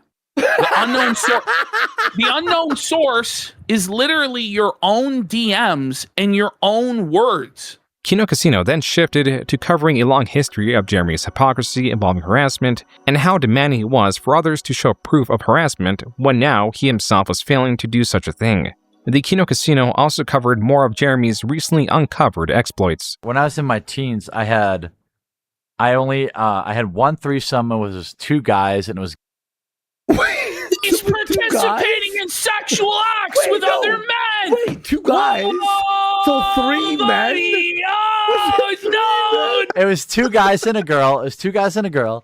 And like, wait, why is he acting like he was watching a threesome with two guys and a girl? Like, What's actually happening here, Jeremy? It's like third person. The Kino Casino's banning had triggered a fierce Streisand effect. Normally, these tales of Jeremy only reached the dedicated viewers of their Clip channel or live stream. The Clip channel's videos rarely surpassed 100,000 viewers. Now, even just this VOD on Kick was more than double that. What's more, the Kino Casino stream had a segment where they shouted out various creators who had tweeted or made videos in support of them. This amounted to 78 creators with hundreds to millions of subscribers. Within were some former and even current friends of Jeremy. Even enemies of the casino were reaching out in support. Never has Jeremy faced such large-scale opposition. And the worst part of it all was that he could not rely on his typical tactics of dismissing the criticism or manipulating the narrative to support him.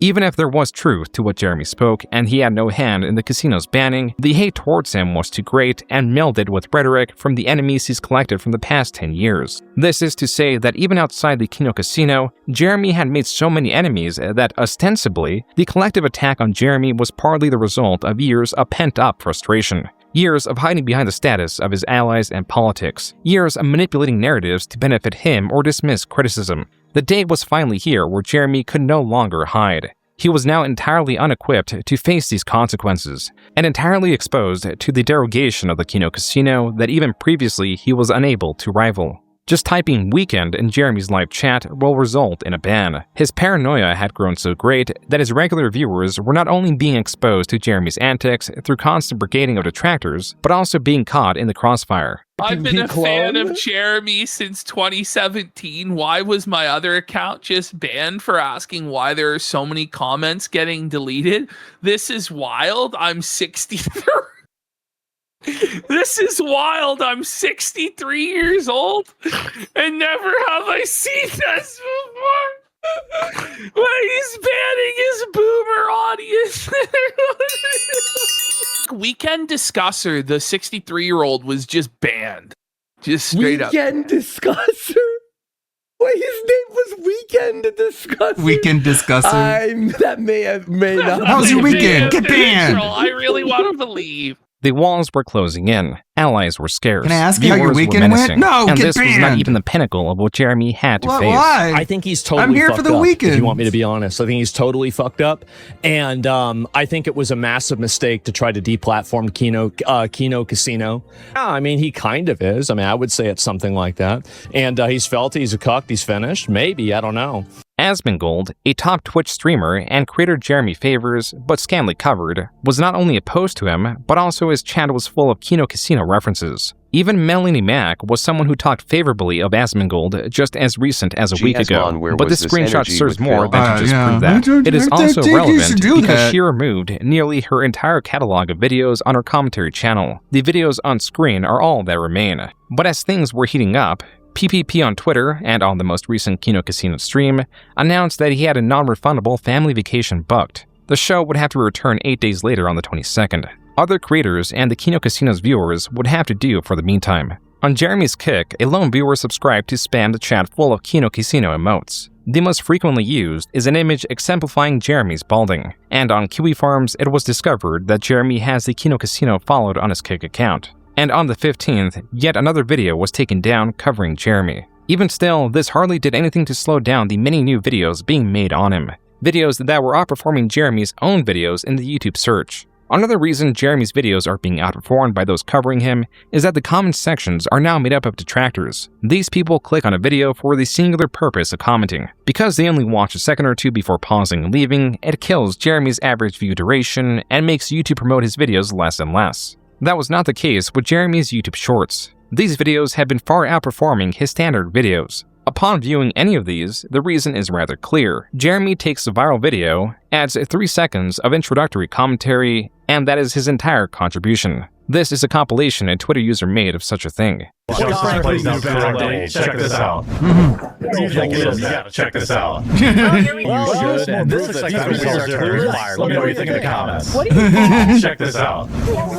Again, check this out. Nowja will win #1 Jeremy was Lolcow not of this pleased year. with the criticism directed at his YouTube Shorts. All right, well, that is the show for today.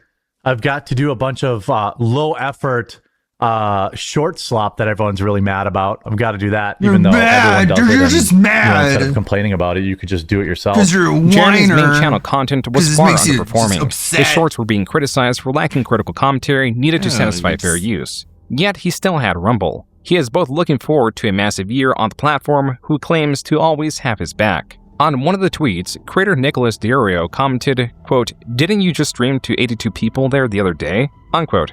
Jeremy did not respond.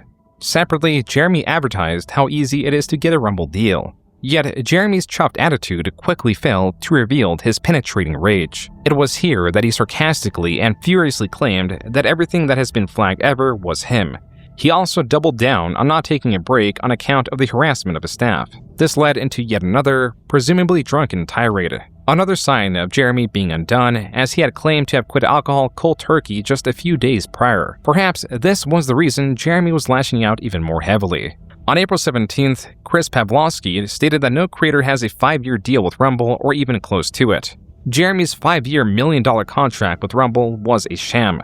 As if this day could not get any worse for Jeremy, the H3 podcast dedicated yet another episode to him, covering his old and recent scandals, even recontextualizing the basement peeing event. He's angry that his wife went for pizza without him.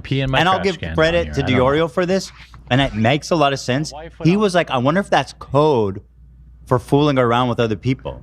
H3H3 even commended PPP for his dedication, deeming him to be one of, if not the most dedicated, passionate, and entertaining troll. Jeremy had set everyone against him, but he appeared unrelenting when on the 18th, yet another video was taken down. This time it was a video by Luther Morgan, the author that wrote a book on lolcows that Jeremy unwittingly promoted.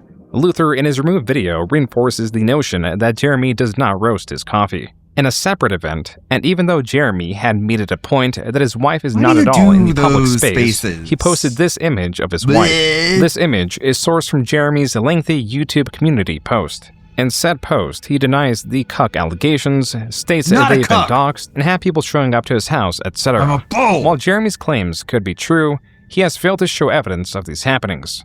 Furthermore, he's using the exact same strategy to deflect criticism from him that he used in 2020 when H3H3 made their content court on him.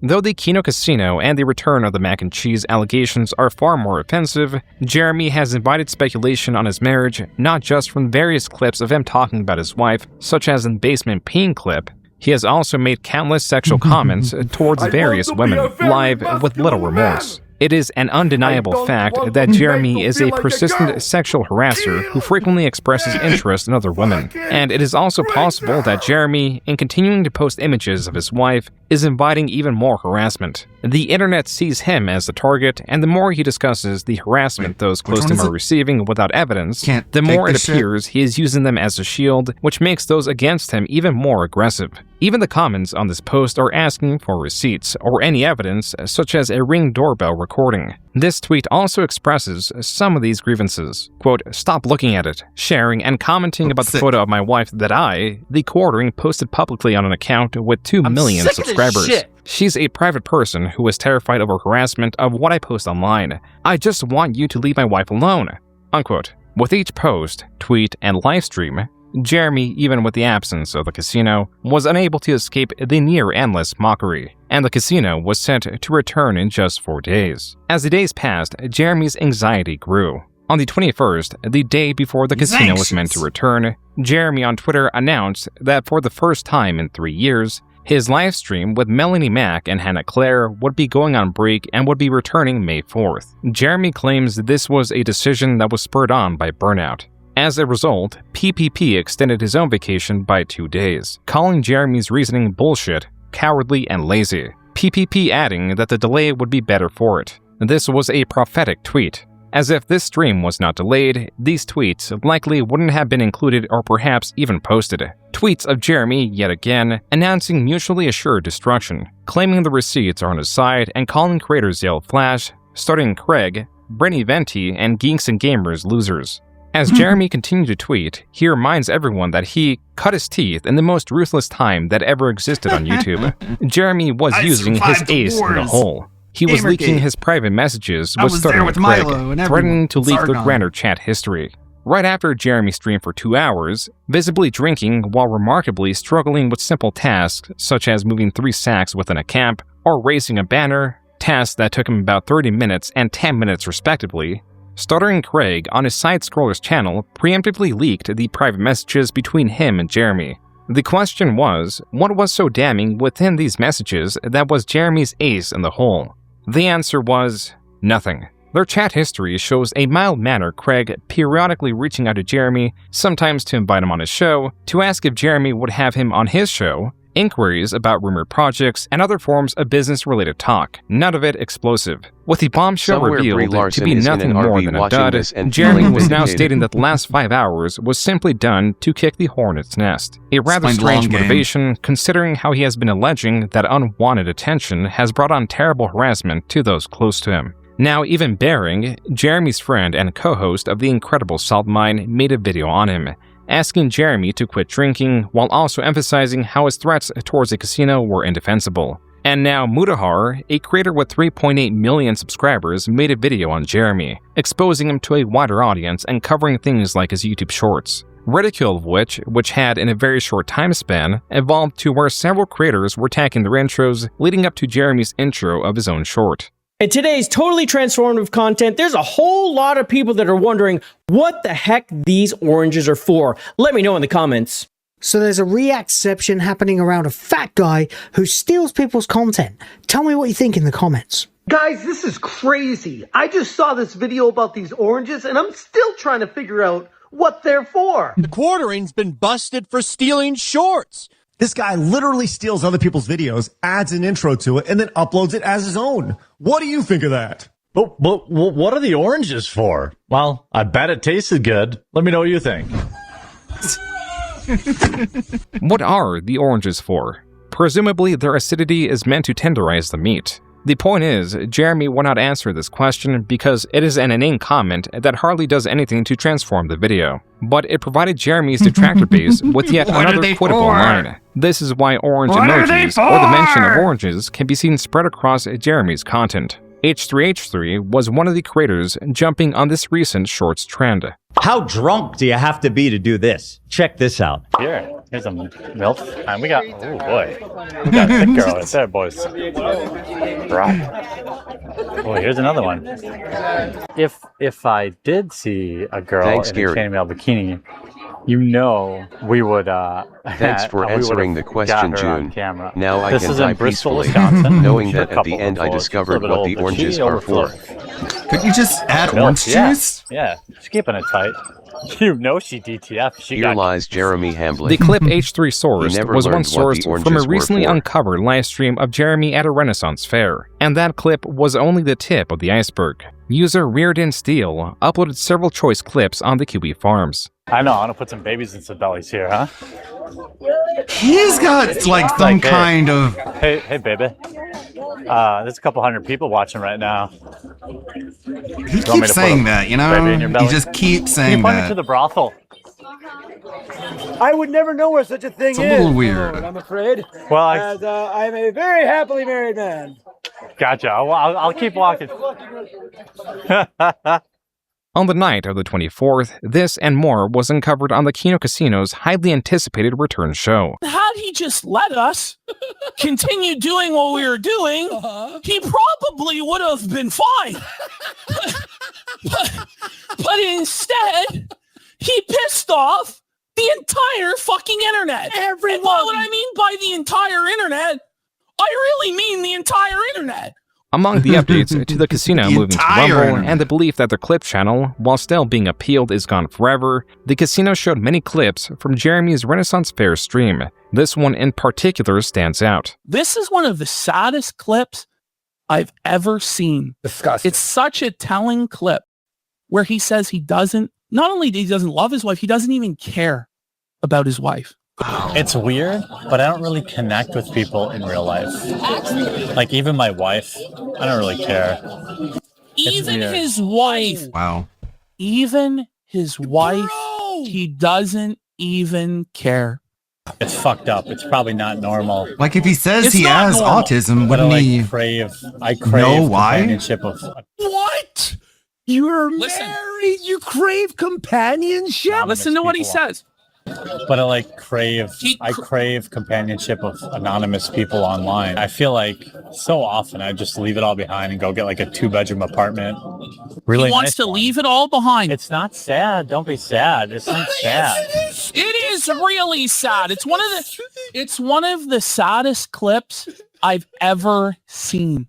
The casino would go on to show many more comments Jeremy has made expressing his interest in other women. Among the videos showcased was Luther Morgan's second video covering Jeremy, provoked by the takedown of his first video. The second one goes into even more depth, not only on the mysteriousness behind Jeremy's undeclared roasters, but also the various infractions involving the coffee's packaging. I wasted 40 of my own dollars to get coffee brand coffee. Luther Morgan, in his video, explained how Jeremy, with his coffee brand coffee, is breaking Amazon's rules, not following FDA labeling guides, and breaking FDA code by not labeling the manufacturer or distributor, the flavor additives, the expiration date, nor the added caffeine content on any of the bags Luther purchased. As another blow to Jeremy's business, it was found that the trademark for coffee brand coffee was abandoned. And with that, the last of Jeremy's hope to escape his endless grind narrows. Just as was with the Publica, Exclusively Games, Game Finder, RCNightmare.com, and many more failed or failing projects, so Jeremy in the stupid. past 2 decades has left a trail of failure, as failure is an unceasing force that leads him.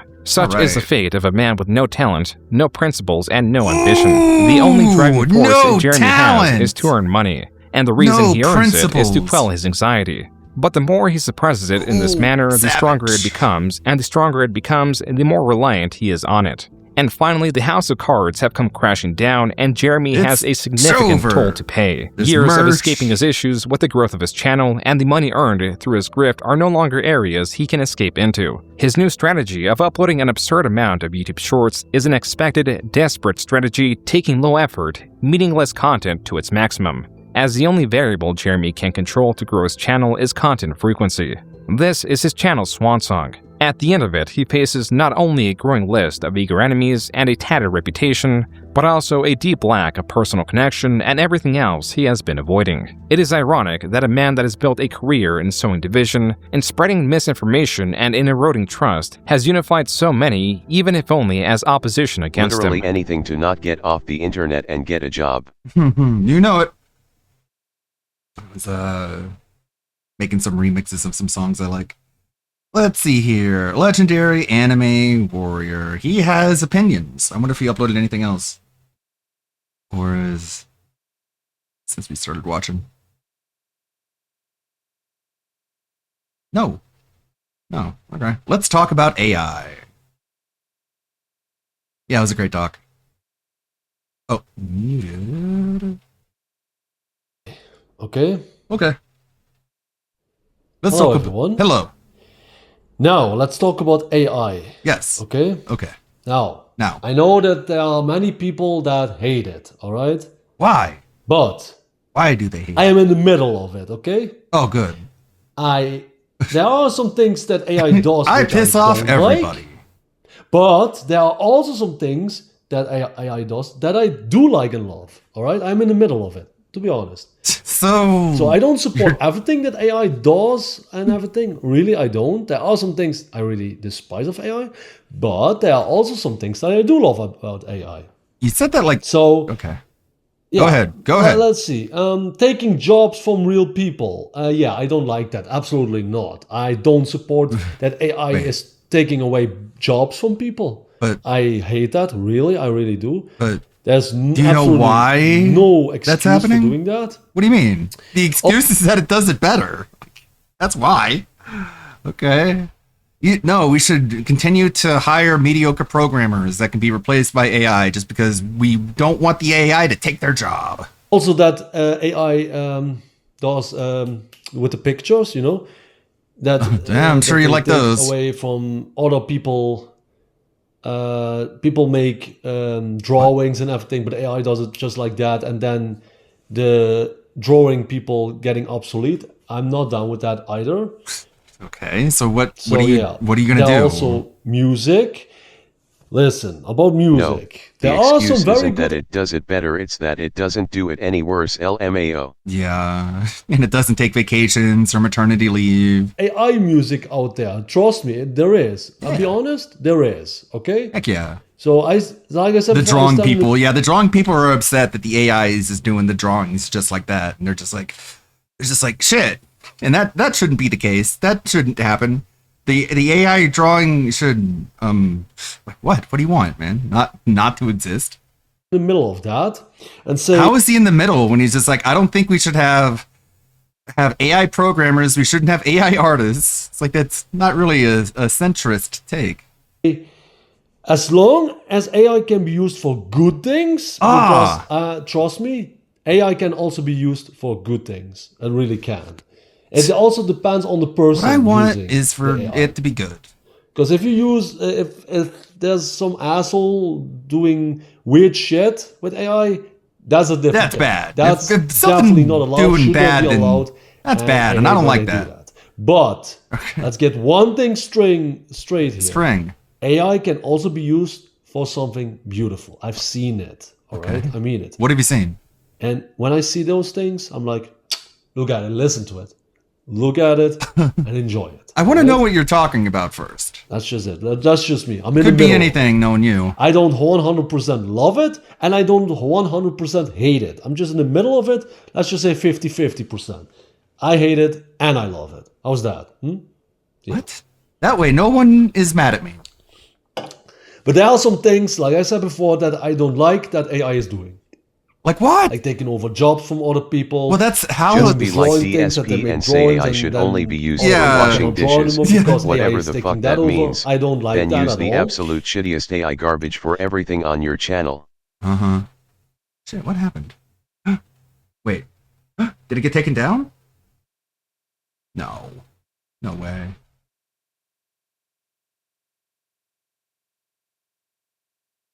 Right? Because we all know. No, it's a glitch.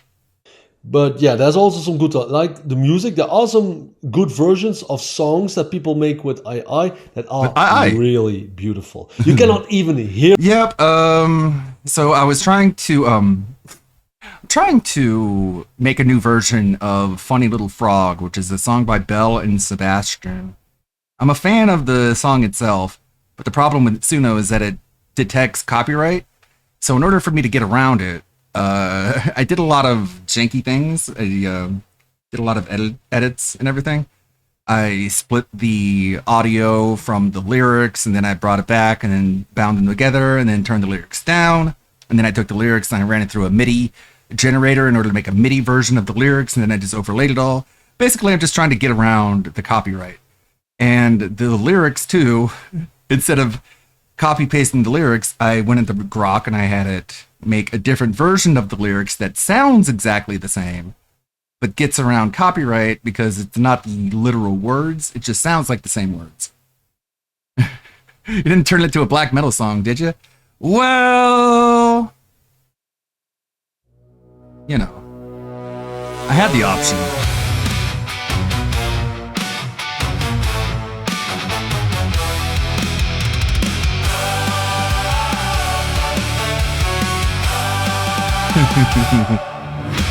Honey, loving you is the greatest thing. I get to be myself and I get to sing. I get to play at being irresponsible. I come home late and I love your soul.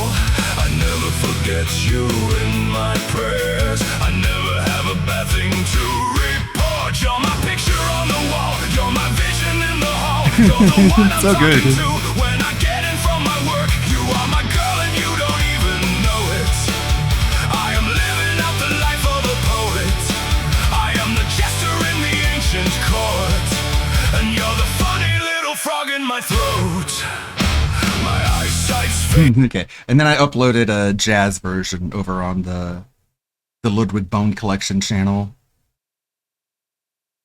It's all jazz.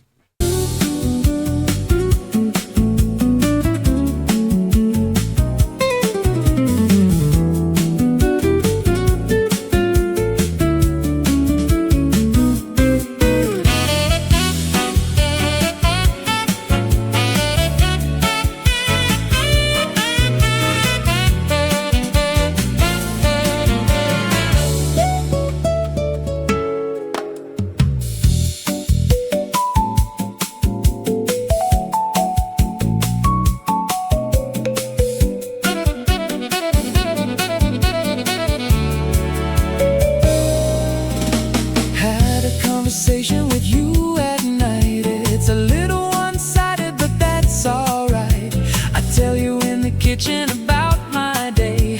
You sit on the bed in the dark, changing places with the ghost that was there before you came. You've come to save my life again. I don't dare to touch your hand, I don't dare to think of you in a physical way. And I don't know how you smell, you are the cover of my magazine. You're my fashion tip, a living museum. I'd pay to visit you on rainy Sundays. I'll maybe tell you all about it someday.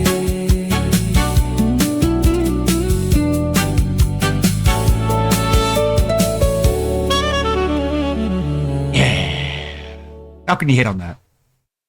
Who could possibly hate? What? Hear that it's AI anymore. That's how advanced it is. Hell yeah. Trust me. 1 or 2 years ago, when it took off, you definitely could have still hear it. Yeah, it's my soundboard. How did I discover it on YouTube?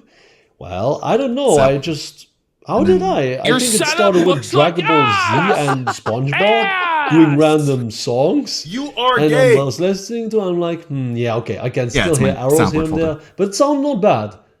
Plankton singing, what was that song? Oh, what is it called? Begging for Madcon. When I heard that, I'm like, oh shit, that shit is tight. I love that, seriously. But it take No, I away. really do. But it took away a job.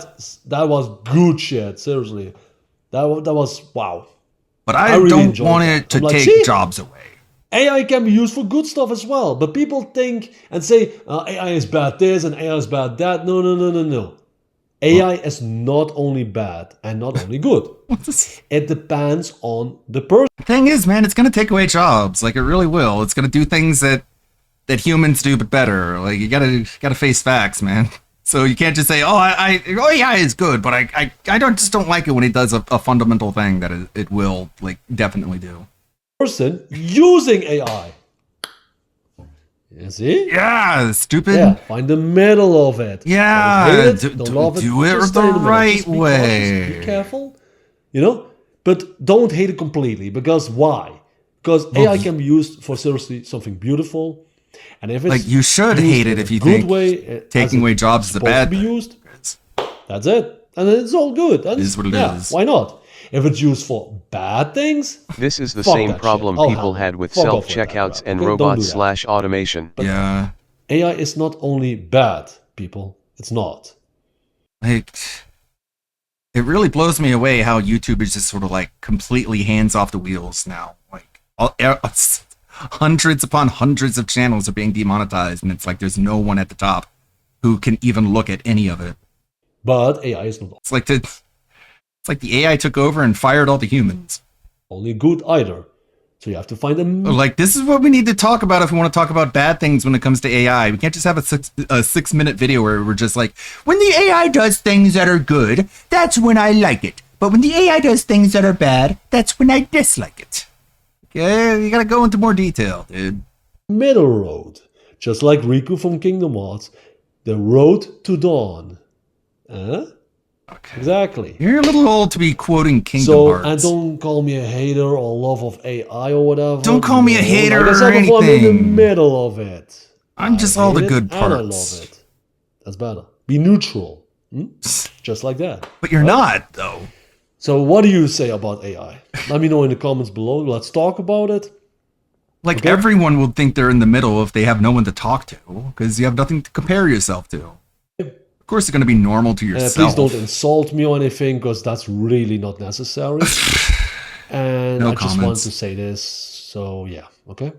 I hope everyone has a wonderful day. Stay safe. I just wanted to have a take on Be a yourself topic, at all but I didn't times, want 'cause you're any amazing just the way you are. pushback. So don't let So don't let anyone tell you otherwise. And yeah. Stay that will be it safe, for stay now. motivated, stay vigilant. Remember, I don't know when I will be making one more question Let's per Play video. videos or whatever. Maybe in the future I will, but we'll see. Okay? Just have a little patience. All will be done. All right? And singing as well. Peace out, everyone. All right? yeah. Oh my god, it's really bad at outros. The Star Wars Day. Let me guess what he has to say about Star Wars. When Star Wars is good, that's when I like it. When it's not Is good, that that's when I also don't a, like it. Yeah, I think there's a white one. I think Ahsoka Tano has it, right? Or was it the black one? No, wait, the black one is from The Mandalorian. That's the Darksaber, right? Yeah. What? Oh yeah, and I don't read books, so there are many comics and books of Star Wars. Don't tell me to read them. I won't do that, I'll be honest. Don't tell me! I don't like to read. No, I really don't. I don't have time for that crap. I don't like to be honest.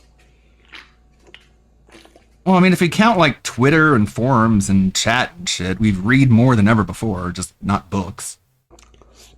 So yeah, let's say music, yes. What was that dude's name? Oh, jeez. John Williams? Oh my god. How can I forget that dude's name? It's not Hans Zimmer. It's John? Was it John? Great discussion. John? I think it was John something, right? John Williams. Oh, I forgot the name of that dude who made all the music. Oh. If only you had a computer in front of you. How can I forget that dude's name? If only you had...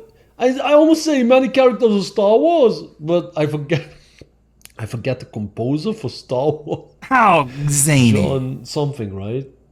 If only he could read IMDb. He doesn't read, damn it! He doesn't have time for that shit. I'm very sorry, everyone. Jeez, how can I forget that? Wow. Because you don't read. That's an epic fail. Holy shit. I really... Don't tell me to read. You see, if you're getting older, people, seriously, you're starting to forget things. It's true. So please don't hate me. You watching this, y'all like in your, in your teenage years or in your 20s. I am almost 37, okay? So bear with me. Why does everyone think they're older than everyone? It's not that old, but the older you get, yeah. It's weird to just assume that if you're going to put videos on YouTube, you're necessarily talking to a younger audience. Don't need to explain how that shit goes, right? And you just assume that like, oh, you guys don't know about the shit that I lived through. It's like you don't know anything about who you're talking to. So I don't want to make excuses, but it is the truth, though. Okay. John something. Oh, jeez. But yeah. But I love the music of Star Wars, especially. No, this actually, I was watching Tamir videos, and this guy's video showed up here on the sidebar. And like, it's just one of those random things that YouTube recommends, because this guy's got 4 views and 74 subscribers. It's not like he hit the algorithm. It's more just like, kill the fucking creature. It's just similar to things you like. The Cantina Band sound, the Imperial March, yeah, of Darth Vader. Duel of the Fates, if I say that correctly. You know, the one where Qui-Gon Jinn and Obi-Wan Kenobi go against Darth Maul. Okay, all right. We're just mentioning things. Okay. So the pre-stream recap has started. You will not be watching the entire pre-stream. Just the highlights from the old man. ALT. We can rewind. We can speed it up so we can get through it quickly. Hey, speaking of bullshit. No. Right? At least. So I'm not sure it's gonna.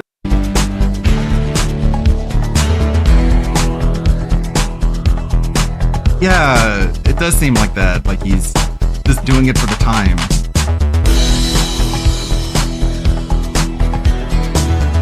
What's wrong with my...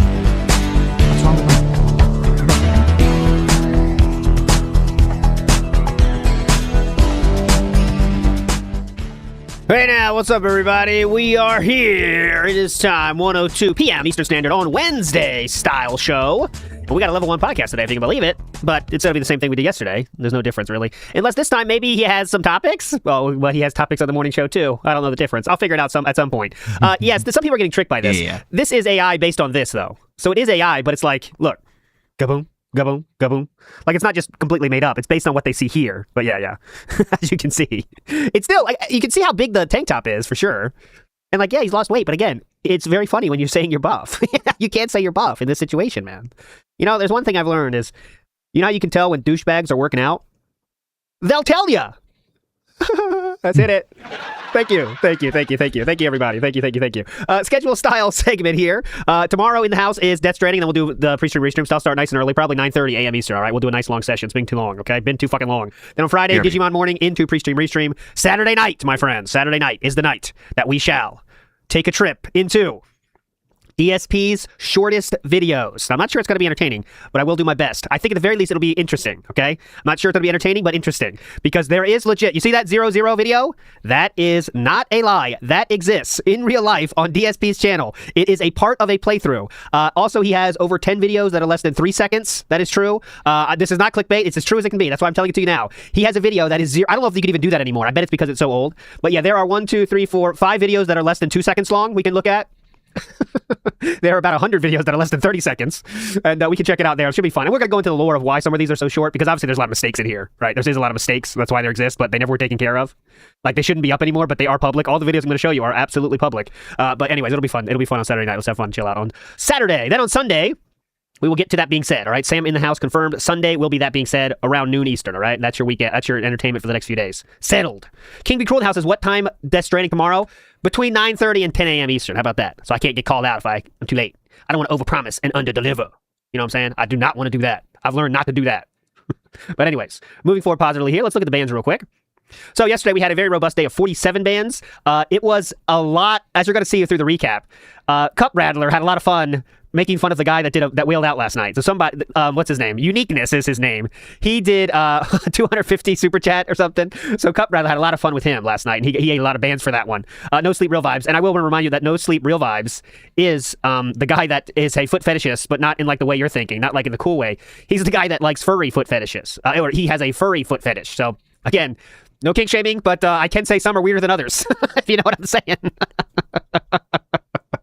And that's not a lie. That's all public. I mean, it's all public in his own social media pages that people have found. But yeah, it's the truth. That's just fact of the matter. I don't know what else to tell you. So anyways, and even like the Dents are making fun of him as well. Even Eva Cowboy fan made fun of him last night. So we'll get to all that in the pre-stream, okay? In the restream, okay?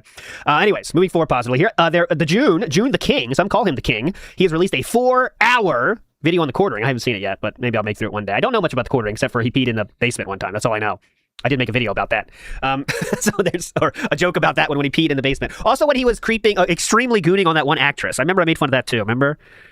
He's what's her name? Disney something, right? But anyways, he literally said these words, guys. He goes, "This is what I would do." Okay, he said, "This is what Brie Larson." Yeah, he said, "This is what I would do. I wish I could be like going out with her, but I would like let her do other dudes and stuff. I would let her fuck up." Gina Carano, that's it. Felipe Baxter got it. Gina Carano. He quite literally says the following words when he's drunk as shit. All right, he says this: I would let her just fuck other dudes, and I'd be like her friend though, and she'd be telling me like how the fucking is going and stuff, and I'd be like that cool friend dude for her. I am not making that up. I don't know if it's in that documentary, but that's really true.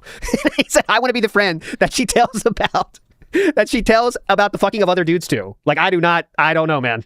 I don't know what to say about that one. No kink shaming, but some of them are weirder than others. I never said that about Amy Rue. I will absolutely not do that. There's a limit. There's a limit. Okay. No one clip this, Woodnox. No one clip this. Anyways, moving on. Oh, he said in a movie. Oh, thank you, Triangle Knight. In a movie. That makes it fine. Oh, I can put that tag on anything I say? Oh, I was gonna say something very horrible. Like I'm not even gonna do it. Nope, joke over. Not gonna try it. Because then it's gonna get taken out of context. I'm not gonna do it. Anyways, moving forward positively. I have a lot of movie ideas too, so many movie ideas I can do. Big ups, Leozard. Come on, let's change topics here. Let's change the mood. Go, please. I need this. Who in the hell wants to do that?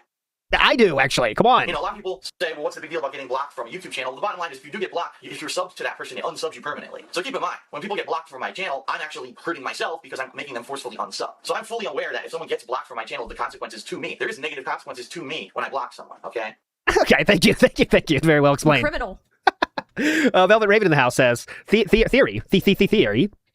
No Sleep Real Vibes got in trouble with Daddy for the ERP, and he's donating his daily wages from the debt mines to get back in his good graces. Could be. I mean, this guy, I don't know what you're saying. I don't know how he has money or whatever, but he definitely was not this level of a whale before, and all of a sudden he's kind of turned it on. I think it's because he kind of is like the main dude now, right? There hasn't been as many, people in there donating as much as him. Maybe he likes the attention. I don't know. He got a new job. Okay, new job. Well, what job is that? You can drop $250 a day and have fun with that. I mean, come on. I personally, from what I've seen of this gentleman, I'm not sure he's going to be an investment banker or something, if you know what I'm saying. Erotic roleplay. You know what I'm saying? That's my guess. I'll have a confirmation of that, but I don't quite see him as an investment banker type. You know what I mean? But I don't know. Anyways, moving on. Let's get to it. And this, you'll see, it's going to be interesting because DSP did that typical thing where one person controls the whole stream and he doesn't like it, but we'll get there. Let's start with the day stream, all right? So, the day stream is Pokemon. Here we go. Don't tell me I need cut again. I don't have it anymore. Oh, mama. I don't have cut, so I can't get down there. Yeah, forget it. Forget it? I mean, you know, cut. You know you can get it again. I don't have cut. Where the old men are at. The old men. What? Right to the man in the lake. That's where DSP is. Oh, okay. Jesus, the level of hand-holding. Oh, is he going? Oh, I want to see this. I got to see him gamble. Hold on. Come on, please gamble. Do this. Oh, my God. Come on. How do you do this? You don't know how to gamble? Sit down. What are you doing? I don't get it. What is he trying to do? Oh, big ups, Jatu. Gotcha. And that, okay, this, I don't want to get too deep down in this rabbit hole of dentage, all right? This is next level. This is multiple levels deep. So, No Sleep Real Vibe, Jatu is theorizing that he donated to impress the new erotic roleplay girl that's been in the chat. This is what a community DSP has curated, huh? Very fun. So Fill I up? buy 500 coins 9 times. Yes. So I know that you're a troll because I don't have... Kyle, now I know that you're a troll because I don't have a Discord. So there's no links to my Discord. Enjoy your ban. He does have a Discord. He showed it on his screen this year. Remember where we found out Duncan and the hand card. So cool though, but that's a lie. So, its thin, balloon-like body is inflated by horribly toxic gases. I know a little something about that personally. Just saying for the record. It reeks when it is nearby. I also know something about that. Wow. All right, so is it male or female? It's a male. Oh, hilarious stuff here. Substitute teacher level jokes here. And that's an elementary school. Super substitute teacher joke, okay? Fantastic. You're doing great, man. Doing fantastic. Loving the comedy stuff. I mean, how did you come up with this? Don't tell me I need cut again. I don't we have don't it need anymore. cut. Fuck off with the cut. Fuck off with the cut. Here we go. Now hold on. I got 2 tips. They came in within seconds of each other. I have to go in order of receipt, okay? He doesn't so these have are a $2 $5 Discord. Tips. I have to go with the person who What tipped did first. he call Jordy on? The first tip is $5. We need a tiebreaker tip. Who can get the next tip in? Go, go, go. Name coughing, bong, rip. Okay, that's the first tip. The second tip is $5.01, and they said, call it wings.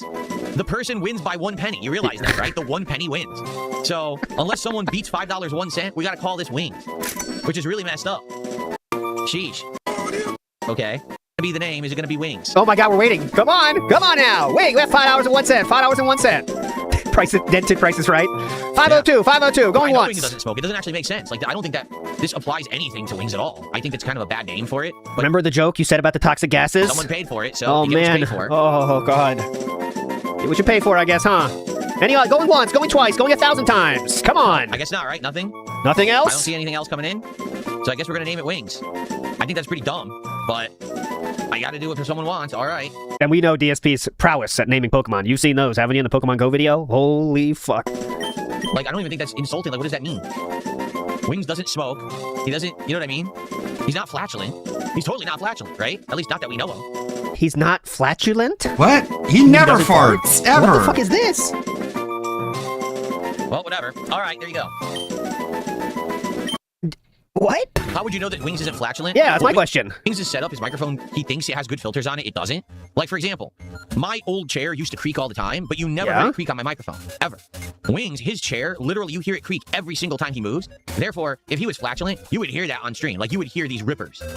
Are you being serious right now or not? I can't tell. And you never hear anything, so that just means that he Why doesn't are fart. you even thinking about this? Wow. You be hearing rippers. Oh, Ferb says we used to hear you fart all the time. That's correct. No, that's not true. People never used to hear me fart. It Yes, was crazy because I we swear to you, I did. would fart on stream back in the No, and we heard them many times. day. Like, I was way more flatulent than I am today. I used Okay, to well, I'll find you something. And no one ever brought it up. Why? People did bring it up. Really, sometimes it was This like, is why I can't watch this dude anymore, man. And people did bring it up. I was like, I guess my filters are good. That's not true. People did bring them up all the time. So I'll show you one. Some people are asking for it. I saw you here. Likes asked for it here. Oh God, I searched DSP Gaming farting on Twitter, and the first video was Sophie Rain farting. You might want that, but I can't show it to you. Some people might ask for that, but unfortunately, I'm not showing that. No link. It's disgusting. anyone has other links like that, please share them with me so I can ban them. Oh, here's one. This is not the one I was thinking about, but it still counts. Ready? Seriously. Holy shit. I'm not farting right now. There you go. Remember, no one could bring it up and no one heard him fart before? Seriously. Holy shit. I'm not farting right now. Remember, no one heard him fart, no one brought it up anymore. But anyways, moving on. That wasn't what he was talking about, but still. Someone tip $2 says, why don't you use the Pokemon the day after someone This pays? is why his The deal? videos That was and the deal in the streams last aren't game. age restricted. We're not doing that because Because this this game, you need is to have some the same party you train it juvenile up. It's ass not like shit. modern Pokemon games where you can easily level Pokemon up and they're easily swappable. In this one, you need to have a dedicated party or you can't even win. Like, you're talking about something we were doing in November. Actually, in October. You're a little outdated. You're outdated, so you get less. Yeah, you don't even get that much when you name your Pokemon. Dumb fucks. Anyway, okay. So I don't know what we're supposed to do with these switches. I've altered the deal. Pray I don't alter it further. Gotta go back. So do I want to flip the switch on this statue on the way back or not? That's the question. That is the question. So that is the question the chat needs to answer, I'm guessing. That's what we're looking for. To flick or not to flick? That is the question. Whether 'tis nobler in the mind to press the button without truly knowing the consequence, or to Okay. What is my body count? Oh, thousands upon thousands, let me tell you. Just endless. When I was young, I was just completely uncontrollable, let me tell you.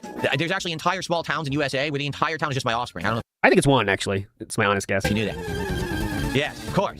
Everyone knows it. That's not a joke, by the way. I literally think it's one. It's my guess. Panda really wanted it, so I think she fought through it. I'm saying one.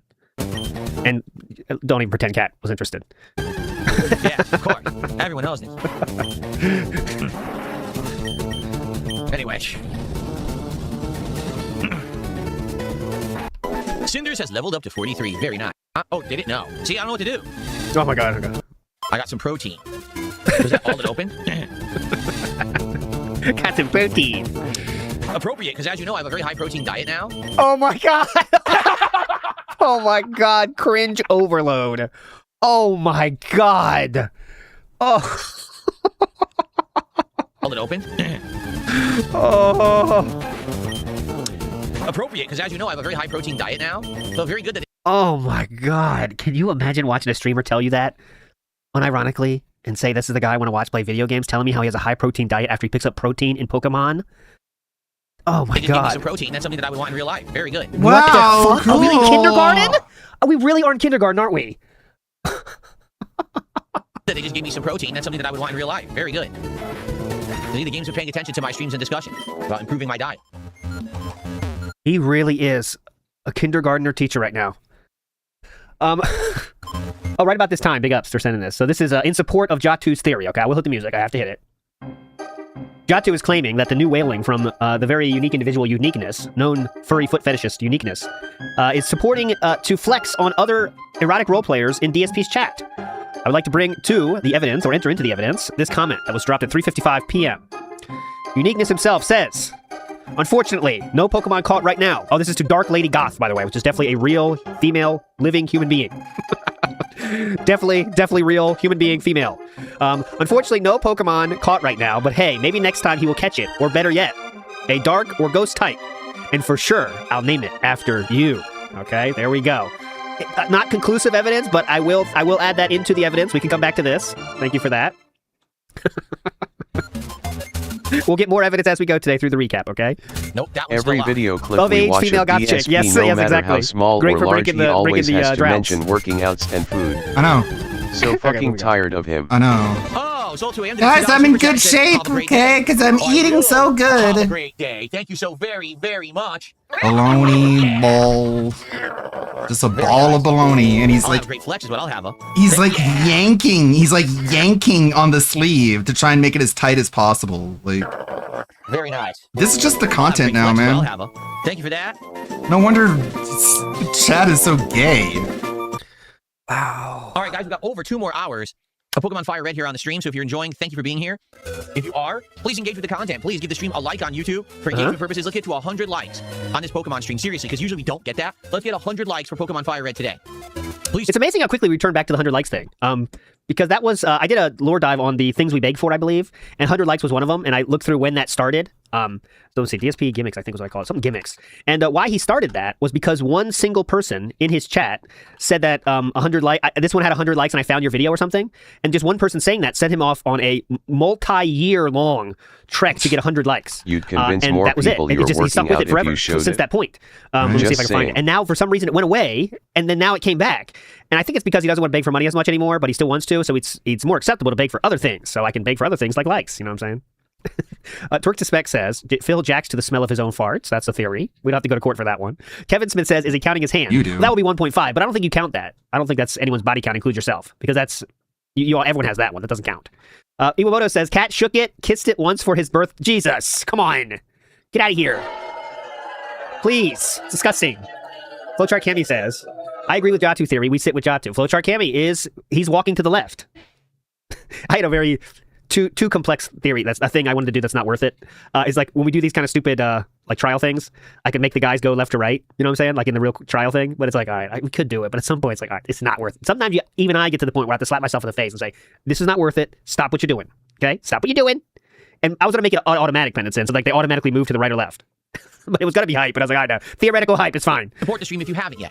You could tip, just like Joseph's been doing via PayPal. You can do that using the tip command in each chat. Okay? Or yeah, what else? You could do a super chat on the YouTube side. You could do some kicks on the kick side. You can become a member on the YouTube side. You can become a sub on the kick side. You can give some memberships on the YouTube side. You can give some subs on the kick side. There's so many ways to contribute. The kick side would be great today because whatever I get kicked today, I get paid for it all day. So please support on kick if you can. Let's go. Let's support Pokemon. Thank you, James, for $1.50. That's begging, but he's gonna say I'd never beg anymore, you guys. That just showed up on this isn't begging. Give me your money. Give me your money. Give me your money. Give me your money.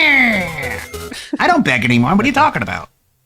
So guys, we've got about 90 minutes left on tonight's Pokemon Fire Red stream. I hope you like the fact that we're doing progress today. Ooh, this is good. If you like the fact that I'm doing progress today. 90 minutes left on tonight's Pokemon Fire Red stream. I hope you like the fact that we're as doing progress. As opposed to we surfed our way into Cinnabon, not even the mansion, and now we're doing the Fire Gym, and I hope that you guys are having a good time. But if you are, please give the stream a like. Oh my God. Live on YouTube. That would help a ton. I'd like to get 100 likes on the stream today. Which I will unlist right afterwards. 200 viewers, let's go. Let's hit 100 likes. If you're watching on demand, by the way, Pool Noodle hit 44. That's excellent. If you're watching on demand, please like the video and leave some comments. Opposed to 2 hours of Articuno. All right. All right. Mr. Mattenhouse says, so when is he going to buy or lease the sports car and complete his midlife crisis? He's going to get into Looksmaxing next. Well, he already is in it. I think he's buying stuff. Like, he's not buying a car because that wouldn't help him that much. But he's just buying stuff for the office. You know, that's the same thing, right? It's just buying stuff you don't need, right? I don't think he would buy a car like that. He's buying enough, though. He's buying enough. How much name of Pokemon? $5. Ooh, cheaper. Unless someone tops it. Like, if you do $5 and someone does $6, well, the $6 person wins, obviously. Oh. But it's $5 to start. I wonder if there's any other Pokemon to catch here in the grass. There might be. Velvet Company says, yes, you're actually stuck on these islands till you complete the quest line, so. Okay. Well, everyone, another good opportunity to just remind you if you are enjoying Pokemon Holy Fire, shit! Engage with the playthrough, that'd be amazing. You could do that by liking the stream right now. If you haven't yet, I'd like to get the stream to 100 likes. Shut the fuck up about likes! We have over 200 viewers. It would be amazing to get thank likes you. on the stream. Thank you for the gift If you're subs. watching on demand, if you could like the video and leave comments, that Guys would have been help great for today. well. Thank you guys now Jesus! for everyone here live. Thank you for the support so far. We've got about 45 minutes left. If you could support the stream in some way. That's how you do it, Phil. A super chat, a membership, a gifted membership. Right now, we have no memberships today. 0. Just saying. On the kick side, some kicks, a sub, or gifted sub. Right now, we only have one person who did 500 kicks and 1 sub. I'm just saying. Or you could tip via PayPal. Everything's appreciated. But it would be great to get some more support in time for the end of the stream here. He's at 200 viewers right now. Thank you. He's just saying to the same exact people. But the thing is, it works because you have people like No Sleep Real Vibes in there that will hear that, or no, your future stepdad. It's literally cuck behavior of like ask for money. Oh, I give him money. Like your future stepdad will legitimately do that. Hey guys, like I think if he's there, it's like, hey guys, can I give you a sub? And then they'll do it. It's like amazing. It's incredible. Those who already have. Hey guys, don't forget this is not free. Okay, come on. Exactly. Kick is literally given $11. That's right. That's the support Kick gave me today. $11. So. Do you think you deserve more than that for something that costs you nothing to do, just streaming to a different platform? Let me hear that again. $11. That's right. That's the support Kick gave me today. $11. So, yeah. So is this it? Okay, I want to record that actually. Kick is literally. Thank you to those who already have. Stop. Exactly. Kick is literally given $11. That's right. That's the support Kick gave me today. $11. So, yeah. So is this it? Almost $11.95. Almost. All right, here we go. Guys, we've got 30 minutes left on today's Pokemon Fire Red stream. 30 minutes, okay? Thanks for getting me to 100 likes. If you do like Pokemon, if you could support the stream, it would be great if you could in the next 30 minutes. Thank you. Sorry that we can't really catch any new Pokemon to name at this point. We try just all the same ones over and over, so. And I'm stuck. I can't leave these islands because we're stuck in this plot, so I gotta do what I gotta do here until I can escape, and then we can go name more Pokemon. If you like that I have 30 minutes left. If you like the fact that we're stuck. He said I lost it all again. Oh no, he's lost it all. Your favorite is Houndoom. Houndoom's pretty cool, Lazuli. Major daytime stream tomorrow. So as you might not know, No Sleep Real Vibe saved this stream by himself. I think he did $80 or something. So literally, he was sitting in chat the whole time, just sitting there talking to people, having some fun with the ladies that he thinks are ladies. And then when it came down to it, he did donate $80 to make sure it got to the goal. So there we go. Keep that in mind because we're going to see that again in the night stream, if you can believe it, which was Mouse PI for Hire. Let's start that one. Yeah, today's Cinco de Mayo. I'm sure many people had Mexican food today. I did not. I started playing Fire Red alongside Phil. Took me 40 hours to become a champion. Is he just going to name games here? He's dragging this out for dead money and wonders why he can't retain an audience. And like, he's still not done with Pragmata, I think. Like, he's had so many, like, probable conclusion of Pragmata stream. But no, it's still not off the conveyor belt, because that's just how slow he plays. What is this? What's the schedule today? What's on the docket? Pragmata concludes today, are you sure? There was the April 1st special event that I did. Okay, that's just playing games while sitting in front of the TV. Go ahead. My birthday. Okay. Sitting in front of the TV playing video games. Okay, keep going. Okay. Then a whole bunch of new game playthroughs and things. Okay, so gameplay. Yep. Anything else? That is adding 0.0 work to what he's doing. Go ahead. Then I was planning the entire month for this May 1st event. That took a whole month to plan? Wow. Later, Sarah. Have a good one. Right? And then we had May the 4th, where I was doing the special Star Wars meal. Like, all this stuff was happening, and the last thing... So Burger King having a Star Wars meal added to your busyness? I ate a hamburger. It was so busy. This is how stupid he is and how stupid his audience is. Because they can sit through that with a straight face watching. Yes, I love this. He was so busy. He ate a hamburger.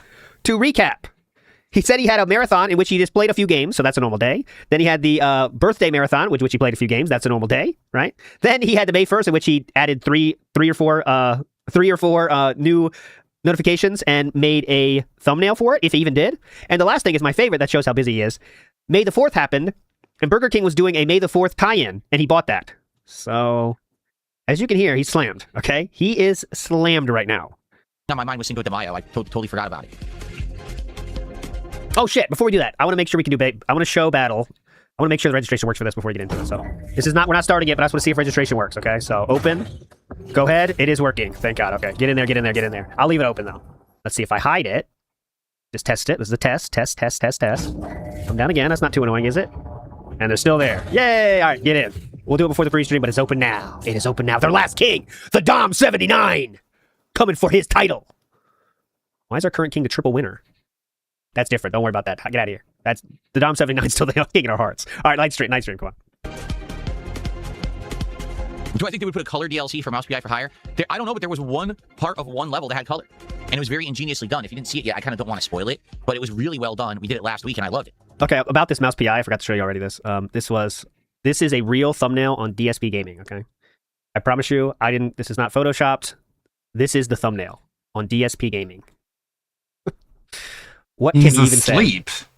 How little do you have to care? He's sleeping. How little do you have to care to say, yep, that's going to work?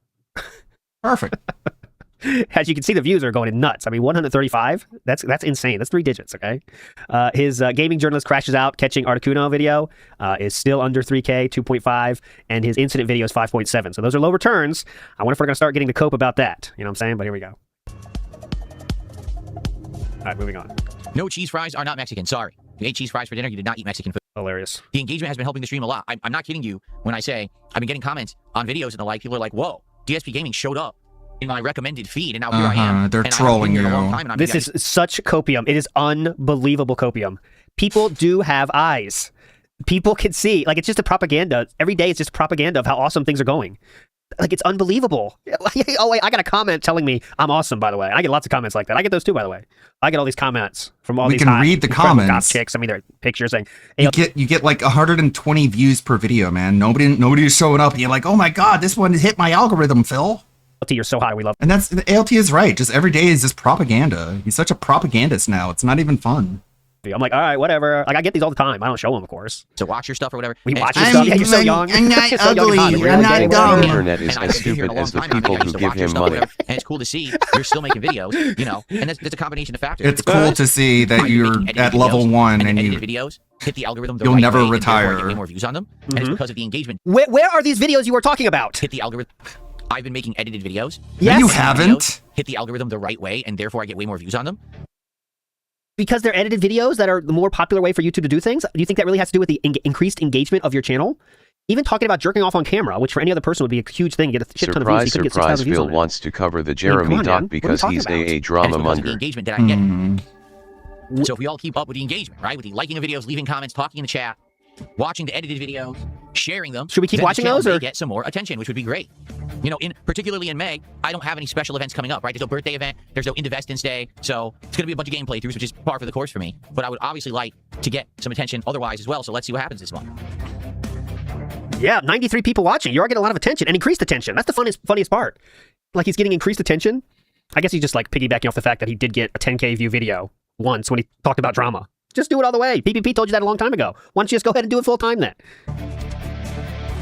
Oh, Velvet says, the NFL on the sword once. Phil looks like he tastes like onions and anxiety, so that's all she could muster. Glad she got out and is thriving now. That's for sure.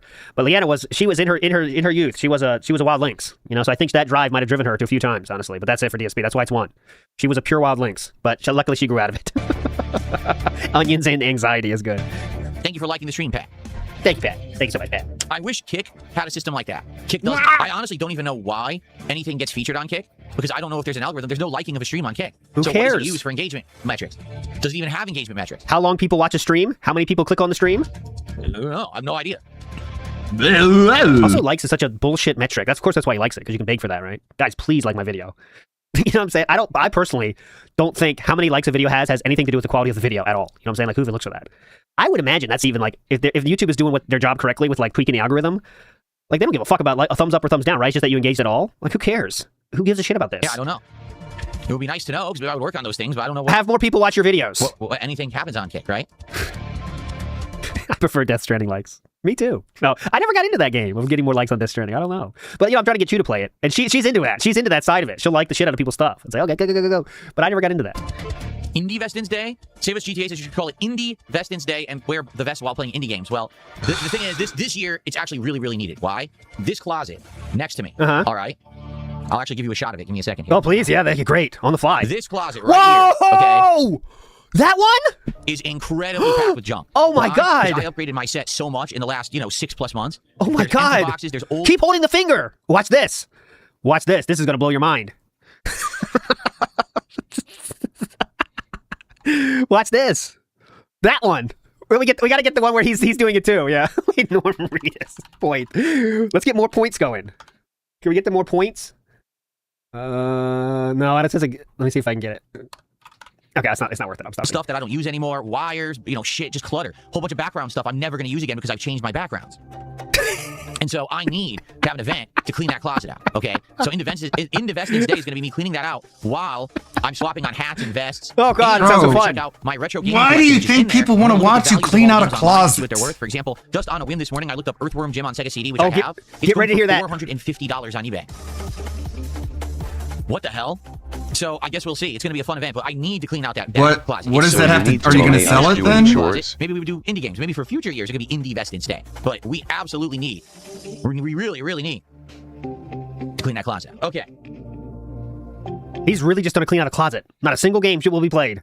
Just clean out a fucking closet. Oh my God. And it's just boxes too. What else can fucking be in there? This closet, right?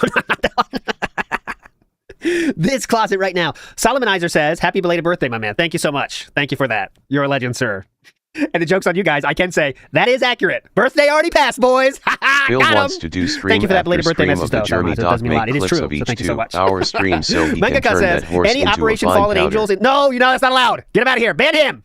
Ban him. That's not allowed in this chat. Not allowed. No Operation Fallen Angels fishing here. Not going to happen. Oh, smoking is a no for me. Smoking is a no for me because growing up, my mom was really hooked on cigarettes, cool mild, and she was a cool mild enjoyer. Mom was really hooked on cigarettes, cool mild, cool and she would mild. smoke 2 packs a day. Oh my God! There's a picture attached. Oh my God! It's me as a. That is cursed. Take that off. Jesus, look, that's me. That's my face attached to a goth baddie's body. Please take that off. I do not look good as a female. I've tried those, the swapping of, you can do the swap gender stuff on apps on the phone. I do not look hot. I just cannot pull it off. I cannot. I will not watch there you go. a Last single look. I'm second forgetting of about Phil this. lacking basic My face self-awareness. does not work in any way. Go ahead. Hooked on cigarettes, cool mild. That's not a real photo. Jesus, it's not a real photo. That's AI. He would smoke 2 packs a day, and the house would stink to high heaven. Yeah. And everywhere I went in the house, it was cigarette smoke everywhere, right? And when that happens, you grow up in that environment, one of 2 things happens. Either you also become a smoker, or you literally gain the opposite, the complete aversion. And that's what happened to me, is like I have a complete and utter aversion to any kind of smoking. I hate smoking. And I hate cigarettes, cigars, cloves, weed, and I can't cigarette smoke or any kind of smoke in the air near me. It very well could be that I have lung damage from growing up in a house that was full of smoke. No, it's autism. Secondhand smoke, damage. I do have issues with my lungs. Like if it's very cold outside, sometimes I just can't catch my breath at all. And everyone around me is That's because you've been incredibly out of shape your entire life. like, what's wrong? I can't breathe, That's because you're incredibly out of shape. If that Because my happened, mom dude, get help. smoked. It's so cold, I can't breathe. So it could be. I don't know. No, it isn't, because that's not how it works. It's too cold, I can't breathe. Okay, autism. That's just being outside for him is tough, okay? Being outside for him is tough. Cool Milds. Cool Milds. It's a very unique choice, the Cool Milds. Cool Milds bring up images of exactly what you would expect, like Linda to be like, I'll show you what the pack looks like. My parents were also smokers. Thank God they quit, a long time ago now. But they didn't do Cool Milds. Cool Milds were like, in their opinion, this is all smoke lore. Cool Milds were like, how can I put this? They were for, let's say the people you say that you might make fun of for going to Walmart. That would be like the Cool Mild shoppers. The Cool Milds are for people that go to Walmart. So my parents were the Marlboro Red smokers. They would look down on the Cool Milds. So dumb. You should quit smoking if you smoke, guys. It's definitely worth it. That's the number one thing you can do to make your life longer, okay? I promise, is quit smoking. So please do it. My parents did, and it took them a long time, but they finally get it.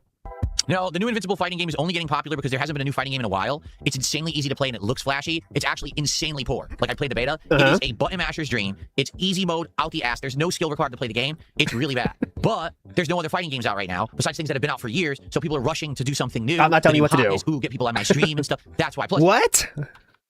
But there's no other fighting games out right now. Okay. Besides things that have been out for years. So people are rushing to do something new. The new hotness. Ooh, get people on my stream and stuff. That's why. Plus, Who's the that? new season of Invincible also just came out. So it was kind of like the right timing. But the game is not good. So as you can see, DSP's already been whaled out $200 now. And this is the worst thing for him, right? This is the worst thing. Because he already hit the goal. And he doesn't have any incentive now. And, when he can't beg, he loses half of his content.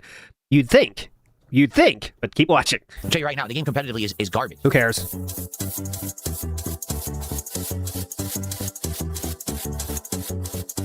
Why Try Blaze says, I don't enjoy your Street Fighter content. It's too much raging. I hear you. When I play Street Fighter, I get very passionate. Those are the streams that usually you're going to hear a lot of rage, for sure. You're right. Uniqueness says, do you know what's as good as the briefcase? And I don't like it. I don't know. Uniqueness, What is it, Uniqueness? That's the guy that gave the money. Plays, that patched out the infinite combo I was doing out of Invincible. It's a great question.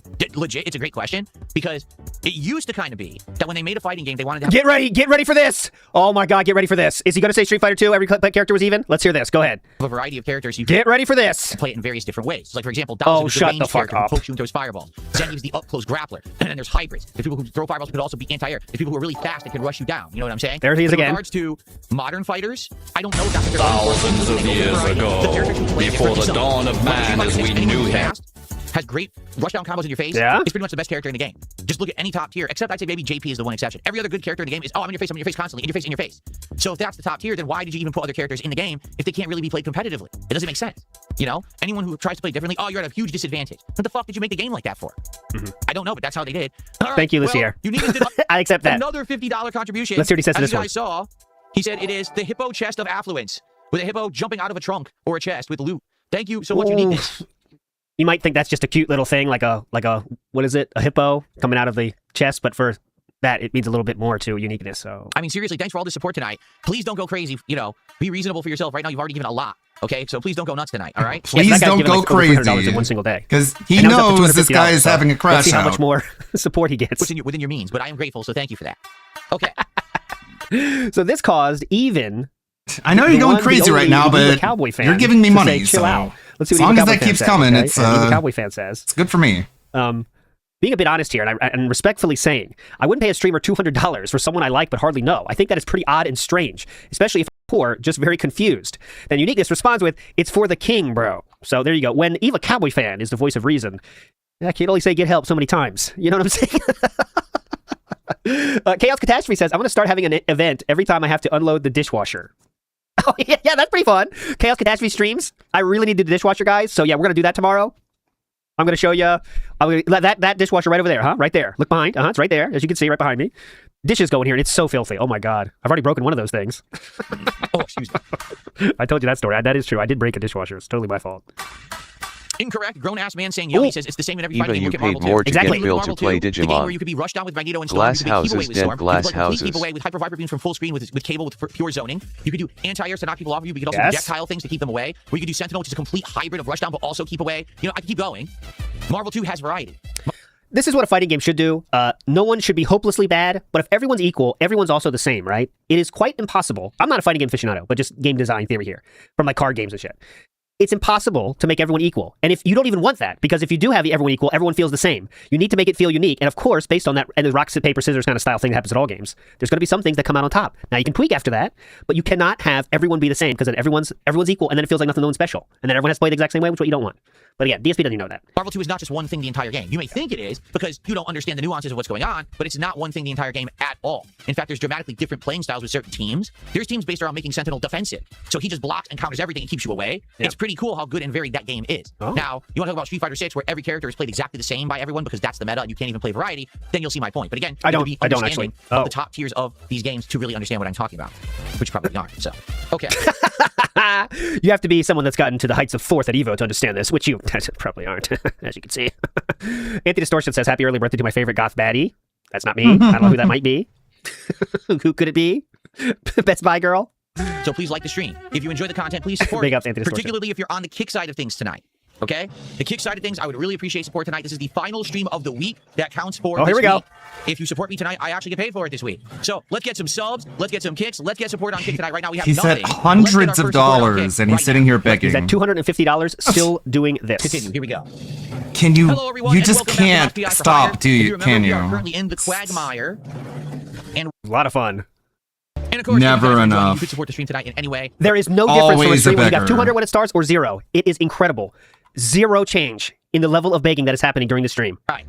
Wow. And of course, if you guys are enjoying, if you could support the stream tonight, in Never any way, stop whether it be begging. subs or kicks on kick. Tonight is the final night of the week to help me out on kick and have it count for this week. Non-stop But we've got begging. Nothing on kick whatsoever so far this stream. Can we get some support on kick? That would be great.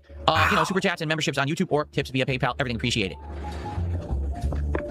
Jack, You done? what's new, Wussy Mouse? Oh, not much. I gotta go to the nut house, though. I'm screwed. I can't go back. The door had opened, and in there was armor. There was an optional clue that we did not get. Yes. Maybe it was the code that we needed, and it was an Yes. optional chest. But I didn't realize that door had been opened, and I went through here, and now I'm locked out forever. Yes. I literally can't go back. How crazy is that? Damn, that sucks. I can't ever read the note now. Because that could have been the clue I'm looking for. Oh, man. Hey, Millie. Oh, man. Like, why do you pretend you care about this game? Come on. Kid, is that you? So let me guess. We are hallucinating, right? The drugs are making us hallucinate. Let me guess. We got a $5 tip from Only Iced Infinite. He says, I'm going out with my girlfriend. Do you have any recommendations of colognes? Well, Sorry. I don't believe you. Go ahead, though. Let's hear this. Yes, go ahead. Only Iced Infinite. Uh-huh. He says, I'm going out with my girlfriend. Do you have any recommendations of colognes? Well, it depends on what you... Okay, I'll show you what when he says he's going out with his girlfriend. Okay, I have a camera here. Luckily for you guys, I do have a camera. It was on his search bar. And when he said he was going out with his girlfriend, this is what he was doing. This is hold on, guys, real quick. I have to go out with my girlfriend real quick. Give me a second. Hold on, let's see. Okay. Eddie's. Oh, sorry. Oh, well, I was going on a date with my girlfriend. I'm sorry, everybody. Sorry. You saw that? Because colognes can smell very different. Some smell like musk. Some smell more refreshing. Some are more citrusy. Some are more floral. Some are more outdoorsy. It really depends on the taste of your girlfriend, as opposed to overall a universal scent that everyone likes. Because the truth is, I don't think there are The taste of universal your scents that everyone girlfriend? likes. You know what I'm What do you do if you don't know what she likes? saying? It depends Rob on how Live. your girlfriend tastes. We'll chill music today. That decides which cologne you pick. Is what flavor your girlfriend could be. You know what I'm saying? What does Cat like? So thank you, Only Iced Infinite. If you have a suggestion of something, you feel like a suggestion of a certain kind of scent, let me know. But otherwise, I don't know. How is he supposed to know what she likes? If I can help you, I don't know what your girlfriend's preferences are. Okay? What if you don't know? What should you do? What's a good safe choice? as in what she likes. Thank you for the $5. Don't be All too right, guys. disingenuous, Yeah, what the lol. fuck? If you have any suggestions, I'll give you a suggestion. What? Hey, first date tonight, huh? I'm really excited about it. Could you tell me what kind of scents you're into? Can you imagine? That's the creepiest question of all time. Hey, what scents are you into? Try that one. Please, someone try that. Tell me what happens. Hey, what kind of scents you look? You look for that sandalwood, ocean breeze. Okay, I'm going to go stretch my legs briefly to use the restroom. Uh-oh. In the meantime, if you haven't liked the stream yet and you're on YouTube, please do so. Please consider contributing. Right now, we have 0 contributions from the Kick audience. I'm not exaggerating. Not a single person on Kick has supported. You got $250 from a single person, and yet you are still begging. Oh, big up. Someone sent a picture of that date. Here's another image of the date that he needed cologne for. Uh-huh. That looks like a pretty good date. I think in this case, you could do whatever cologne you feel comfortable with, okay? That's a good date. Good luck. Good luck, brother. Contributions from the Kick audience. I'm not exaggerating. Not a single person on Kick has supported the stream. And I've been streaming since 7 o'clock. Who cares? So it's been almost 2 hours. No one on Kick has supported at all. 0. This is almost, not quite there, but almost live stream fails worthy. Not quite there, I think, but it's almost. Anything on Kick, a sub. All right? Some kicks, anything would be appreciated. Especially because it's the final night of the stream, or the final stream of the week to count tonight for this week. Okay? Okay. I'll be right back, and then we'll continue on. Okay. He's not going to do a return one, right? He can't do a return, right? How long is he? Okay, here we go. Let's see. Zardoz fan gifted a sub when I was in the John, or in the Lou, or whatever you want to call it. Thank you, Zardoz fan. Wow. Finally, some Kick support tonight. Amazing. I can actually put something on the leaderboard. How is when you get paid your audience's problem? When he was in the John. Fan. In fact, I'll put the You animation. gotta hurry up and give me money now, because the website I'm on. I want to see it. There you go. Okay. Thank you, Zardoz. Cool. Huh? Now we just need 20 more subs on Kick, and let's get some kicks on Kick too. What the fuck is going on? Let's go. Let's get some kicks on Kick. All right, let's. Kevin Smith, interesting theory, says, anyone think his Kick partnership is under threat? I don't think so. I think once you get it, you're good, right? I don't know how it works about taking it away. I think you have to have 100 viewers, though, right? Average? So he might not have that, right? Average, I'm saying, right? Your future stepdad is stepping it down to 100 kicks. Why does he specifically want 20 more subs, though? Presume. Play for another hour here. Maybe tonight we'll finish 3 stages. Depends on how long this is, I guess. This house stage. Thank you, stepdad, for 100 kicks. So at least we have some kicks to put on the leaderboard. Okay. That's what I say, too. I think Kick is just happy to have more users. That's all they're after. Like, they're definitely losing money, but they don't care. They just want users, you know? They're at that stage, and plus they're funded by, like, gambling and shit, but... That gravy train has to have a time limit, though, right? Like, they cannot keep doing this. Streaming a flat rate for people like DSP to have 60 viewers, like, there's no advertisements on Earth that are worth that. You know what I'm saying? Like, come on. Well, they don't do ads, so what even are they doing? I forgot. They don't have ads yet. Very nice. Just throwing money to try and take talent away from other sites. Thank you sites. so much. I appreciate that. It already had just around 700 views as of tonight. Which I one? appreciate that. Von Reginald, thank you. Von Reginald says, I hyped your DSP Tries It video. Thank you so much. I appreciate that. It already had just around 700 views as of tonight. But, you know, I aim to try to get 1,000 on each video, so hopefully it'll hit that milestone now. Milestone! Not a goal, it's a milestone. Let's see if he's how that's doing. Has he reached his milestone? Has he reached his milestone? No, he has not reached his milestone yet. Oh, look at this. Oh, it's not worth it now. Fuck. You ready? Trigger warning. Hair. May the 4th eat with you. BK Mandalorian and Grogu meal. Look at him. 39 minutes. 791 views. Holy shit, 39 minutes. 39 minute. God. Oh. How does it 39 minutes? Mandalorian review. How is that a highlight? See a comparison style. Ah. See? And this is who I trust. A real food connoisseur. In every single way. Your choice, ladies. Your choice. Okay? We have a 13-minute video of the Mandalorian Grogu meal review. Normal looking dude. Look at him. Dressed up nicely. Who do you want? Who you taking home? Your choice. God damn it. All right, here we go. Thank you for that. Okay, ready? Here we go. All right, everybody, we're back with more Mouse PI for Hire. We now have a crazy gun that talks to us just like as if the game was High on Life, and apparently it makes people's heads pop, which is kind of interesting. One again. Every game is every other game. Thank you. I hyped your DSP Tries It video. Thank you so much. Oh, we've already heard that, brother. Go past it. Infinite177 has gifted a sub to the community. Thank you to Infinite. Wow, we have 2 subs tonight on Kick. Can we get a third? Thank you, Infinite, for supporting tonight. I really appreciate that because there's been almost no support on Kick for days now. Don't know what's going on there. They don't like you. That's what's been going on. It's drier than the Sahara. Okay. That's like Chew when I'm recording my King of the Ring songs. All right, moving on. But for me, cartoon-wise, I always liked Looney Tunes. I didn't like Disney. I thought Disney cartoons weren't very funny and were a little boring. I preferred the more mixed humor of Looney Tunes, which could be actually have some more adult-oriented stuff in there. I like that better. Even these little hills. Come on, man. Come on. The thinking man's cartoon, the Looney Tunes. Yep. Funny and were a little boring. I prefer the more mixed humor of Looney Tunes, which could be actually have some more adult-oriented stuff in there. I like that better. Even these little hills. Yeah, the anvil on the head, that's my favorite part. It's so cerebral. Like, you show that to people, they might not get it at first, right?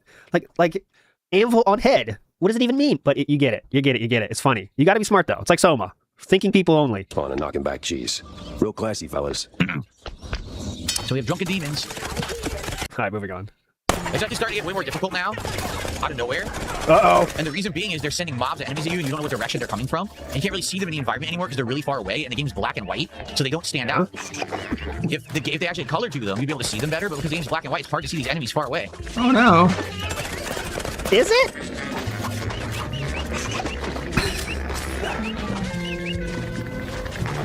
Because it's black and white, it makes it hard to see the enemies from far away. Guys, this is the finale of tonight's stream. I mean, relax. This is a really long stage, but I hope that you've enjoyed it. And if you have, remember to like the stream. Remember, if you're watching on demand, to like the video and leave comments. Engagement is key. And last chance, if you would like to support the stream in some way tonight, I do appreciate those that actually did. Thank you to those who did. The rest of you can go fuck yourself. I don't care about you. For the one tip that we got, and a few other contributions, thank you guys. If you like the fact that this stage was long, so yeah, without him, he has $27. So at least there's some people in his audience that understand. If you wait, you don't have to support. Someone else will do it for you. But if enough people think that, it's a problem, which is why DSP does not like that when one person does everything, because they might get wise to it. But lucky for them, not enough brain cells to actually do that. Reporting all around, then you go to hell, and now you're wherever the hell we are now. Like, well, god damn, this is a long stage. God damn. You know what I mean? But I like it. I'm not complaining. I'm just saying the game is very hard to read how long it is. Like, I thought we'd be beating 2 whole stages every stream that we do. Yeah. We didn't even beat 2 stages tonight. Like, holy hell. So, next time, all right, we'll continue on. We'll see how much longer we have. Again, if there's 5 stages left, we may be talking like 3 more streams till we see the end of Mouse PI for Hire. Again, I want to say thank you, everyone, tonight. Thanks for chilling. Thanks for supporting. Thank you for keep watching the playthrough if you are.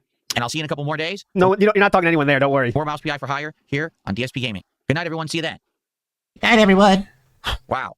Wow. That really surprised me how long the stages are right now. But well, again, oh my god.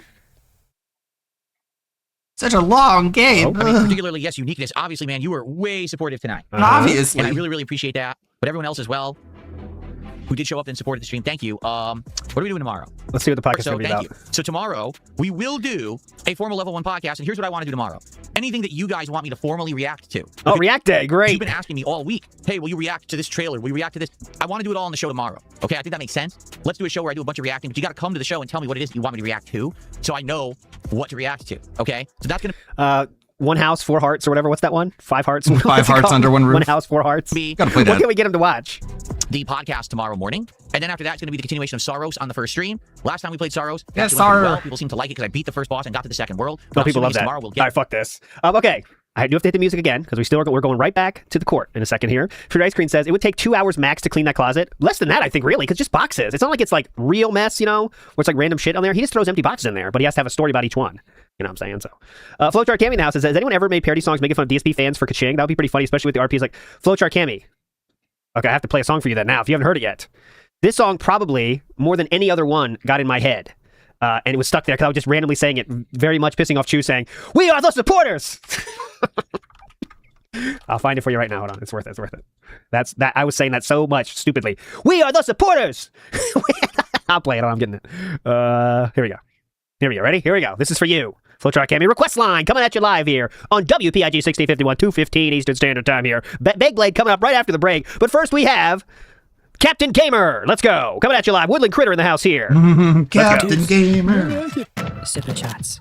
Moral support. Go. Final contribution combined. I'm Captain Gamer. Captain Gamer. He's a streamer. He drinks coffee with no that line. Gonna take all our body. Cause his cat jokes are so funny. Captain Gamer. It's the guy.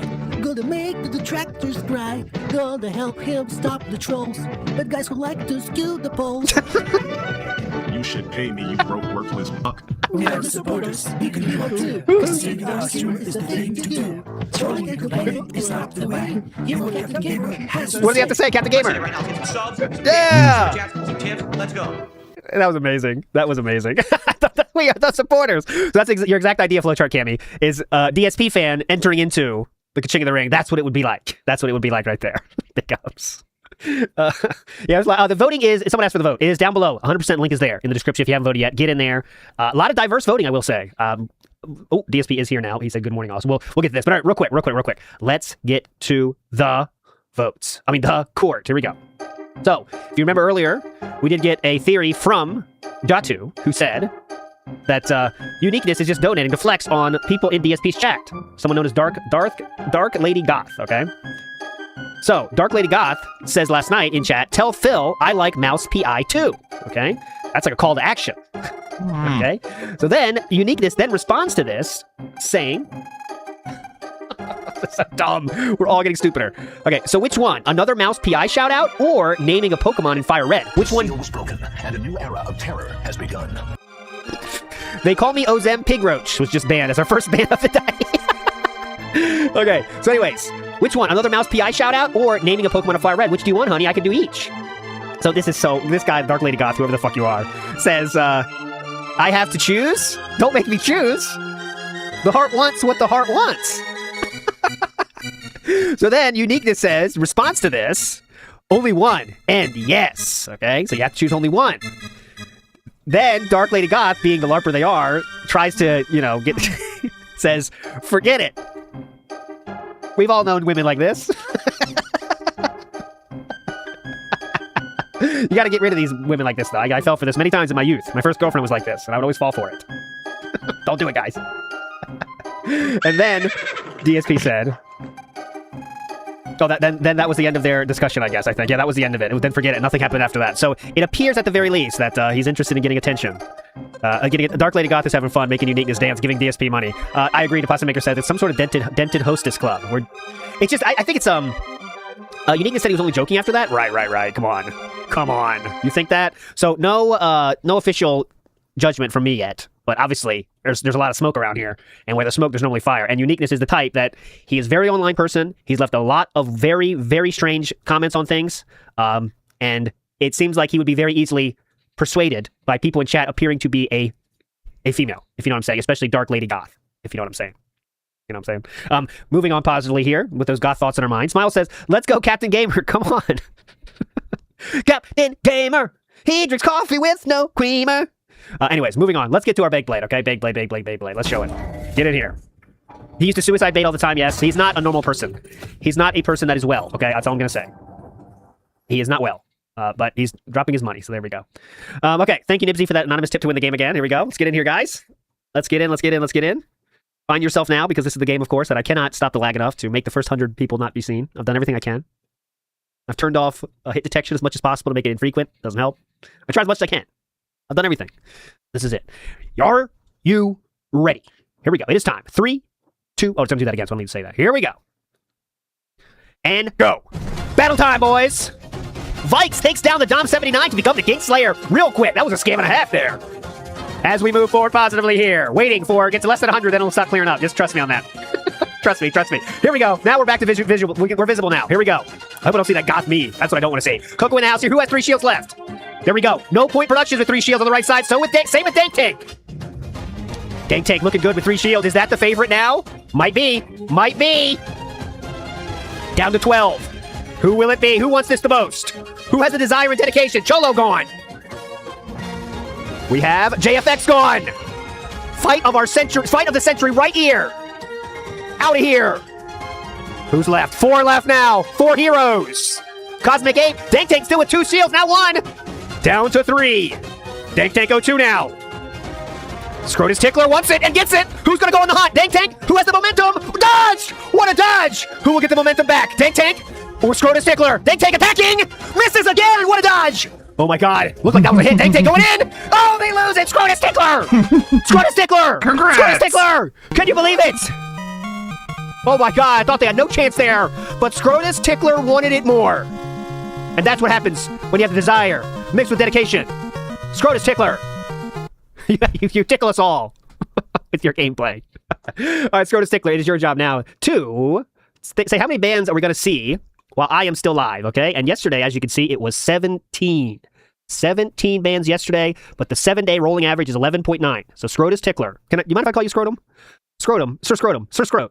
Is that fair? How many bands do you think we're going to get today, Sir Scrot, if you don't mind? I hate to bother a king like this. But I'll wait for your call. Someone let me know if you see it. I haven't seen it yet. Scrotus Tickler. Get out of here. Get out of here. Get out of here. Get out of here. Okay, next up. You can call me whatever you like, sire. Thank you, Scrotus Tickler. But how many bands do you think, sir? That's the important thing. 17 was the guess yesterday, correct. That's not his guess. That's just that's what we had. No, the guess yesterday was 13, and it got 17. So, Scrotus Tickler, what are you looking for? Come on. Give me the number, Scrotus. We'll add you right now. Live. 13 was the guess yesterday. We ended with 17. 13 again, Scrotus Tickler. I like it. I like it. Horsey. We need the horsey game back? Well, someone's got to choose it. I think that game has run its course, to be honest. Live update? Yes, it is. Live update. 13 bands, Scrotus Tickler there in the house. Okay. Get out of here. Get out of here. Get out of here. He's not live yet. There's one thing I had saved here. Remember he talked about Ninja Gaiden and how awesome he was at it and how he did play that? So I wanted to see how that looked, right? Because Ninja Gaiden is a very hard game, okay? So how did he manage to play this game, all right? So let me do my It's a Corner here real quick.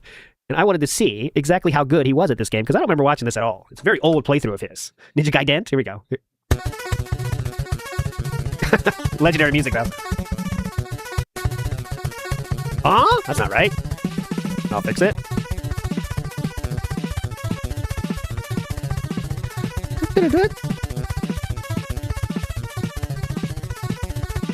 Great. There we go. Fixed. Don't do this. Okay. Oh my god. I was gonna lose my fucking mind. I was about to lose my fucking mind there for a second.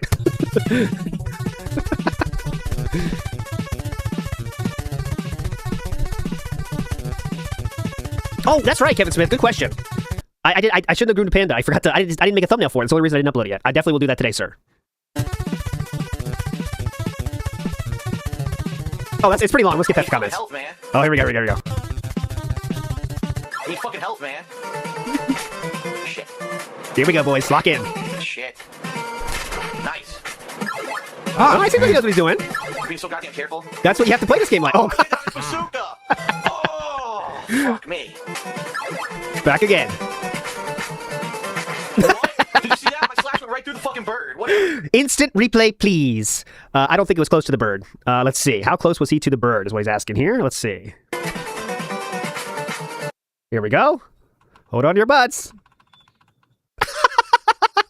The sword was never unsheathed.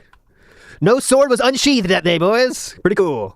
What? Did you see that? My slash went right through the fucking bird. Whatever, dude. Whatever, dude. Right through its body. Uh-huh. I already fucking have it. I fucking slash. You even heard this? The sword was never unsheathed. He's one frame late, you see? You heard the slash. Are you serious? Slash. You even heard the slash. Are you serious?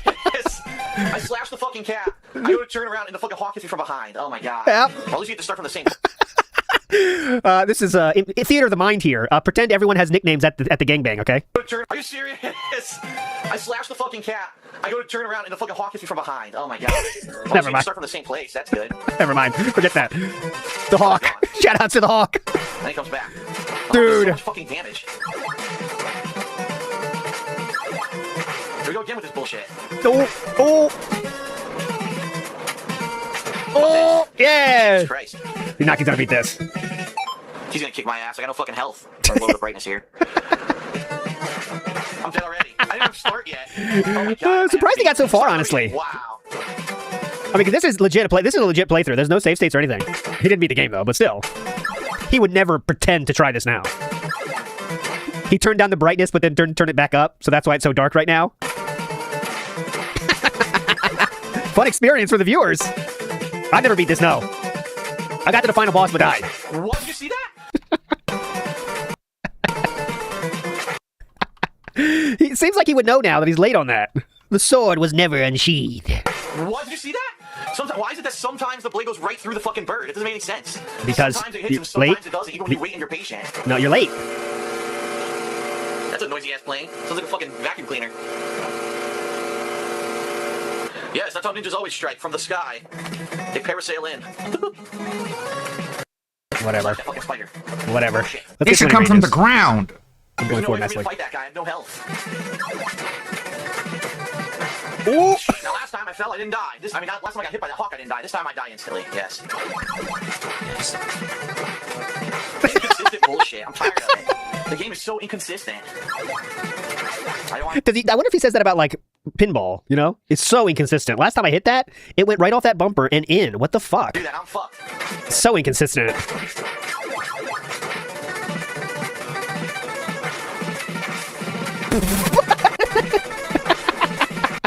It was at this moment he knew he fucked up. I'm sick of this shit. You got this. You can save it. You can save it. I couldn't release the wall. The game wouldn't let me. You can save it. You can save it. I got fucking throwing an axe through a wall at me and a fucking bird raping my ass. Whoa, easy. Is that the Hulk or a different guy? The woke bird is You raping cannot my face butt. take this game, sir. What the fuck? I'm being attacked.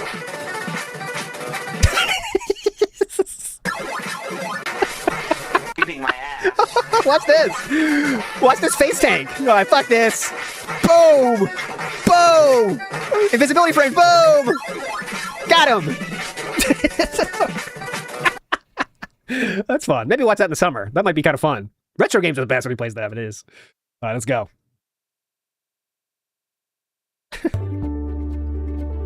Fun over. Time for the pre-stream. Oh, when does summer start? Good question. Here, we'll wait till after the cold open, then I'll hit it, Mr. Extravagant. Wait till after the hilarious cold open. Okay, fun over. Jekyll and Hyde eat a meltdown, yes. You look like garbage, as always. Welcome back, nation. No. No. Okay. Fun over. Time for no restream. Omegon. Talking about... Nope. See, the thing about iDubbbz is everyone, all the iDubbbz trolls have decided to like freeze out iDubbbz and not talk about him, which is it's really effective. He's like losing his mind, but that's why we don't really have that many iDubbbz videos lately. The only person really covering them are semi-irrelevant people like Omegon. They're just freezing him out. Which is pretty smart, but I don't think our community has enough coordination to pull that off. Well, isn't this just fantastic? Hello everyone, welcome back. We're going to today be diving into two sets of clips from Stoic Chronicles concerning iDubbbz. First of all, not really understanding comedy, and the second, not understanding the nature of gaming. And you can, from the offset, say that his inability to understand certain types of comedy comes from the fact that he doesn't really find much funny, organically. And with gaming, it's because, much like myself, as we get older, we lose touch with what is the popular genre and what becomes a more saturated market. Before we do that, though, I want to take the opportunity to thank everyone for the incredible generosity yesterday towards the new coffee goal. We had a stream and people were there, and this stream was good. I have noticed a few tractors pulling back from covering Phil. Oh yeah, Thomas is so fun. Helltavin quits a lot of pre-streams nowadays. Well, I explained why I can't, like, right now. It's just like, he's got to get out of this arc. This arc is not good. Oh, no, that This makes is a bad season. sense. That makes sense. I feel it right to preface, I have no idea who the first comedian was, or whether the second person in the video is the same comedian or a different one. I've never heard of them. US humor doesn't resonate as well in the UK. There are a few, but not many. I do know, though, that with a lot of what Ian is going to do, he's going to lose his trail of thought quickly, and then lose the point of what he's showing. I'm also going to insert, I cannot stand reaction content in this respect, because a lot of what Ian offers is not remotely transformative. It is performative, so he can trot out a few words to try and get some more allies on his side. If you've watched enough of these videos recently that we have done, his Denny's patron number usually goes down. Why? Because he is not doing enough. Agreed. and I he think knows it's time for the writers That to makes pull a the lot trigger of on the sense. divorce This arc. is probably most therapists' favorite comedian. This is Chris Fleming. He's a funny guy. Let's see him lead a conga line. So I took the liberty of looking up Chris Fleming. They do have a Wikipedia page where there is a note that in the Wikipedia page They, them is a pronoun used a lot for this person, yet Chris Fleming accepts all because of their interpretation of gender. They are also a YouTuber with a channel called Chantzit, or Chris Fleming. Nearly 500,000 subscribers. Not bad. I have still, for the sake of it, never heard of them, and I can't really rag on someone's performance based on a clip here about a conga line. Without watching the show from start to finish, you don't really get into it. Some comedians have that gift where they can just tell the joke and instantly click the finger, you're laughing. Others build up to it with performance.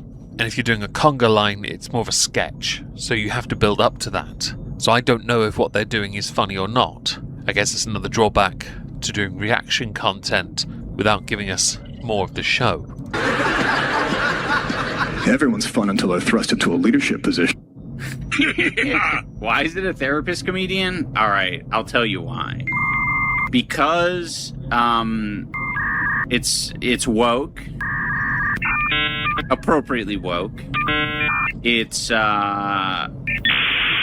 I don't necessarily believe what iDubbbz is saying to be true. That by being woke, you are now a therapist comedian, or a therapist's comedian. I find this to be a false analogy and an assertion, without something to back it up. A study of therapists and their comedy stylings, preferences that is, it's a load of rubbish. Comedy is inherently subjective. There are comedians I find funny that might be considered woke. There are some I find hilarious that are definitively politically incorrect. And there is nothing wrong with that. You're malfunctioning in trying to explain it while the comedy is happening. Shows that you're not really in touch with any form of reality here. Because you're losing control of the conversation to try and make a grandiose point that doesn't need to be made. He expresses his gender identity in a variety of ways. Very outside the box. A little bit of a goof tuber. Like, he does a lot of, like, what do you call it?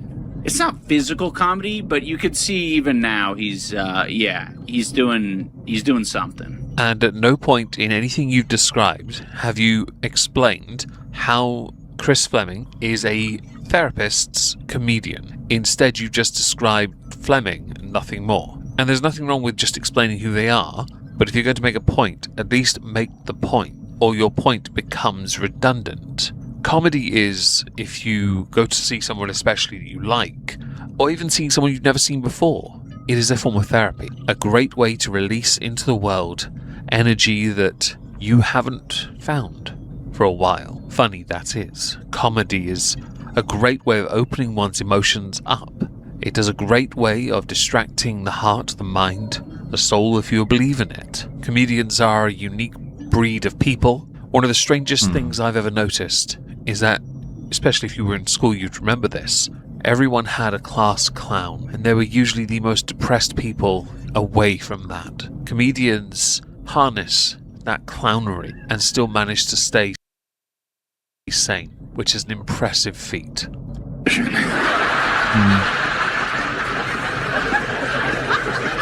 I mean, this one lost its mind. Leading a conga He went line crazy. Woke plus jokes, is that allowed? Yeah, this is the woke jokester. Discipline, vision, and restraint. Is this meant to be funny? You gotta go a lot slower than you think. So for me personally, I take no real issue with the comedian. I don't think the joke needs to be explained by anyone else beyond the person putting on the practical and performative display to make it funnier with the reductio ad absurdum nature. Doesn't need to be done. iDubbbz, though, can't help it, because he has no content to offer. So the best he can do is go to Twitch, watch everyone else's content from YouTube, so he can make some money. He's kind of, okay, let's put it this way. You know how, what's that guy who was like, oh, I don't want to have women in the audience? Matt Rife. What? So, like, Matt Rife clearly appealed to, a fair amount of probably hetero women. This guy appeals to very naturally without having to do much.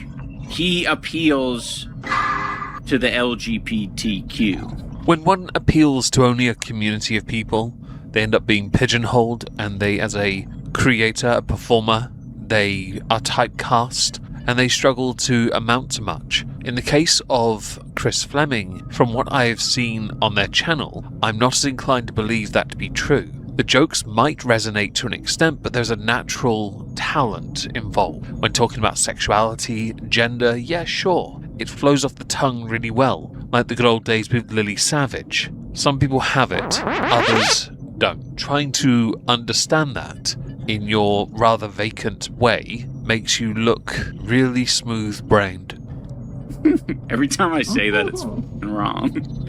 Every time I try to say it's smooth, it's wrong. That fit is iconic? Yeah, I mean, Are you gonna wear that? Guy to the LGBTQ, Are you gonna wear it? Very safe, which gives him a lot of ability to, play around with the more, edgy material. You might be right with regards to how much leeway you get with certain communities and the wider public.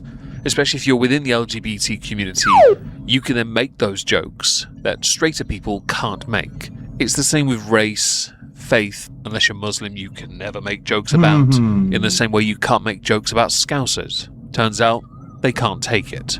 The point though still stands overall. If you're within it, you have a bit more leeway. Although I do think a joke about a conga line might not be the area you want to use to make that grander point, because we've not seen enough really, we've just heard you mutter and sputter your way through words. Potentially edgy material, but since it's coming out of his mouth, he gets a lot of privilege in that way. It's so funny to be that Elf tanked their brand reputation by collaborating with Matt. Oh right, Elf did collaborate with Matt Rife. GPT. So the Elf Cosmetics brand, back in August 2025, linked up with Matt Rife and drag queen Heidi and Closet. Yep. And they made a thing. The whole ad was about beauty injustices, like overpriced makeup.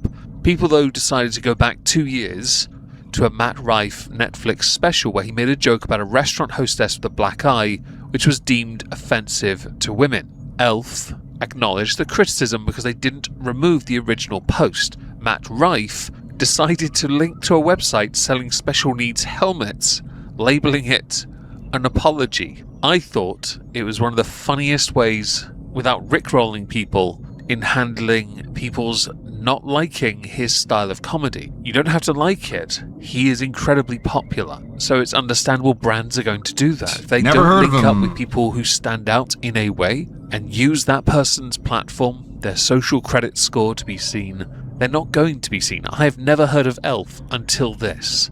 I get responsibility to be the lead of a conga line. Oh, responsibility to be the lead of a conga line. Okay, that makes more sense. Thank you.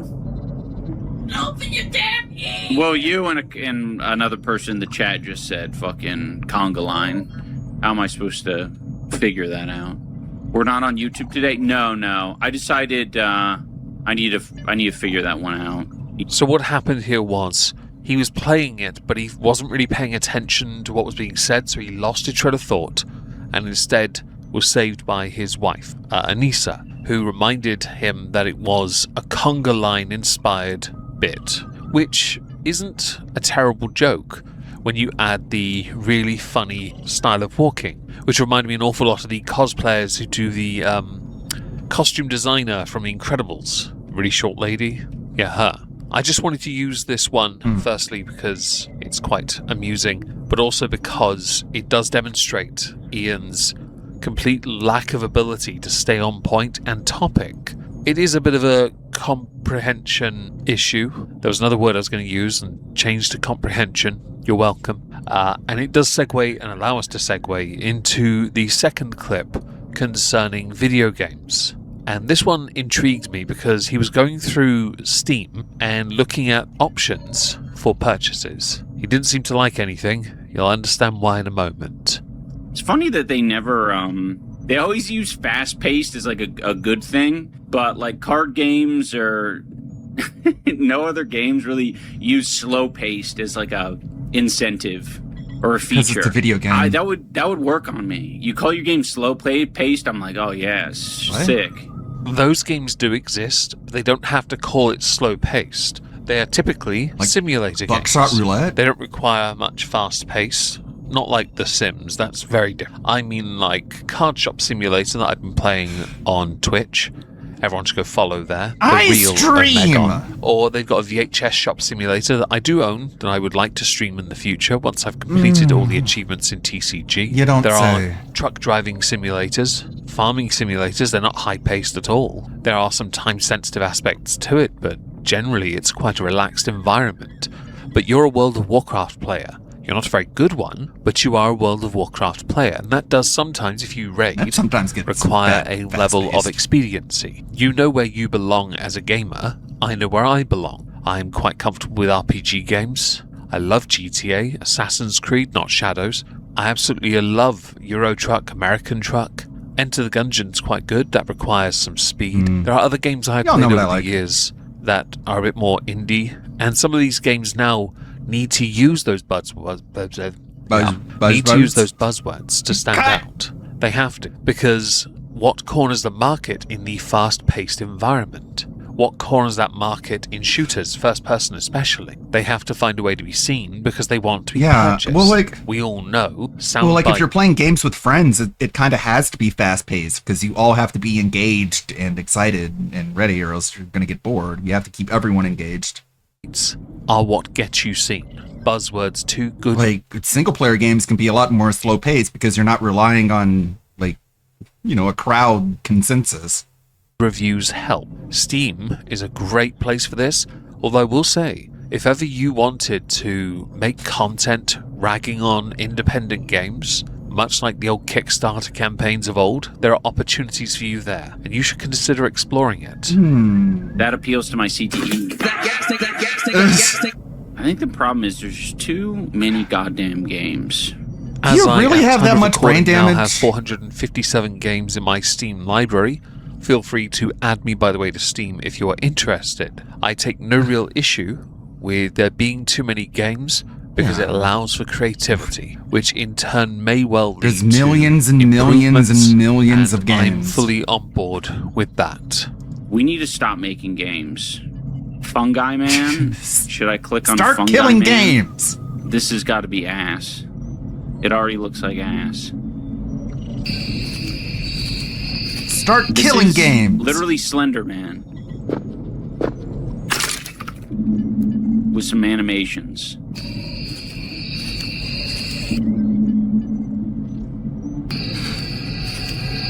This is a fair use interjection, just to share with you the lovely audience.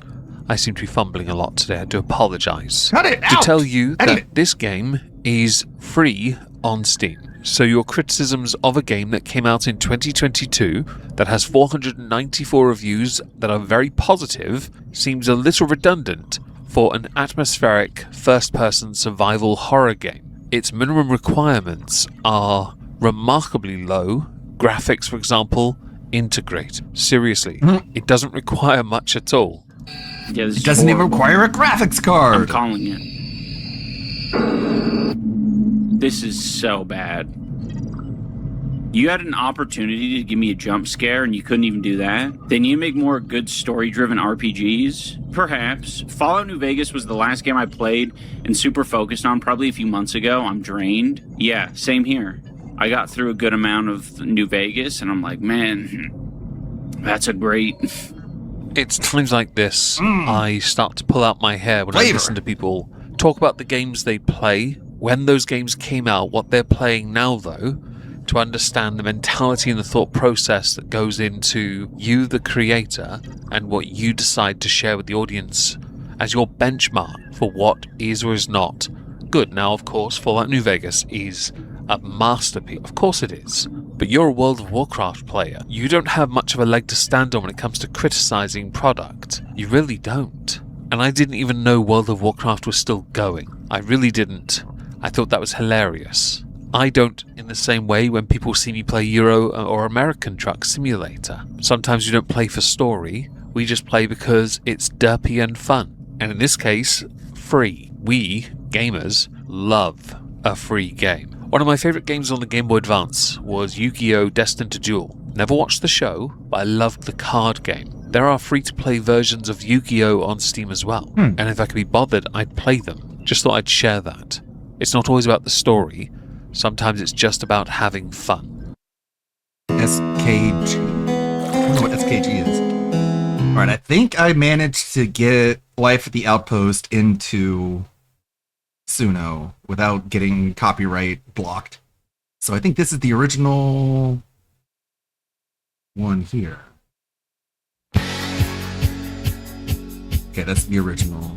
It's a little scuff.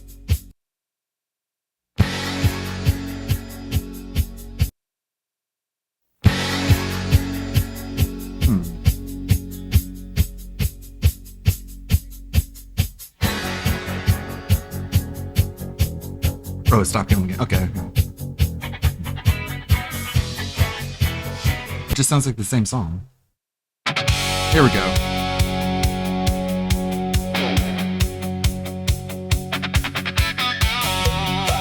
Shoot 'em up, ride. Shoot 'em up, ride. Shoot 'em up, ride. Shoot 'em up.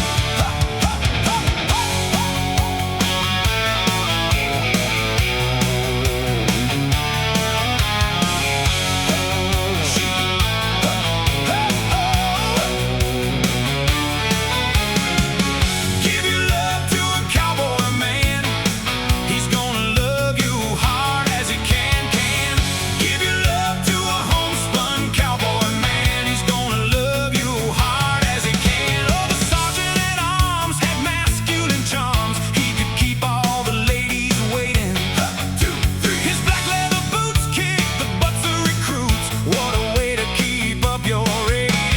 Life at the outpost. Oh, every single night at the outpost. Oh, you can bet on your life at the outpost. Those men were working it right. Every single day, all the ladies would say, give your love to a cowboy man.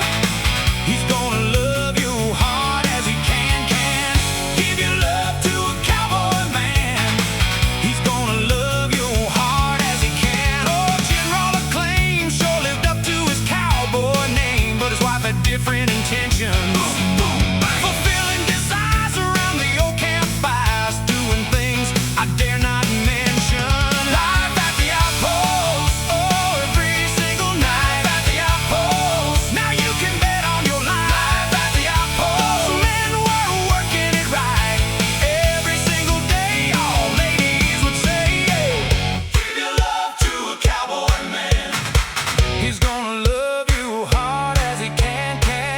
Give your love to a cowboy man. Oh, he's gonna love you hard as he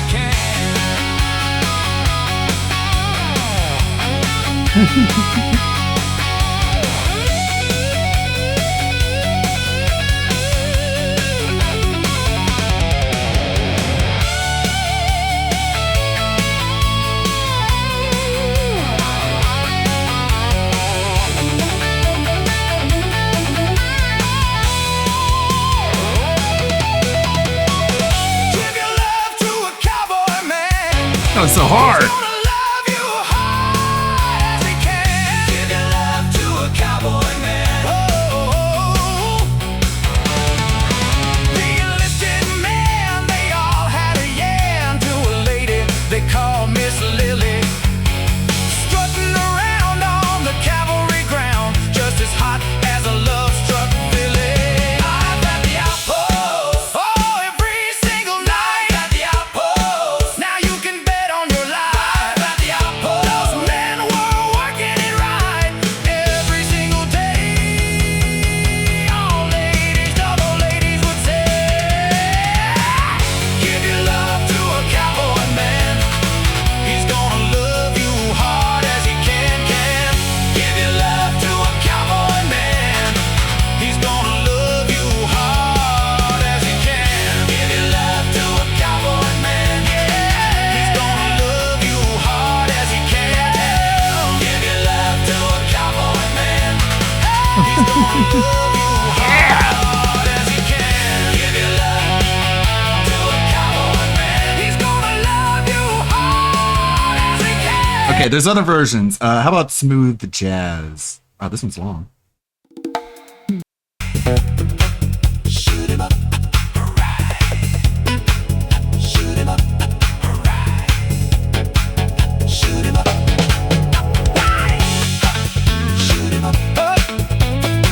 Oh man.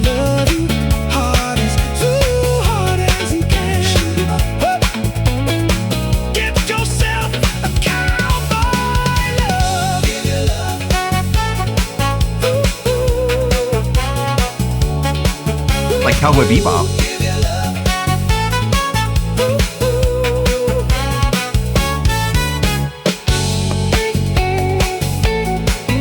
Okay, and then last one was a dark synthwave version. I wasn't sure how this one was going to end up. What do you think?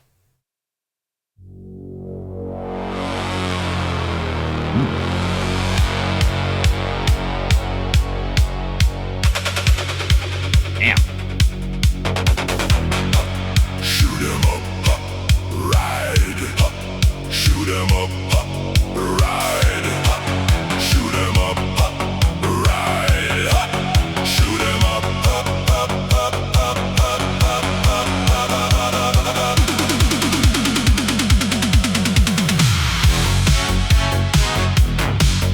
Oh my god.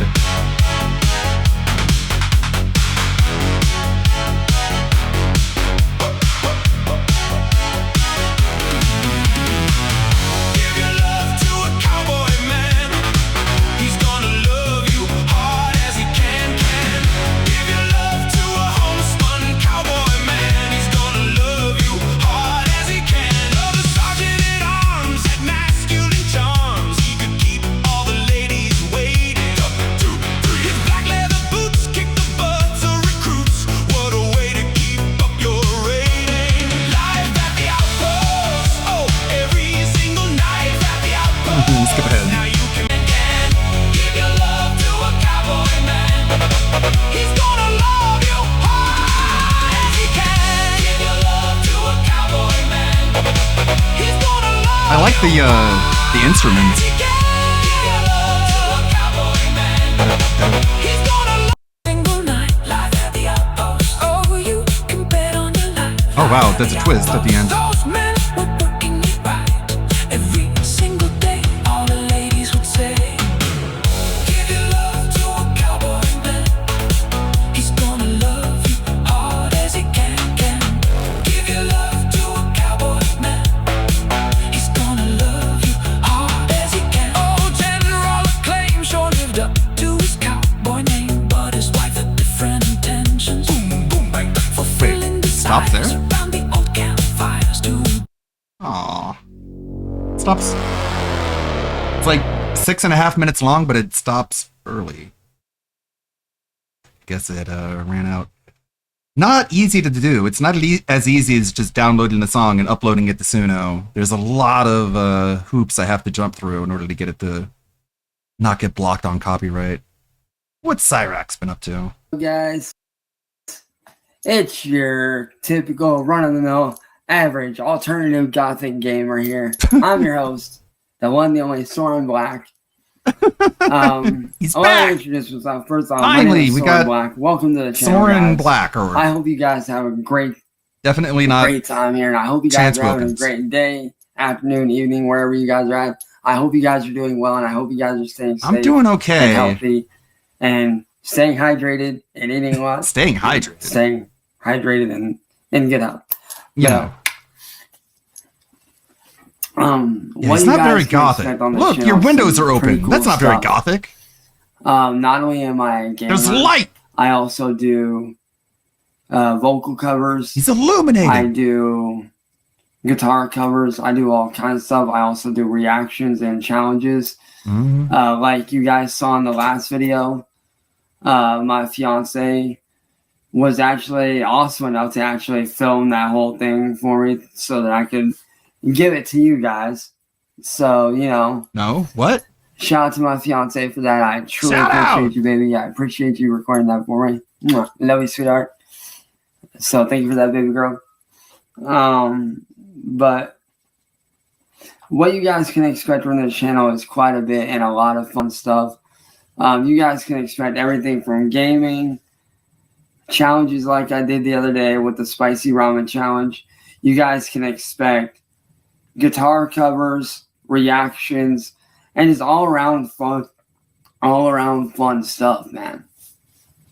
Like, you Hey guys can Cyrax, expect have you a heard lot, of the which Get a I'm Job super and Move Out of Your excited for. Grandmother's House challenge? It's all the rage on TikTok. I also will be doing live streams. Yeah, the getting your own place for gaming, challenge.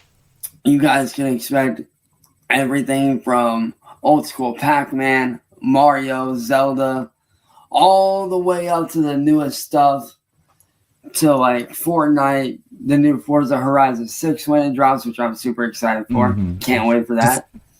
List all the you guys can games like expect Phil does. Everything. I will be playing games like Resident Evil. One of my personal favorite games, honestly, that I've played multiple times, which I'm a fan of, that I would like to live stream is the Life is Strange game. I'm a massive fan of that series. It's one of my favorites. Absolutely love that series. Guess. I'll be playing stuff. It makes like me feel that. like I'm a normal person. On the music side of things, you guys can expect me to be doing DJ sessions, live DJ sessions using my Chromebook, using mouse and keyboard. Soren fun. Black. For reactions, you guys can expect me to Is it react literally just this movie? to music videos. Oh, this is William Glory Hall. I thought this was Morty or Antimatter Morty. We don't usually watch the raw clips. I thought there was a point behind it. Nova from Kiwi Tapes. Line is running out of time. After months of almost every aspect of his life getting worse, it seems the consequences of Nova's bad habits are rearing their ugly head. The last time I covered Gabe, we covered his most recent Discord incident, once again being exposed for his predatory behavior and creation of extremely dangerous Discord servers. We also covered how these incidents had caught the eyes of notorious predator catchers, Chris Hansen mentioning him on a stream, and Gideon seemingly beginning an investigation into Gabriel. But as usual, so much has happened since the last time I covered Gabe. More Discord servers, new allegations, and the ever-expanding influence of the Heap trademark. The worsening condition of the hoarding situation in Nova's home has been very well documented, and that's not going to stop today because it's gotten worse than I've ever seen it. The heap refers to a mass of objects that appeared in the corner of Nova's room around the end of 2023, but this heap of objects has seemingly spread throughout the entire home, which has become a full-blown hoard. Recently, the conditions got so bad that Nova reincorporated a green screen into his content, but even that could not hide the absolute infestation of what appears to be fruit flies that, very much like the heap, have been steadily expanding their influence within the home. Here's a food review, and if you've got a keen eye, it's gonna make your skin crawl. Let's try the new hot honey items from McDonald's. Let's start by trying the hot high fructose corn syrup on the nuggets. Actually, let's try it with the fries first. Exclusive property of Kiwi Tapes on TikTok and YouTube. Not bad. Now on a nugget.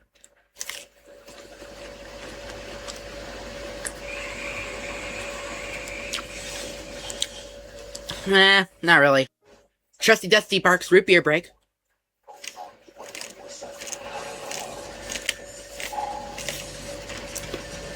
I was thirsty. Now let's try the hot honey snack wrap.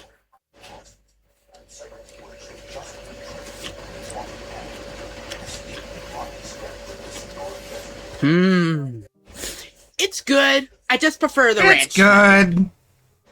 And finally, let's try the hot honey bacon deluxe McCrispy.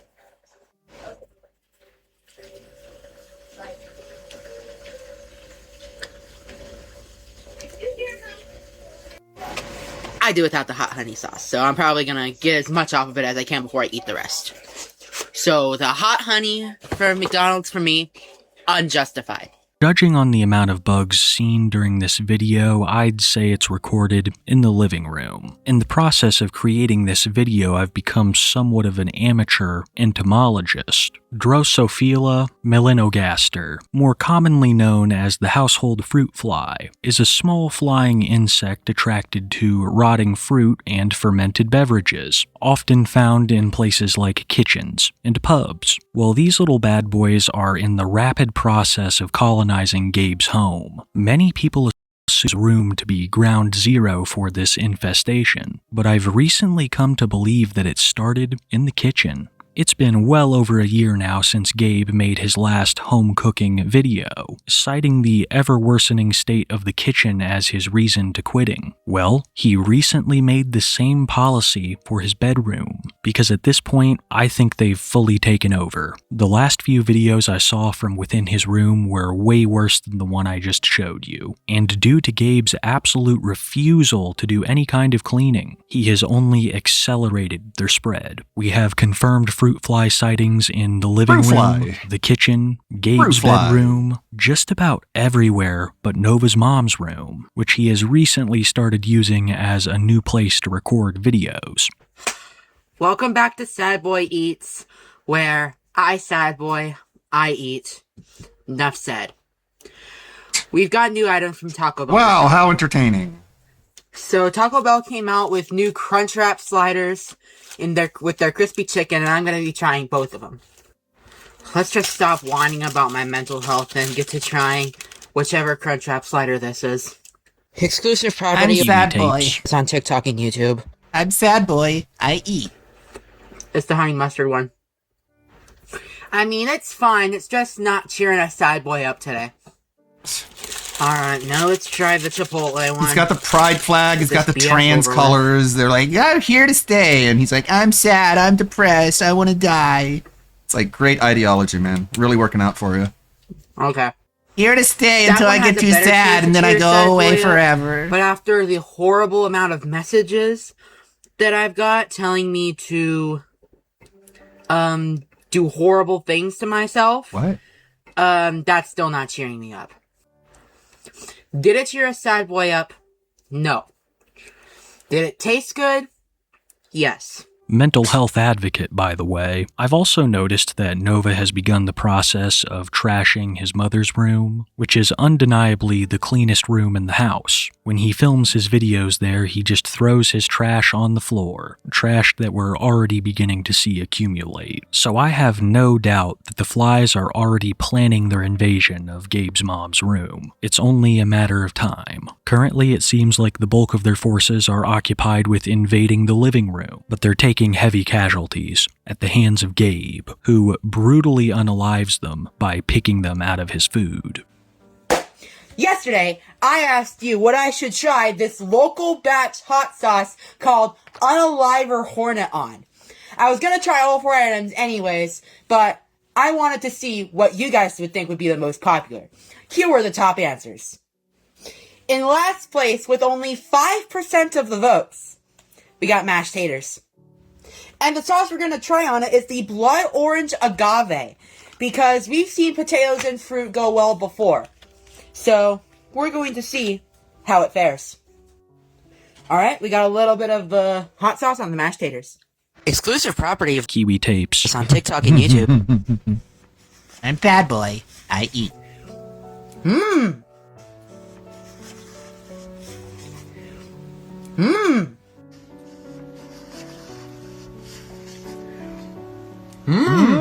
The life cycle of the common fruit fly is fascinating, living at max around 50 days, around a week of which they spend in egg form. But under crowded conditions, development time can increase, leading to smaller, less healthy flies. We are nowhere near at that point. That absolute soldier that you saw Nova pick out of his food was strong enough to withstand the winds created by the fan. These are healthy fruit flies with plenty of food and space. case. My point being, the war is far from over, and the flies have only gotten more creative. I swear to God I'm almost done with this big rant about fruit flies, but one last thing I want to tell you is they can't give you disease by biting you. However, there is a possibility they can make you sick with food poisoning, which they transfer from rotting food Exclusive to clean property surfaces. of Ed Ludwig World Order Hey and guys, I Twitch just and wanted to let YouTube. you know that there's only going to be drafts for the next few days. Something I woke up with a really high fever, and I cannot stop throwing up, and I cannot stop having the Yeah, Hershey you get squirts. sick a lot, man. If that's too much information, I'm sorry, but I'm sorry. I'm sorry, I babe. fucking hate being sick. And I know I would normally post something like this on my second account, but I think you guys need to know what's going on with my health. I don't so. wanna. Yeah, I did some more cleaning last night, and hopefully I'll be a lot better tomorrow. Hopefully you're a lot worse. Miserable Novine Universe, signing off. I'm sure there's absolutely no connection, and I, much like everyone else who witnessed this video, are wondering why Nova felt like he had to share that with his audience. He just thought we should know, but I have no idea why we should. It's not just the fruit flies that are making Nova's home a health hazard, it's also the sheer amount of junk that he has piled up everywhere. Nova has Thank you, Jim. claimed Have a good many one. a time that his mother is disabled, See you on the VODs. and the state of the house has only worsened.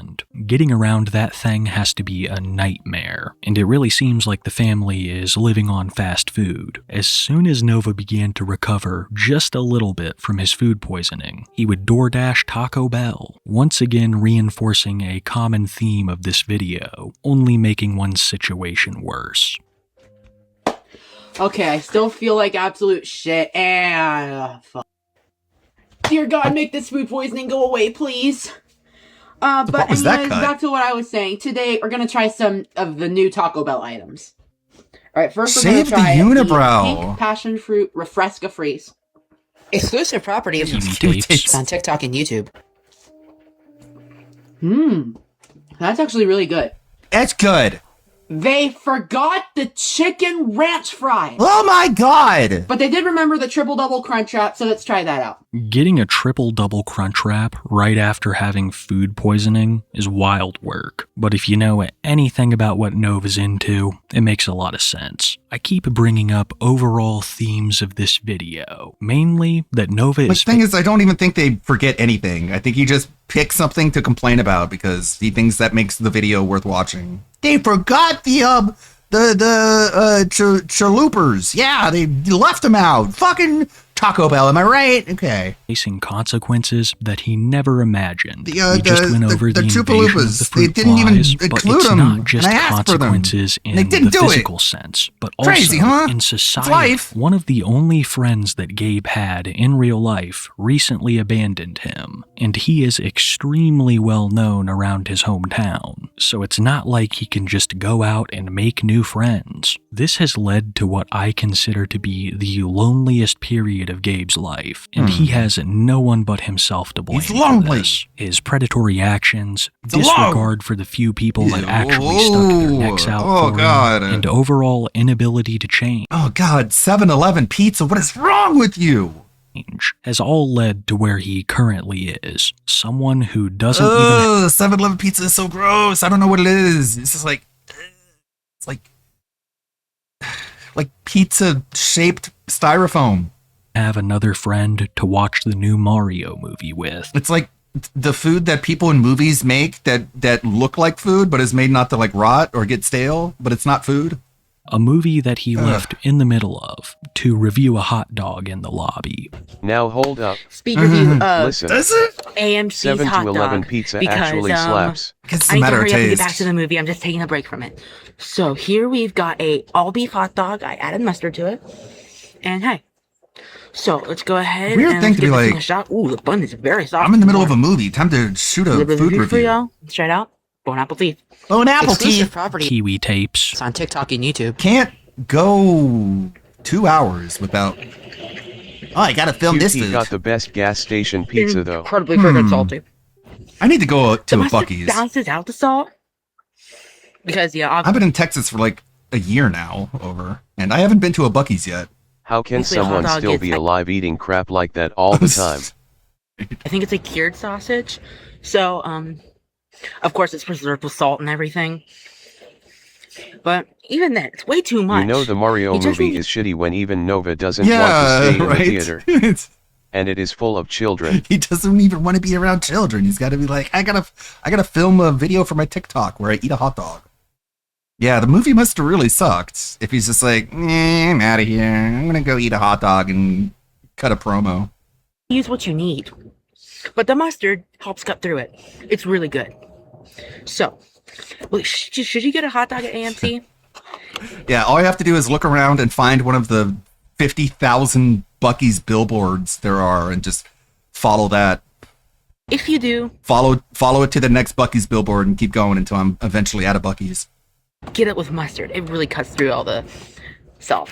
Anyways, back to watching the Mario Galaxy movie. No Fine Universe, signing off. Wearing the paracord vest in public is pretty bold. My assumption is that he sees it as free advertising. And I don't know why, but he's kind of been trying to make a comeback with his paracord bracelets. My assumption is that he either found the vest after months of losing it in the Heap trademark, or that it's finally been washed. I'd like to say it's a combination of both, but I highly doubt that. Either way, Gabe has been making full use of this vest, once Maybe again, Nova would have except stayed for the full movie use if they according didn't to use Gabriel SML Gage is Rosalina. wearing it shirtless and reviewing a It was Brie McDonald's kids Larson. meal. You heard Brie Larson's voice and he's like, from McDonald's. I'm being attacked. Also, new McDonald's in my area. What is he you wearing? You juked me out of my large fry and gave me a medium instead. Uh-huh. Screw you. Sure. Let's start What are with you wearing? the Ramyun McShaker fries.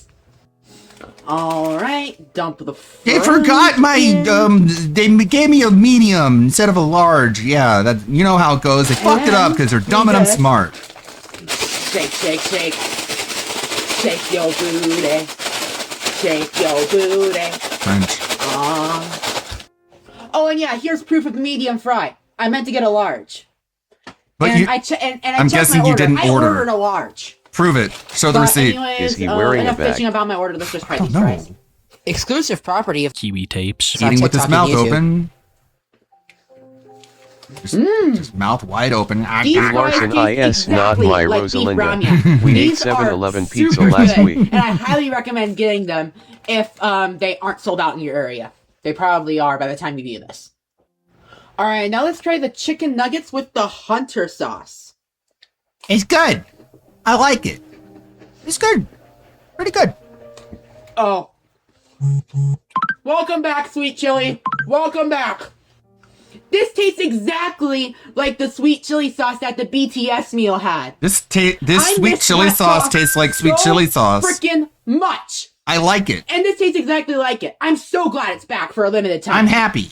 Now let's try the chicken nuggets with the demon sauce, which reminds me of ube. Rocking back and forth. Imagine a food review crossover this clown and DSP. Oh my god. It would be like I'm one of not those so old sure about this AVGN one. crossovers where I mean, I don't They're know. not in the It just same tastes room. like a milder version of the hot mustard. and they're just like communicating through recorded videos to each other, and it's just like so lame and corny. Hey, it's you, Nova Online from the Nova Online universe. Yeah, it's me. Hello, Darkside Phil from the DSP Gaming universe. How are you? Mustard. This is not a new sauce. It What are is you doing? Oh, I'm just eating a fucking shitty ass fucking chicken nugget. Oh man, that sucks. I hate shitty chicken nuggets. not it. Definitely go for the hunter sauce. And finally, I know it's not part of the meal, but it's new. We got the Derpy McFlurry. And then someone will like one fast food, and the other person will not like one fast food, and then they'll just get in a big fight over it, and they'll just like punch their screens, and you'll just hear like punching sound effects and white flashes. Also, you don't like the fucking chalupas? You're going down, buddy. McDonald's, can you explain why the mini is smaller? Hi but it's DSP, my name is $1.50 more than the regular? Is it true you jacked Can it you on explain stream? that? Yes, is it true? Do you have a Discord full of minors that you share sexual content with? Yeah, Okay. that's what I'm famous for. Let's try this out.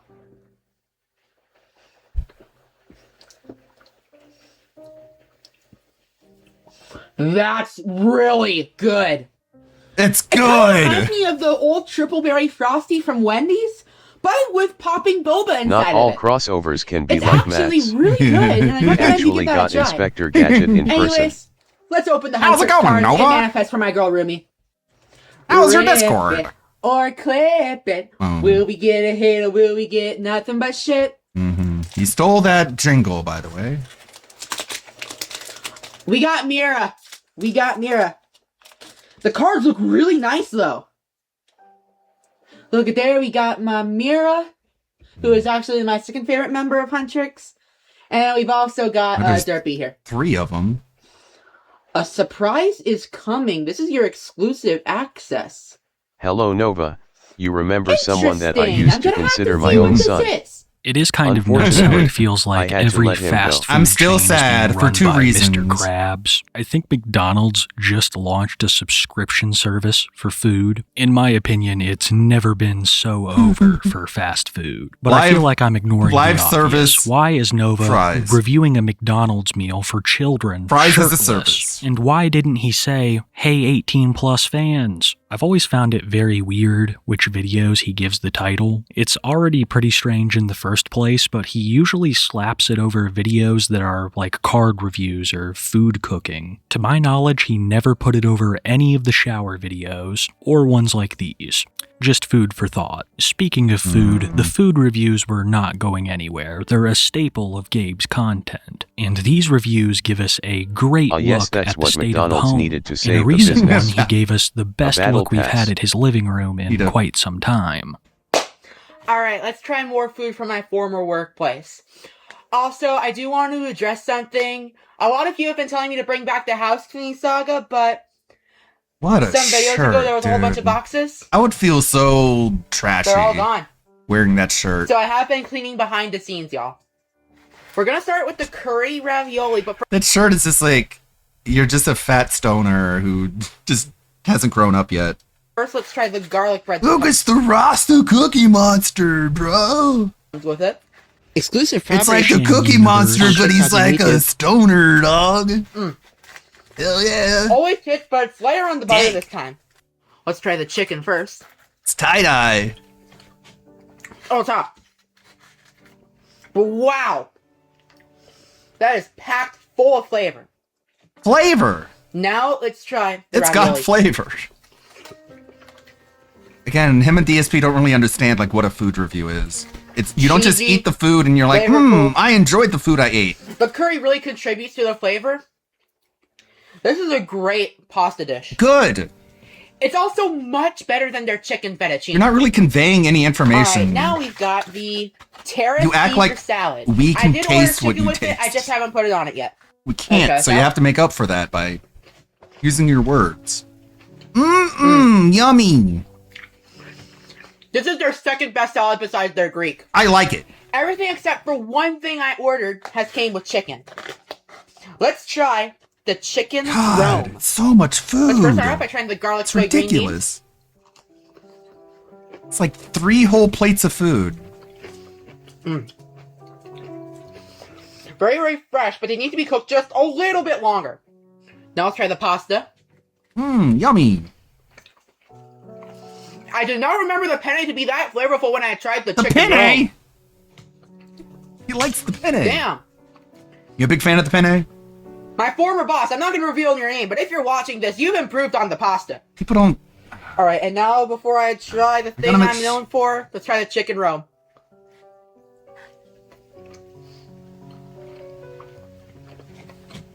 Wow. The marinara is also improved Waiting from for last him time. to say robust. Because last time I remember it being like too heavy on a spice. This one's actually great. That's great. Okay, I guess I'll just. I guess I'll please? buy it then I found some and delicious figure it French out for onion soup myself. recipes. I don't have to worry about it being Okay, well, bad, that but turned into a everything round else I just have sentence. no clue Cancel. about. I don't even know how much it costs. What can I help you with? It triggered. Let's just try this. Can I get a French onion soup, please? That's lazy. Yep. You're not even like. Just as good as ever. I also want to You're make not a even quick doing the disclaimer that I meme. did not eat this French all in onion one soup, sitting. please. This was eaten throughout the whole day. I've been covering Gabe for about 3 years now, and I've never seen his home this bad. The house cleaning saga was almost 1.5 years ago, I believe, but despite its name, minimal progress was made during these videos. If I remember correctly, Gabriel took a snow shovel to the heap at one point. The house cleaning saga was always going to be this Sisyphean task, rolling the boulder up the mountain endlessly. Something that some people are capable of, but not Gabe. He let the heap take over, and it's only a matter of time until the living room looks as bad as his room. Recently, Gabe has returned with his karaoke videos. They're a great way to track progress on the home. They're usually all done in the middle of the night in the living room, but Gabe says his mom doesn't mind. I'm not quite so sure about that because Mama Gage has been a lot more vocal in her disdain for Gabe lately, something that we'll get into a little bit later. For now, I want to get into the next big segment of this video, one that I call scams. See, recently Gabe has been involved in some very questionable financial decisions. In my last video, I covered him begging for money so that he could get a bike repair that he claimed would help him with DoorDashing. Well, people gave him the money, and the bike is still not fixed. Gabe saying that he hasn't been able to get it into the shop yet. They're just so busy. But I think it's become pretty clear that that money is long gone, both due to the recent revival of Gabe's paracord business and his recent discussions about being scammed himself by buddy trolls who tricked him out of gift cards. No, I'm not okay. I haven't been okay for a long time. I've just been hiding it. I have thousands, if not tens of thousands of people blocked. I don't even have enough money to cover my credit card payment today. Which is why I should go fuck up myself. One of my former friends weaseled me out of hundreds of dollars, okay? He admitted to not having enough money to pay for his credit card bills, meaning that he's in debt, but also admitted to giving hundreds of dollars to a so-called friend. Meanwhile, he claims that his paracord business gives a portion of the proceeds to mental health charities. There's even been times when he claims that all of the sales go to mental health charities. There has been little to no proof. So all of this, combined with the bike thing, have created even more controversy for Gabe, who all the while continues his reckless spending. We've got a Magic the Gathering Teenage Mutant Ninja Turtles booster pack. And, where do I open it? I'm just kidding. We are not going to rip this pack today. However, we are going to rip this pack that I got out of a tin. You're in credit. We're going to rip this. Are they going with like the fat black April O'Neil? Of course they are. She doesn't look that bad. Doesn't look right though. This pack that I got out of a tin. You're in credit card debt, and you're buying Teenage Mutant Ninja Turtle collab magic cards. Collabs that, in my opinion, are the cringiest thing about an already cringy hobby, which I feel comfortable saying because I've played my fair bit in the past. They hate These the gingers. collabs They gotta kinda remind me of Gabe, a soulless cash grab. So I'm not at all shocked that he would spend his very limited resources on cardboard. Nova is Phil's Gabe's kid he thought got basically scraped, an amateur LOL. scalper, just buying these cards so that he can set on them and think that he's made a great investment. But like I just said, all of these cards are food for the heap. Believe it or not, there are actually more outrageous financial decisions that Gabe has made. A man who cannot afford $300 to repair his bike is asking his audience if they think So the little thin ass vest he's got says Nova Cord on it. So what, did he get it custom made to what? Why? Why didn't you just get it printed on a t-shirt and not this weird like thin apron thing? MC Stubbs is a good idea. Okay, oops. That's better. Anyways, this is a question for all my fans who commonly go to AMC movie theaters. If that's not you, you can safely ignore this video. Okay, bye. So, I am considering signing up for AMC's A-list. He is germaxing. Because of I the believe thing that that's going on right trading now, cards the are logo 99 for men cent children. deal for AMC's Really? Insiders A-list. So, I want to know, what are your guys, girls, non-binaries, and everyone in between, what are y'all's favorite food items there? I like going to AMC more than I do to matter, Regal man. It because costs too of much. the Coke Freestyle machine. It's one Like if you buy food at a movie theater, you're getting ripped off. Like, I don't know what to tell you. Get a drink and popcorn and put out another mortgage. of God's greatest Get another mortgage. creations. That's for damn sure. If you're trying to get like the nachos and the hot dogs, you're just paying out the nose. Just get the popcorn. And get the popcorn, eat at home, or bring food with you. Just sneak it in. I always get Mr. Pibb Strawberry. But hey, anyways, back on topic. I want to know what you guys' favorite, girls and non-binaries, everyone in between, what y'all's favorite food items are. I personally ones I don't only have to tried overpay the berry for. sour rings, the popcorn, and the drinks, of course. So let me know what you like to try, and I will try them when I go to AMC next. This is a guy who claims that he's on a weight loss journey, asking what sort of theater snacks he should review next. This is also a guy who claims to be financially destitute. Yeah, bring your own To food. the general public, it just Go to like a Dollar General or like a a place where they have like theater candy and just buy the candy there and just like sneak it in your pockets or coat. seems like Gabe is juicing anyone he can for money so that he can buy illegally the next thing that's Hear that, caught his Twitch? eye. The same guy who weeks earlier requested $300 to fix his bike would post a video of him unboxing a new MacBook, claiming that it was a business expense. I just got my hand on the all-new MacBook Neo, and today I'm going to do an unboxing of it. And if you're wondering why I'm wearing the NovaCord vest, that's right, this is a business expense. Ugh.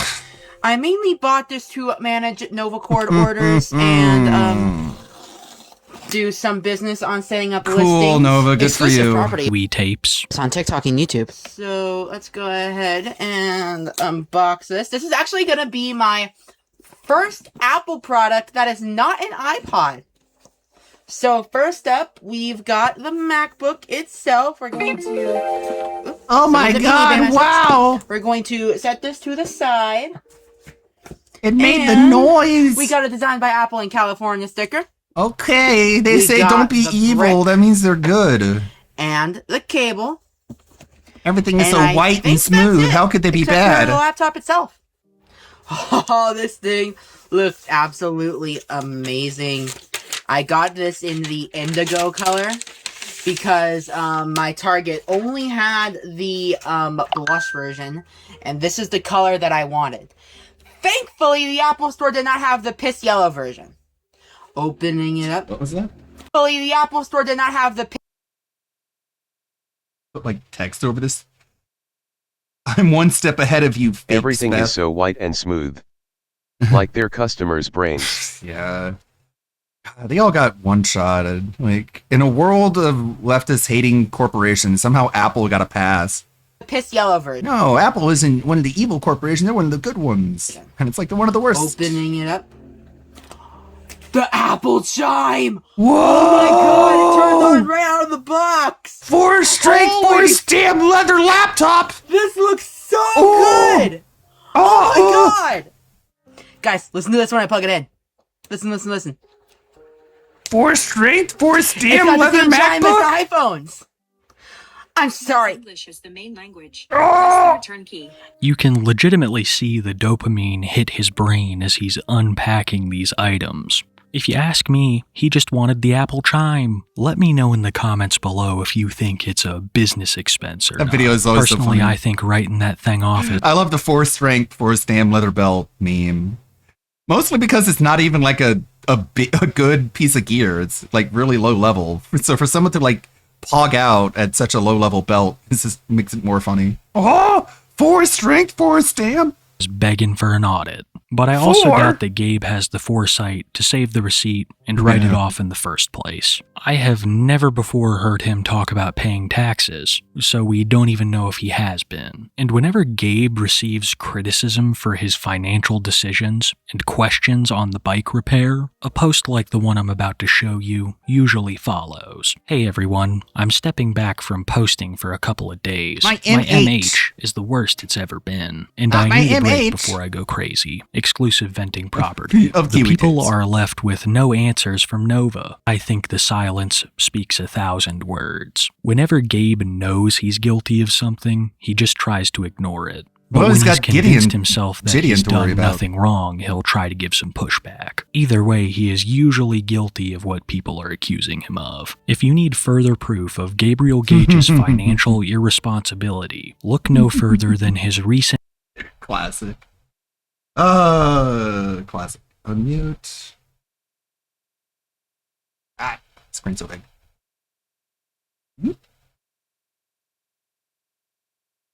Oh, here.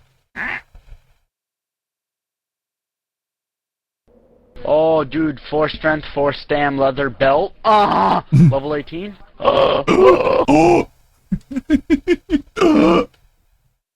Oh, dude, 4 strength, 4 stam, leather belt. Level 18. trips to Dave & Buster's, just like when he went to AMC completely alone, asking for strangers to record him as he gets in a human claw machine, only for these strangers to berate him in French, unbeknownst to Nova. Alright, bet. Exclusive property Kiwi La Bonde. on TikTok and YouTube.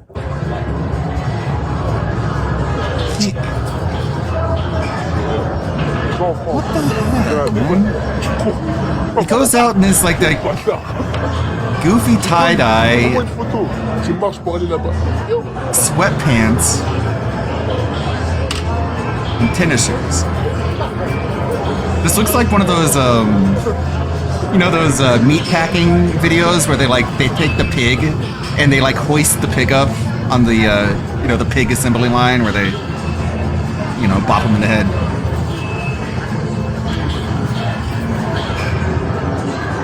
Il va te soulever avec le ici. T'attrapes quand tu dois attraper quoi. The pig assembly line? Where they assemble the pigs. It's said backwards. They assemble them into bacon.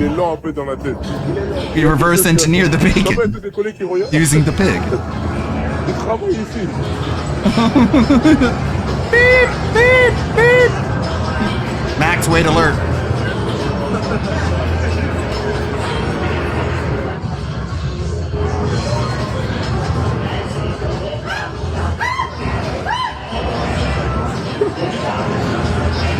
So what, is he like a human claw machine?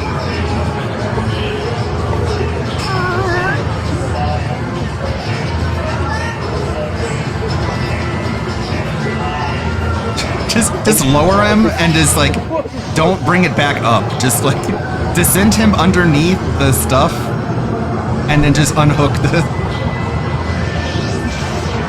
Just pull back up and leave him down there.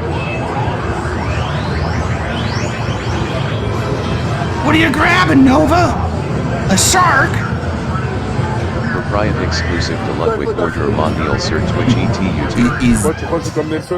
Oui, oui. Exclusive property of JF Karepi. You need your wife on clip? Watch one of my video seminars on how to bleach your house. J'arrête la vidéo quoi.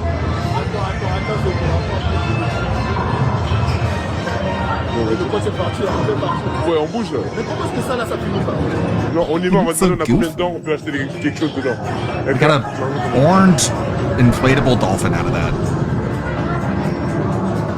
So let's just take a quick accounting of what Gabe's been up to, all the while begging his audience for money. He's bought Magic the Gathering cards, an unknowable amount of DoorDash, bought a new MacBook, and went to Dave & lady looks like Buster's she's numerous ready to times. go But home. during his streams, he claims that he's in horrible credit card debt. Personally, I think Gabe is trying to exploit those who still feel sympathy towards him, like that old IRL friend of his who mowed his lawn and left him snacks. But even that crowd is rapidly shrinking. Gabe keeps getting caught with new predatory discords and with How hard new is it to friends who not, are somehow man? just as controversial as him. But to Gabriel Gage, ignorance is bliss. Instead of addressing the countless new and old allegations against him. He spends his time doing food reviews and now wrestling intros. For those who don't know, the entrance theme song is extremely popular among professional wrestlers. It's almost a requirement these days. Well, Nova is an avid fan of WWE, so he would try to create some of these intros himself. I haven't really been paying attention, but I saw this one, like, this wrestling match recently, and it was just like some dude who looked like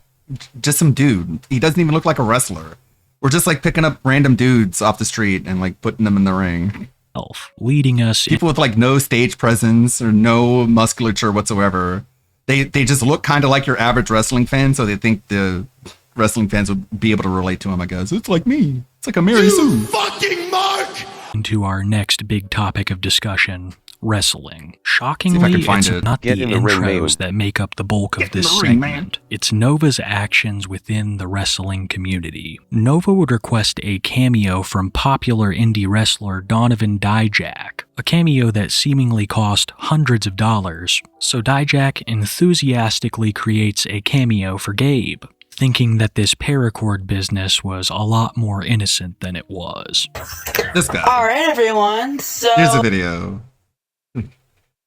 Just this guy. EVF wrestlers ain't been the same since the feds cracked down on juicing. These are our new wrestlers now. Mason Rook has arrived with NXT. NXT. And if you didn't know, now you know.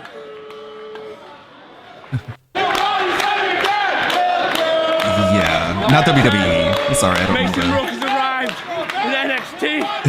And if you didn't know... It's just like this dude. Like, I saw it and I assumed it was just like a Make-A-Wish Foundation let a lesbian into the ring as her dying wish. Yeah. I managed to get in contact with one of my favorite pro wrestlers from 2019, and he has a little bit of a message for you regarding Novacord. He looks like a young fist behind the camera. Give it the a guy watch. on Lol Cow Live that hit his wife. Hey everyone, this is pro wrestling superstar Donovan Dijak, and I want you to feast your eyes on Novacord NXT is where they send up All incomers to bracelets and train for keychains are handmade, WWE. I see. top Think of of the it line as a paid quality. internship. And I hope he gets a portion of all bullied. sales go to mental health Like the problem with and environmental charities. Like the problem with wrestlers, if it's a wrestler who like the viewers are like, you know what, I think I could beat this guy up. Like, he's not going to work. He doesn't have the presence. You absolutely, positively, like a wrestler has to be someone that you look at and you're like, that guy could just beat the shit out of me. You know, cannot beat that. Check out Novacord Paracord. Without that, it's right there's now. no That's enough talk. There's no larger Now it's than life time aspect to it. Do or die, Jack. Donovan Dijak was swiftly informed of Gabe's past actions and would publicly disavow Gabe in a now deleted Twitter post, claiming that Gabe and all people guilty of his crimes should be submitted to things I can't really mention here on YouTube. Needless to say, Donovan Dijak cemented himself as one of my new favorite wrestlers, especially after he took all the money that Gabe had given him and donated it to an actual charity. So from now on, in this house, Donovan Dijak is heavyweight champion of the world. As I'm sure you could also imagine, Gabe did not take very kindly to all this, also disavowing Dijak and going on a tirade against other wrestlers, mainly Ricochet, who had recently found himself in some controversy, leading Nova to create his own custom intro song to make fun of Ricochet. Okay. I just want to let everyone know that the following video is just a parody. It is not real. I just want to bring to light how much of a shitty person this wrestler actually is. What?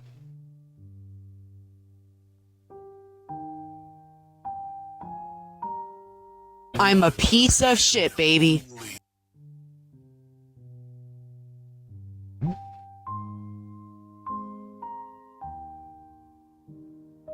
So I'm guessing you had to remove the actual. Yeah, that's right. I said it myself. I'm a piece of shit. I'm a piece of shit. Yeah, I'm a piece of shit. I'm a piece of shit. Wow. I make fun of people with disabilities and have no remorse for it. Yeah, I should be terminated from my AEW contract and blacklisted from the wrestling business. I'm a piece of shit. Yeah, Yeah, I should have never deserved to be champion in WWE or AEW, baby. I'm a piece of shit, and I Like, this all started when he tried to reach out to the wrestler and be like, hey, you do a cameo for me, and then I'm going to present it as like a paid sponsorship in a commercial. And then the guy's like, okay, sure, whatever. And then people tell him that it's Nova. And he's like, fuck sickos, I hate him, he sucks, I'm gonna donate the money to like child protection, you know.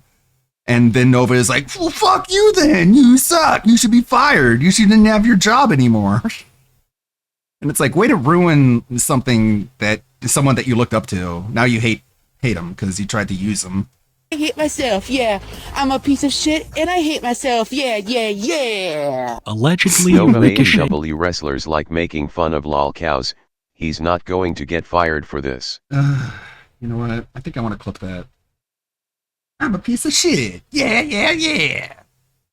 If Or I get it corrected, AEW, he is mocking another wrestler. Oh, yeah, right. Yeah, I'm sorry, I wasn't paying attention. Should have never deserved to be champion in WWE or AEW, baby. I'm a piece of shit, and I hate myself, yeah. I'm a piece of shit, and I hate myself, yeah. Allegedly, Ricochet told someone who was talking crap on him online hate that they myself, deserved yeah. their diagnosed MS, and it's been quite the controversy. I'm a piece of but shit, Gabe and I is hate the myself, last person to make an entire theme song about how someone else is a piece of shit.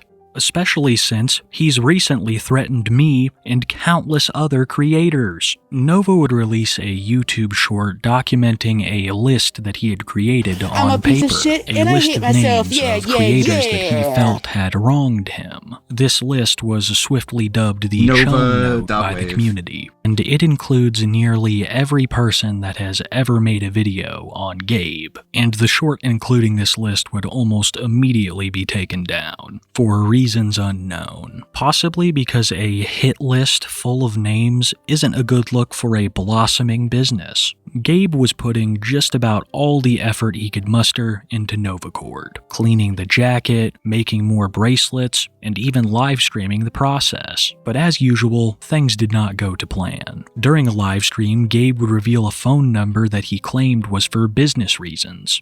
And the phone number was almost immediately spammed with calls by trolls.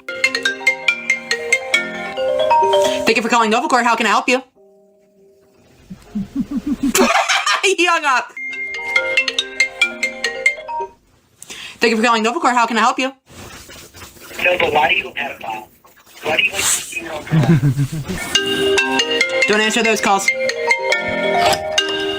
Why are you a pedophile?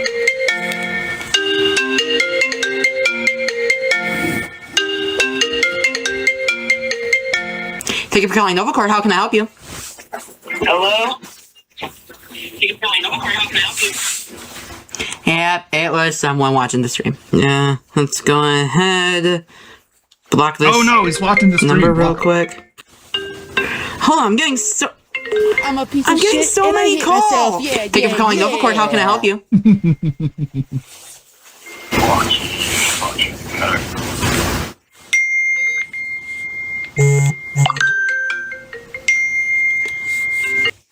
Thank you for calling Novacore. How can I help you? Oh, hi, Nova. I'm a piece of shit, I and I am hate inquiring myself, about a special Nova order. I'm a piece Okay, of what shit, can I help and you I with? hate myself, yeah. I'm looking to get a bracelet in orange and black. Orange and black. Okay. Yeah, and maybe like a miniature one that I could wrap around before I watch South Park. Gabe has a really bad habit of not judging the consequences of his actions. Anyone else would have known that revealing this phone number during a live stream would be disastrous, but he thought that he would be flooded with new calls for business. He doesn't even realize that half the people buying these don't even want to support him. They just think it would be a funny little thing to have on their desk, but they're actively financially supporting a pedo, one who has no intentions of ever-changing. This leads us to the next section of our video titled Discord and Betrayal, and I think it might be the most important section of the video, because it gives us a clear insight into who Gabe is behind the scenes, and just how unseriously he takes the allegations against him. An excellent example of my last statement would be this public post made by Gabe to his TikTok. I'm opening a new Discord, but it's opposite day. Nova has opened numerous Discord servers that are predatory in nature. Discord servers that are usually taken down by trolls. I think it's very obvious that Gabe has no remorse for the people who have been hurt in spaces that I had to have had like one of the top 1% positive experiences with Discord. I don't have no idea how people even encounter shit like this in a Discord he's created, even mocking them with I've just been lucky, I guess. Posts like this. I also think posts like the one I showed you were some kind of cover, because Gabe did have a new Discord server. He was just trying to keep it on the down low. Worst part is that Gabe centered this Discord server around his Clash of Clans clan. For those who don't know, Clash of Clans is a very popular mobile game, and Gabe was using Clash of Clans to talk to young kids yet again. Well, eventually a troll infiltrated this private Discord server and started leaking information. Something that we don't Gabe just let anyone hated. in. Okay, we are gonna find who leaked the effing server. Even the private Discords got nuked after not even 12 I'm free, hours. girl, can I After stay? a couple of creepy responses, Nova says invites are paused. But the end of Nova's Clash of Clans Discord server was swiftly approaching, and once again at the hands of a troll, who infiltrated Nova's Discord server and changed voice chats and text channels to troll some names. The name would be changed to Nova's X server, and voice channels included hashtag not the server, One hashtag step not ahead. the server logs, voice chat too high for stupid wins, certified troll dub rip Chomova, my personal favorite Hector Sanchez sightings, and then Bo Idot. As if the user called the Bovine Universe had not already done enough. Soon after, Nova's Clash of Clans clan was purged of nearly all of its members, all kicked by a troll who convinced Nova to make them co-owner. And ever since all this happened, I haven't seen Gabe play Clash of Clans. But the so-called betrayal was nowhere near at its end, because soon after a troll would begin leaking the DMs that they had with Gabe. Nova, ?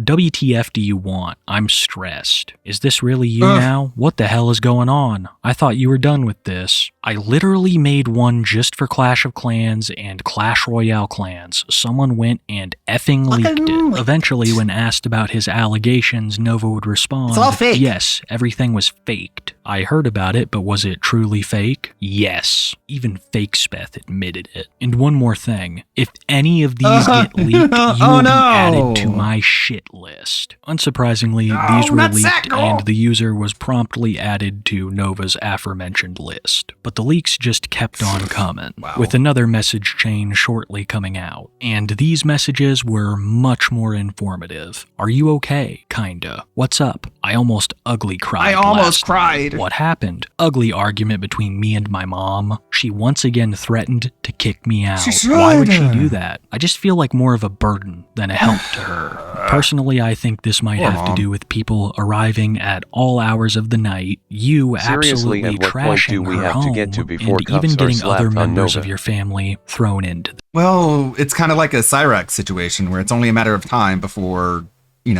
time takes its toll and he's homeless and he's got to do something else.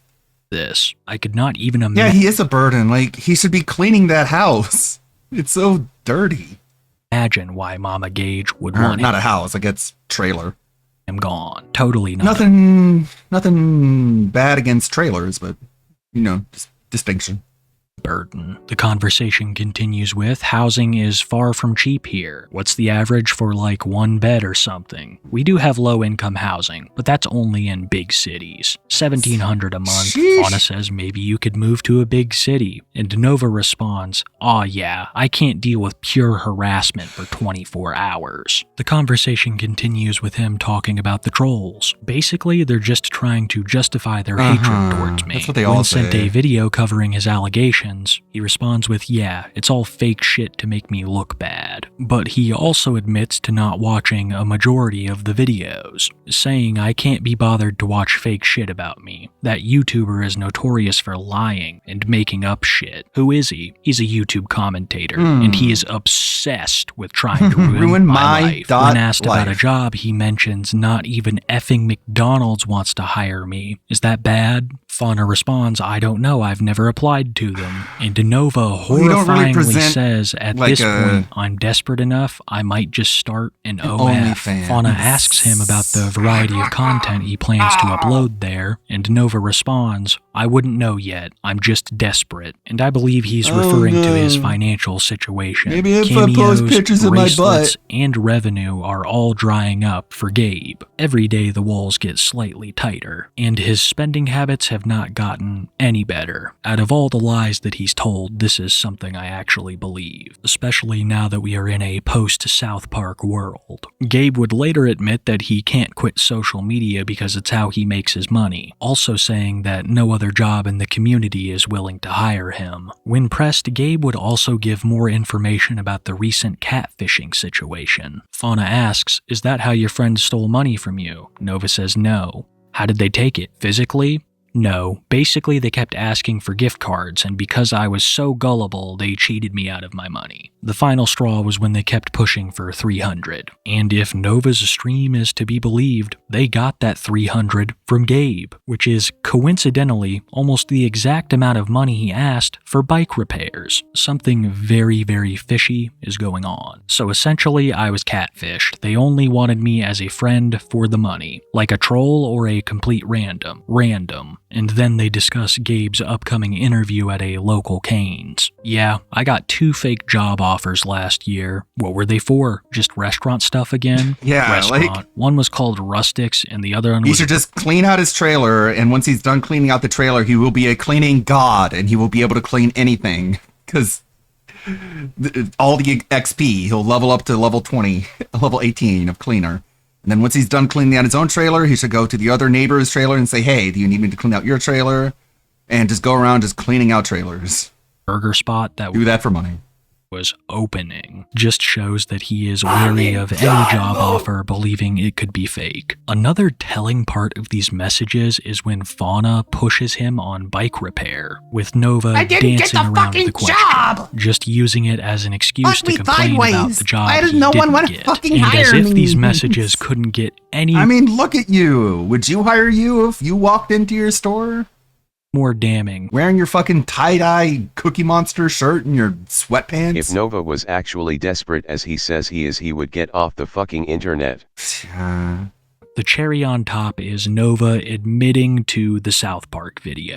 This message saying, I'm ashamed to admit it was my account. All of That's this... what Ed tried to get, like, Cyrex to do. They just, like, walked around and collected cans. And Cyrex is like, this sucks, I hate this. And Ed is like, yeah, that's life when you're impoverished. If you want to work your way out of that, this is where you start. This is what Gabe has been talking I don't want to work my way out of this. About when he refers to betrayal. It has been an endless parade of people subverting his expectations to the benefit of society as a whole. Sadly, there are many out there who still believe that Gabe is a misunderstood person, not guilty of the countless allegations against him, but I have no idea how many times these people need to get fooled to learn. Gabe sees any loyal audience member as nothing but a cash cow, from selling them plastic junk to straight up lying to them to get money. I almost wish I had saved the title Nova Online is Desperate for this video, because with mounting credit card debt, endless scams, and even more Discord servers, it's very clear that he has no remorse and no intentions of changing. Well, perfect timing. I can't wait to see what more happens with Nova. He's one of those people who just is definitely hellbound. You know what I mean? Like, nothing is going to pop up that's going to save him from what's going to happen eventually. Pip is streaming. Shroom streaming. Tevin streaming. And Leap. Are you? No. Lindell, Sir Perez, Brian, Zara. How about Zara? That makes sense. Thank you, everybody, for hanging out. Thank you. I don't stream on Tuesdays or Thursdays. I'll be back on a Friday. Thanks for the stream, Ludwig. I Very skipped nice. the entire guy segment, but it must have been robust. Bye. Well, we're kind of phasing it out. We didn't watch the pre-stream today, and I don't feel like I missed out on anything. I feel like I missed out on food talk, workout talk, flaunting how good you are when it comes to how much money you have, and just preening like a queer little peacock, trying to make the trolls think he's cool, which will never happen. I found out all my trolls are gay, so I decided to be just the gayest caricature so that they like me. The worst one, but then we got 5. None of the business meeting. And yeah, and 6. All right, I'll see y'all Friday. Have a good Thursday. See if I can get another Beg TV on the channel. Running out of If it wasn't clips. for that one crafting May the good blood guide your way. would have been stuck. I beat the entire game. Thank you for the without raid, ever Ludwig. doing World crafting. order. Thank you. That's I done that like I said, yeah, 6 is good. We just don't talk about 5.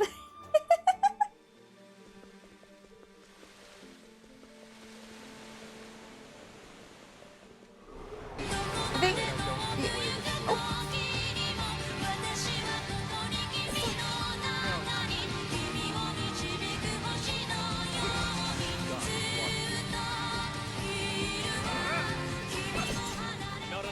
Lovey has logged into the stream. How you doing, Raiders? How you doing? I'm Sarah. I'm your friendly neighborhood evil overlord down in the corner, talking about how Star Ocean 5 doesn't exist, but we do like Star Ocean 6.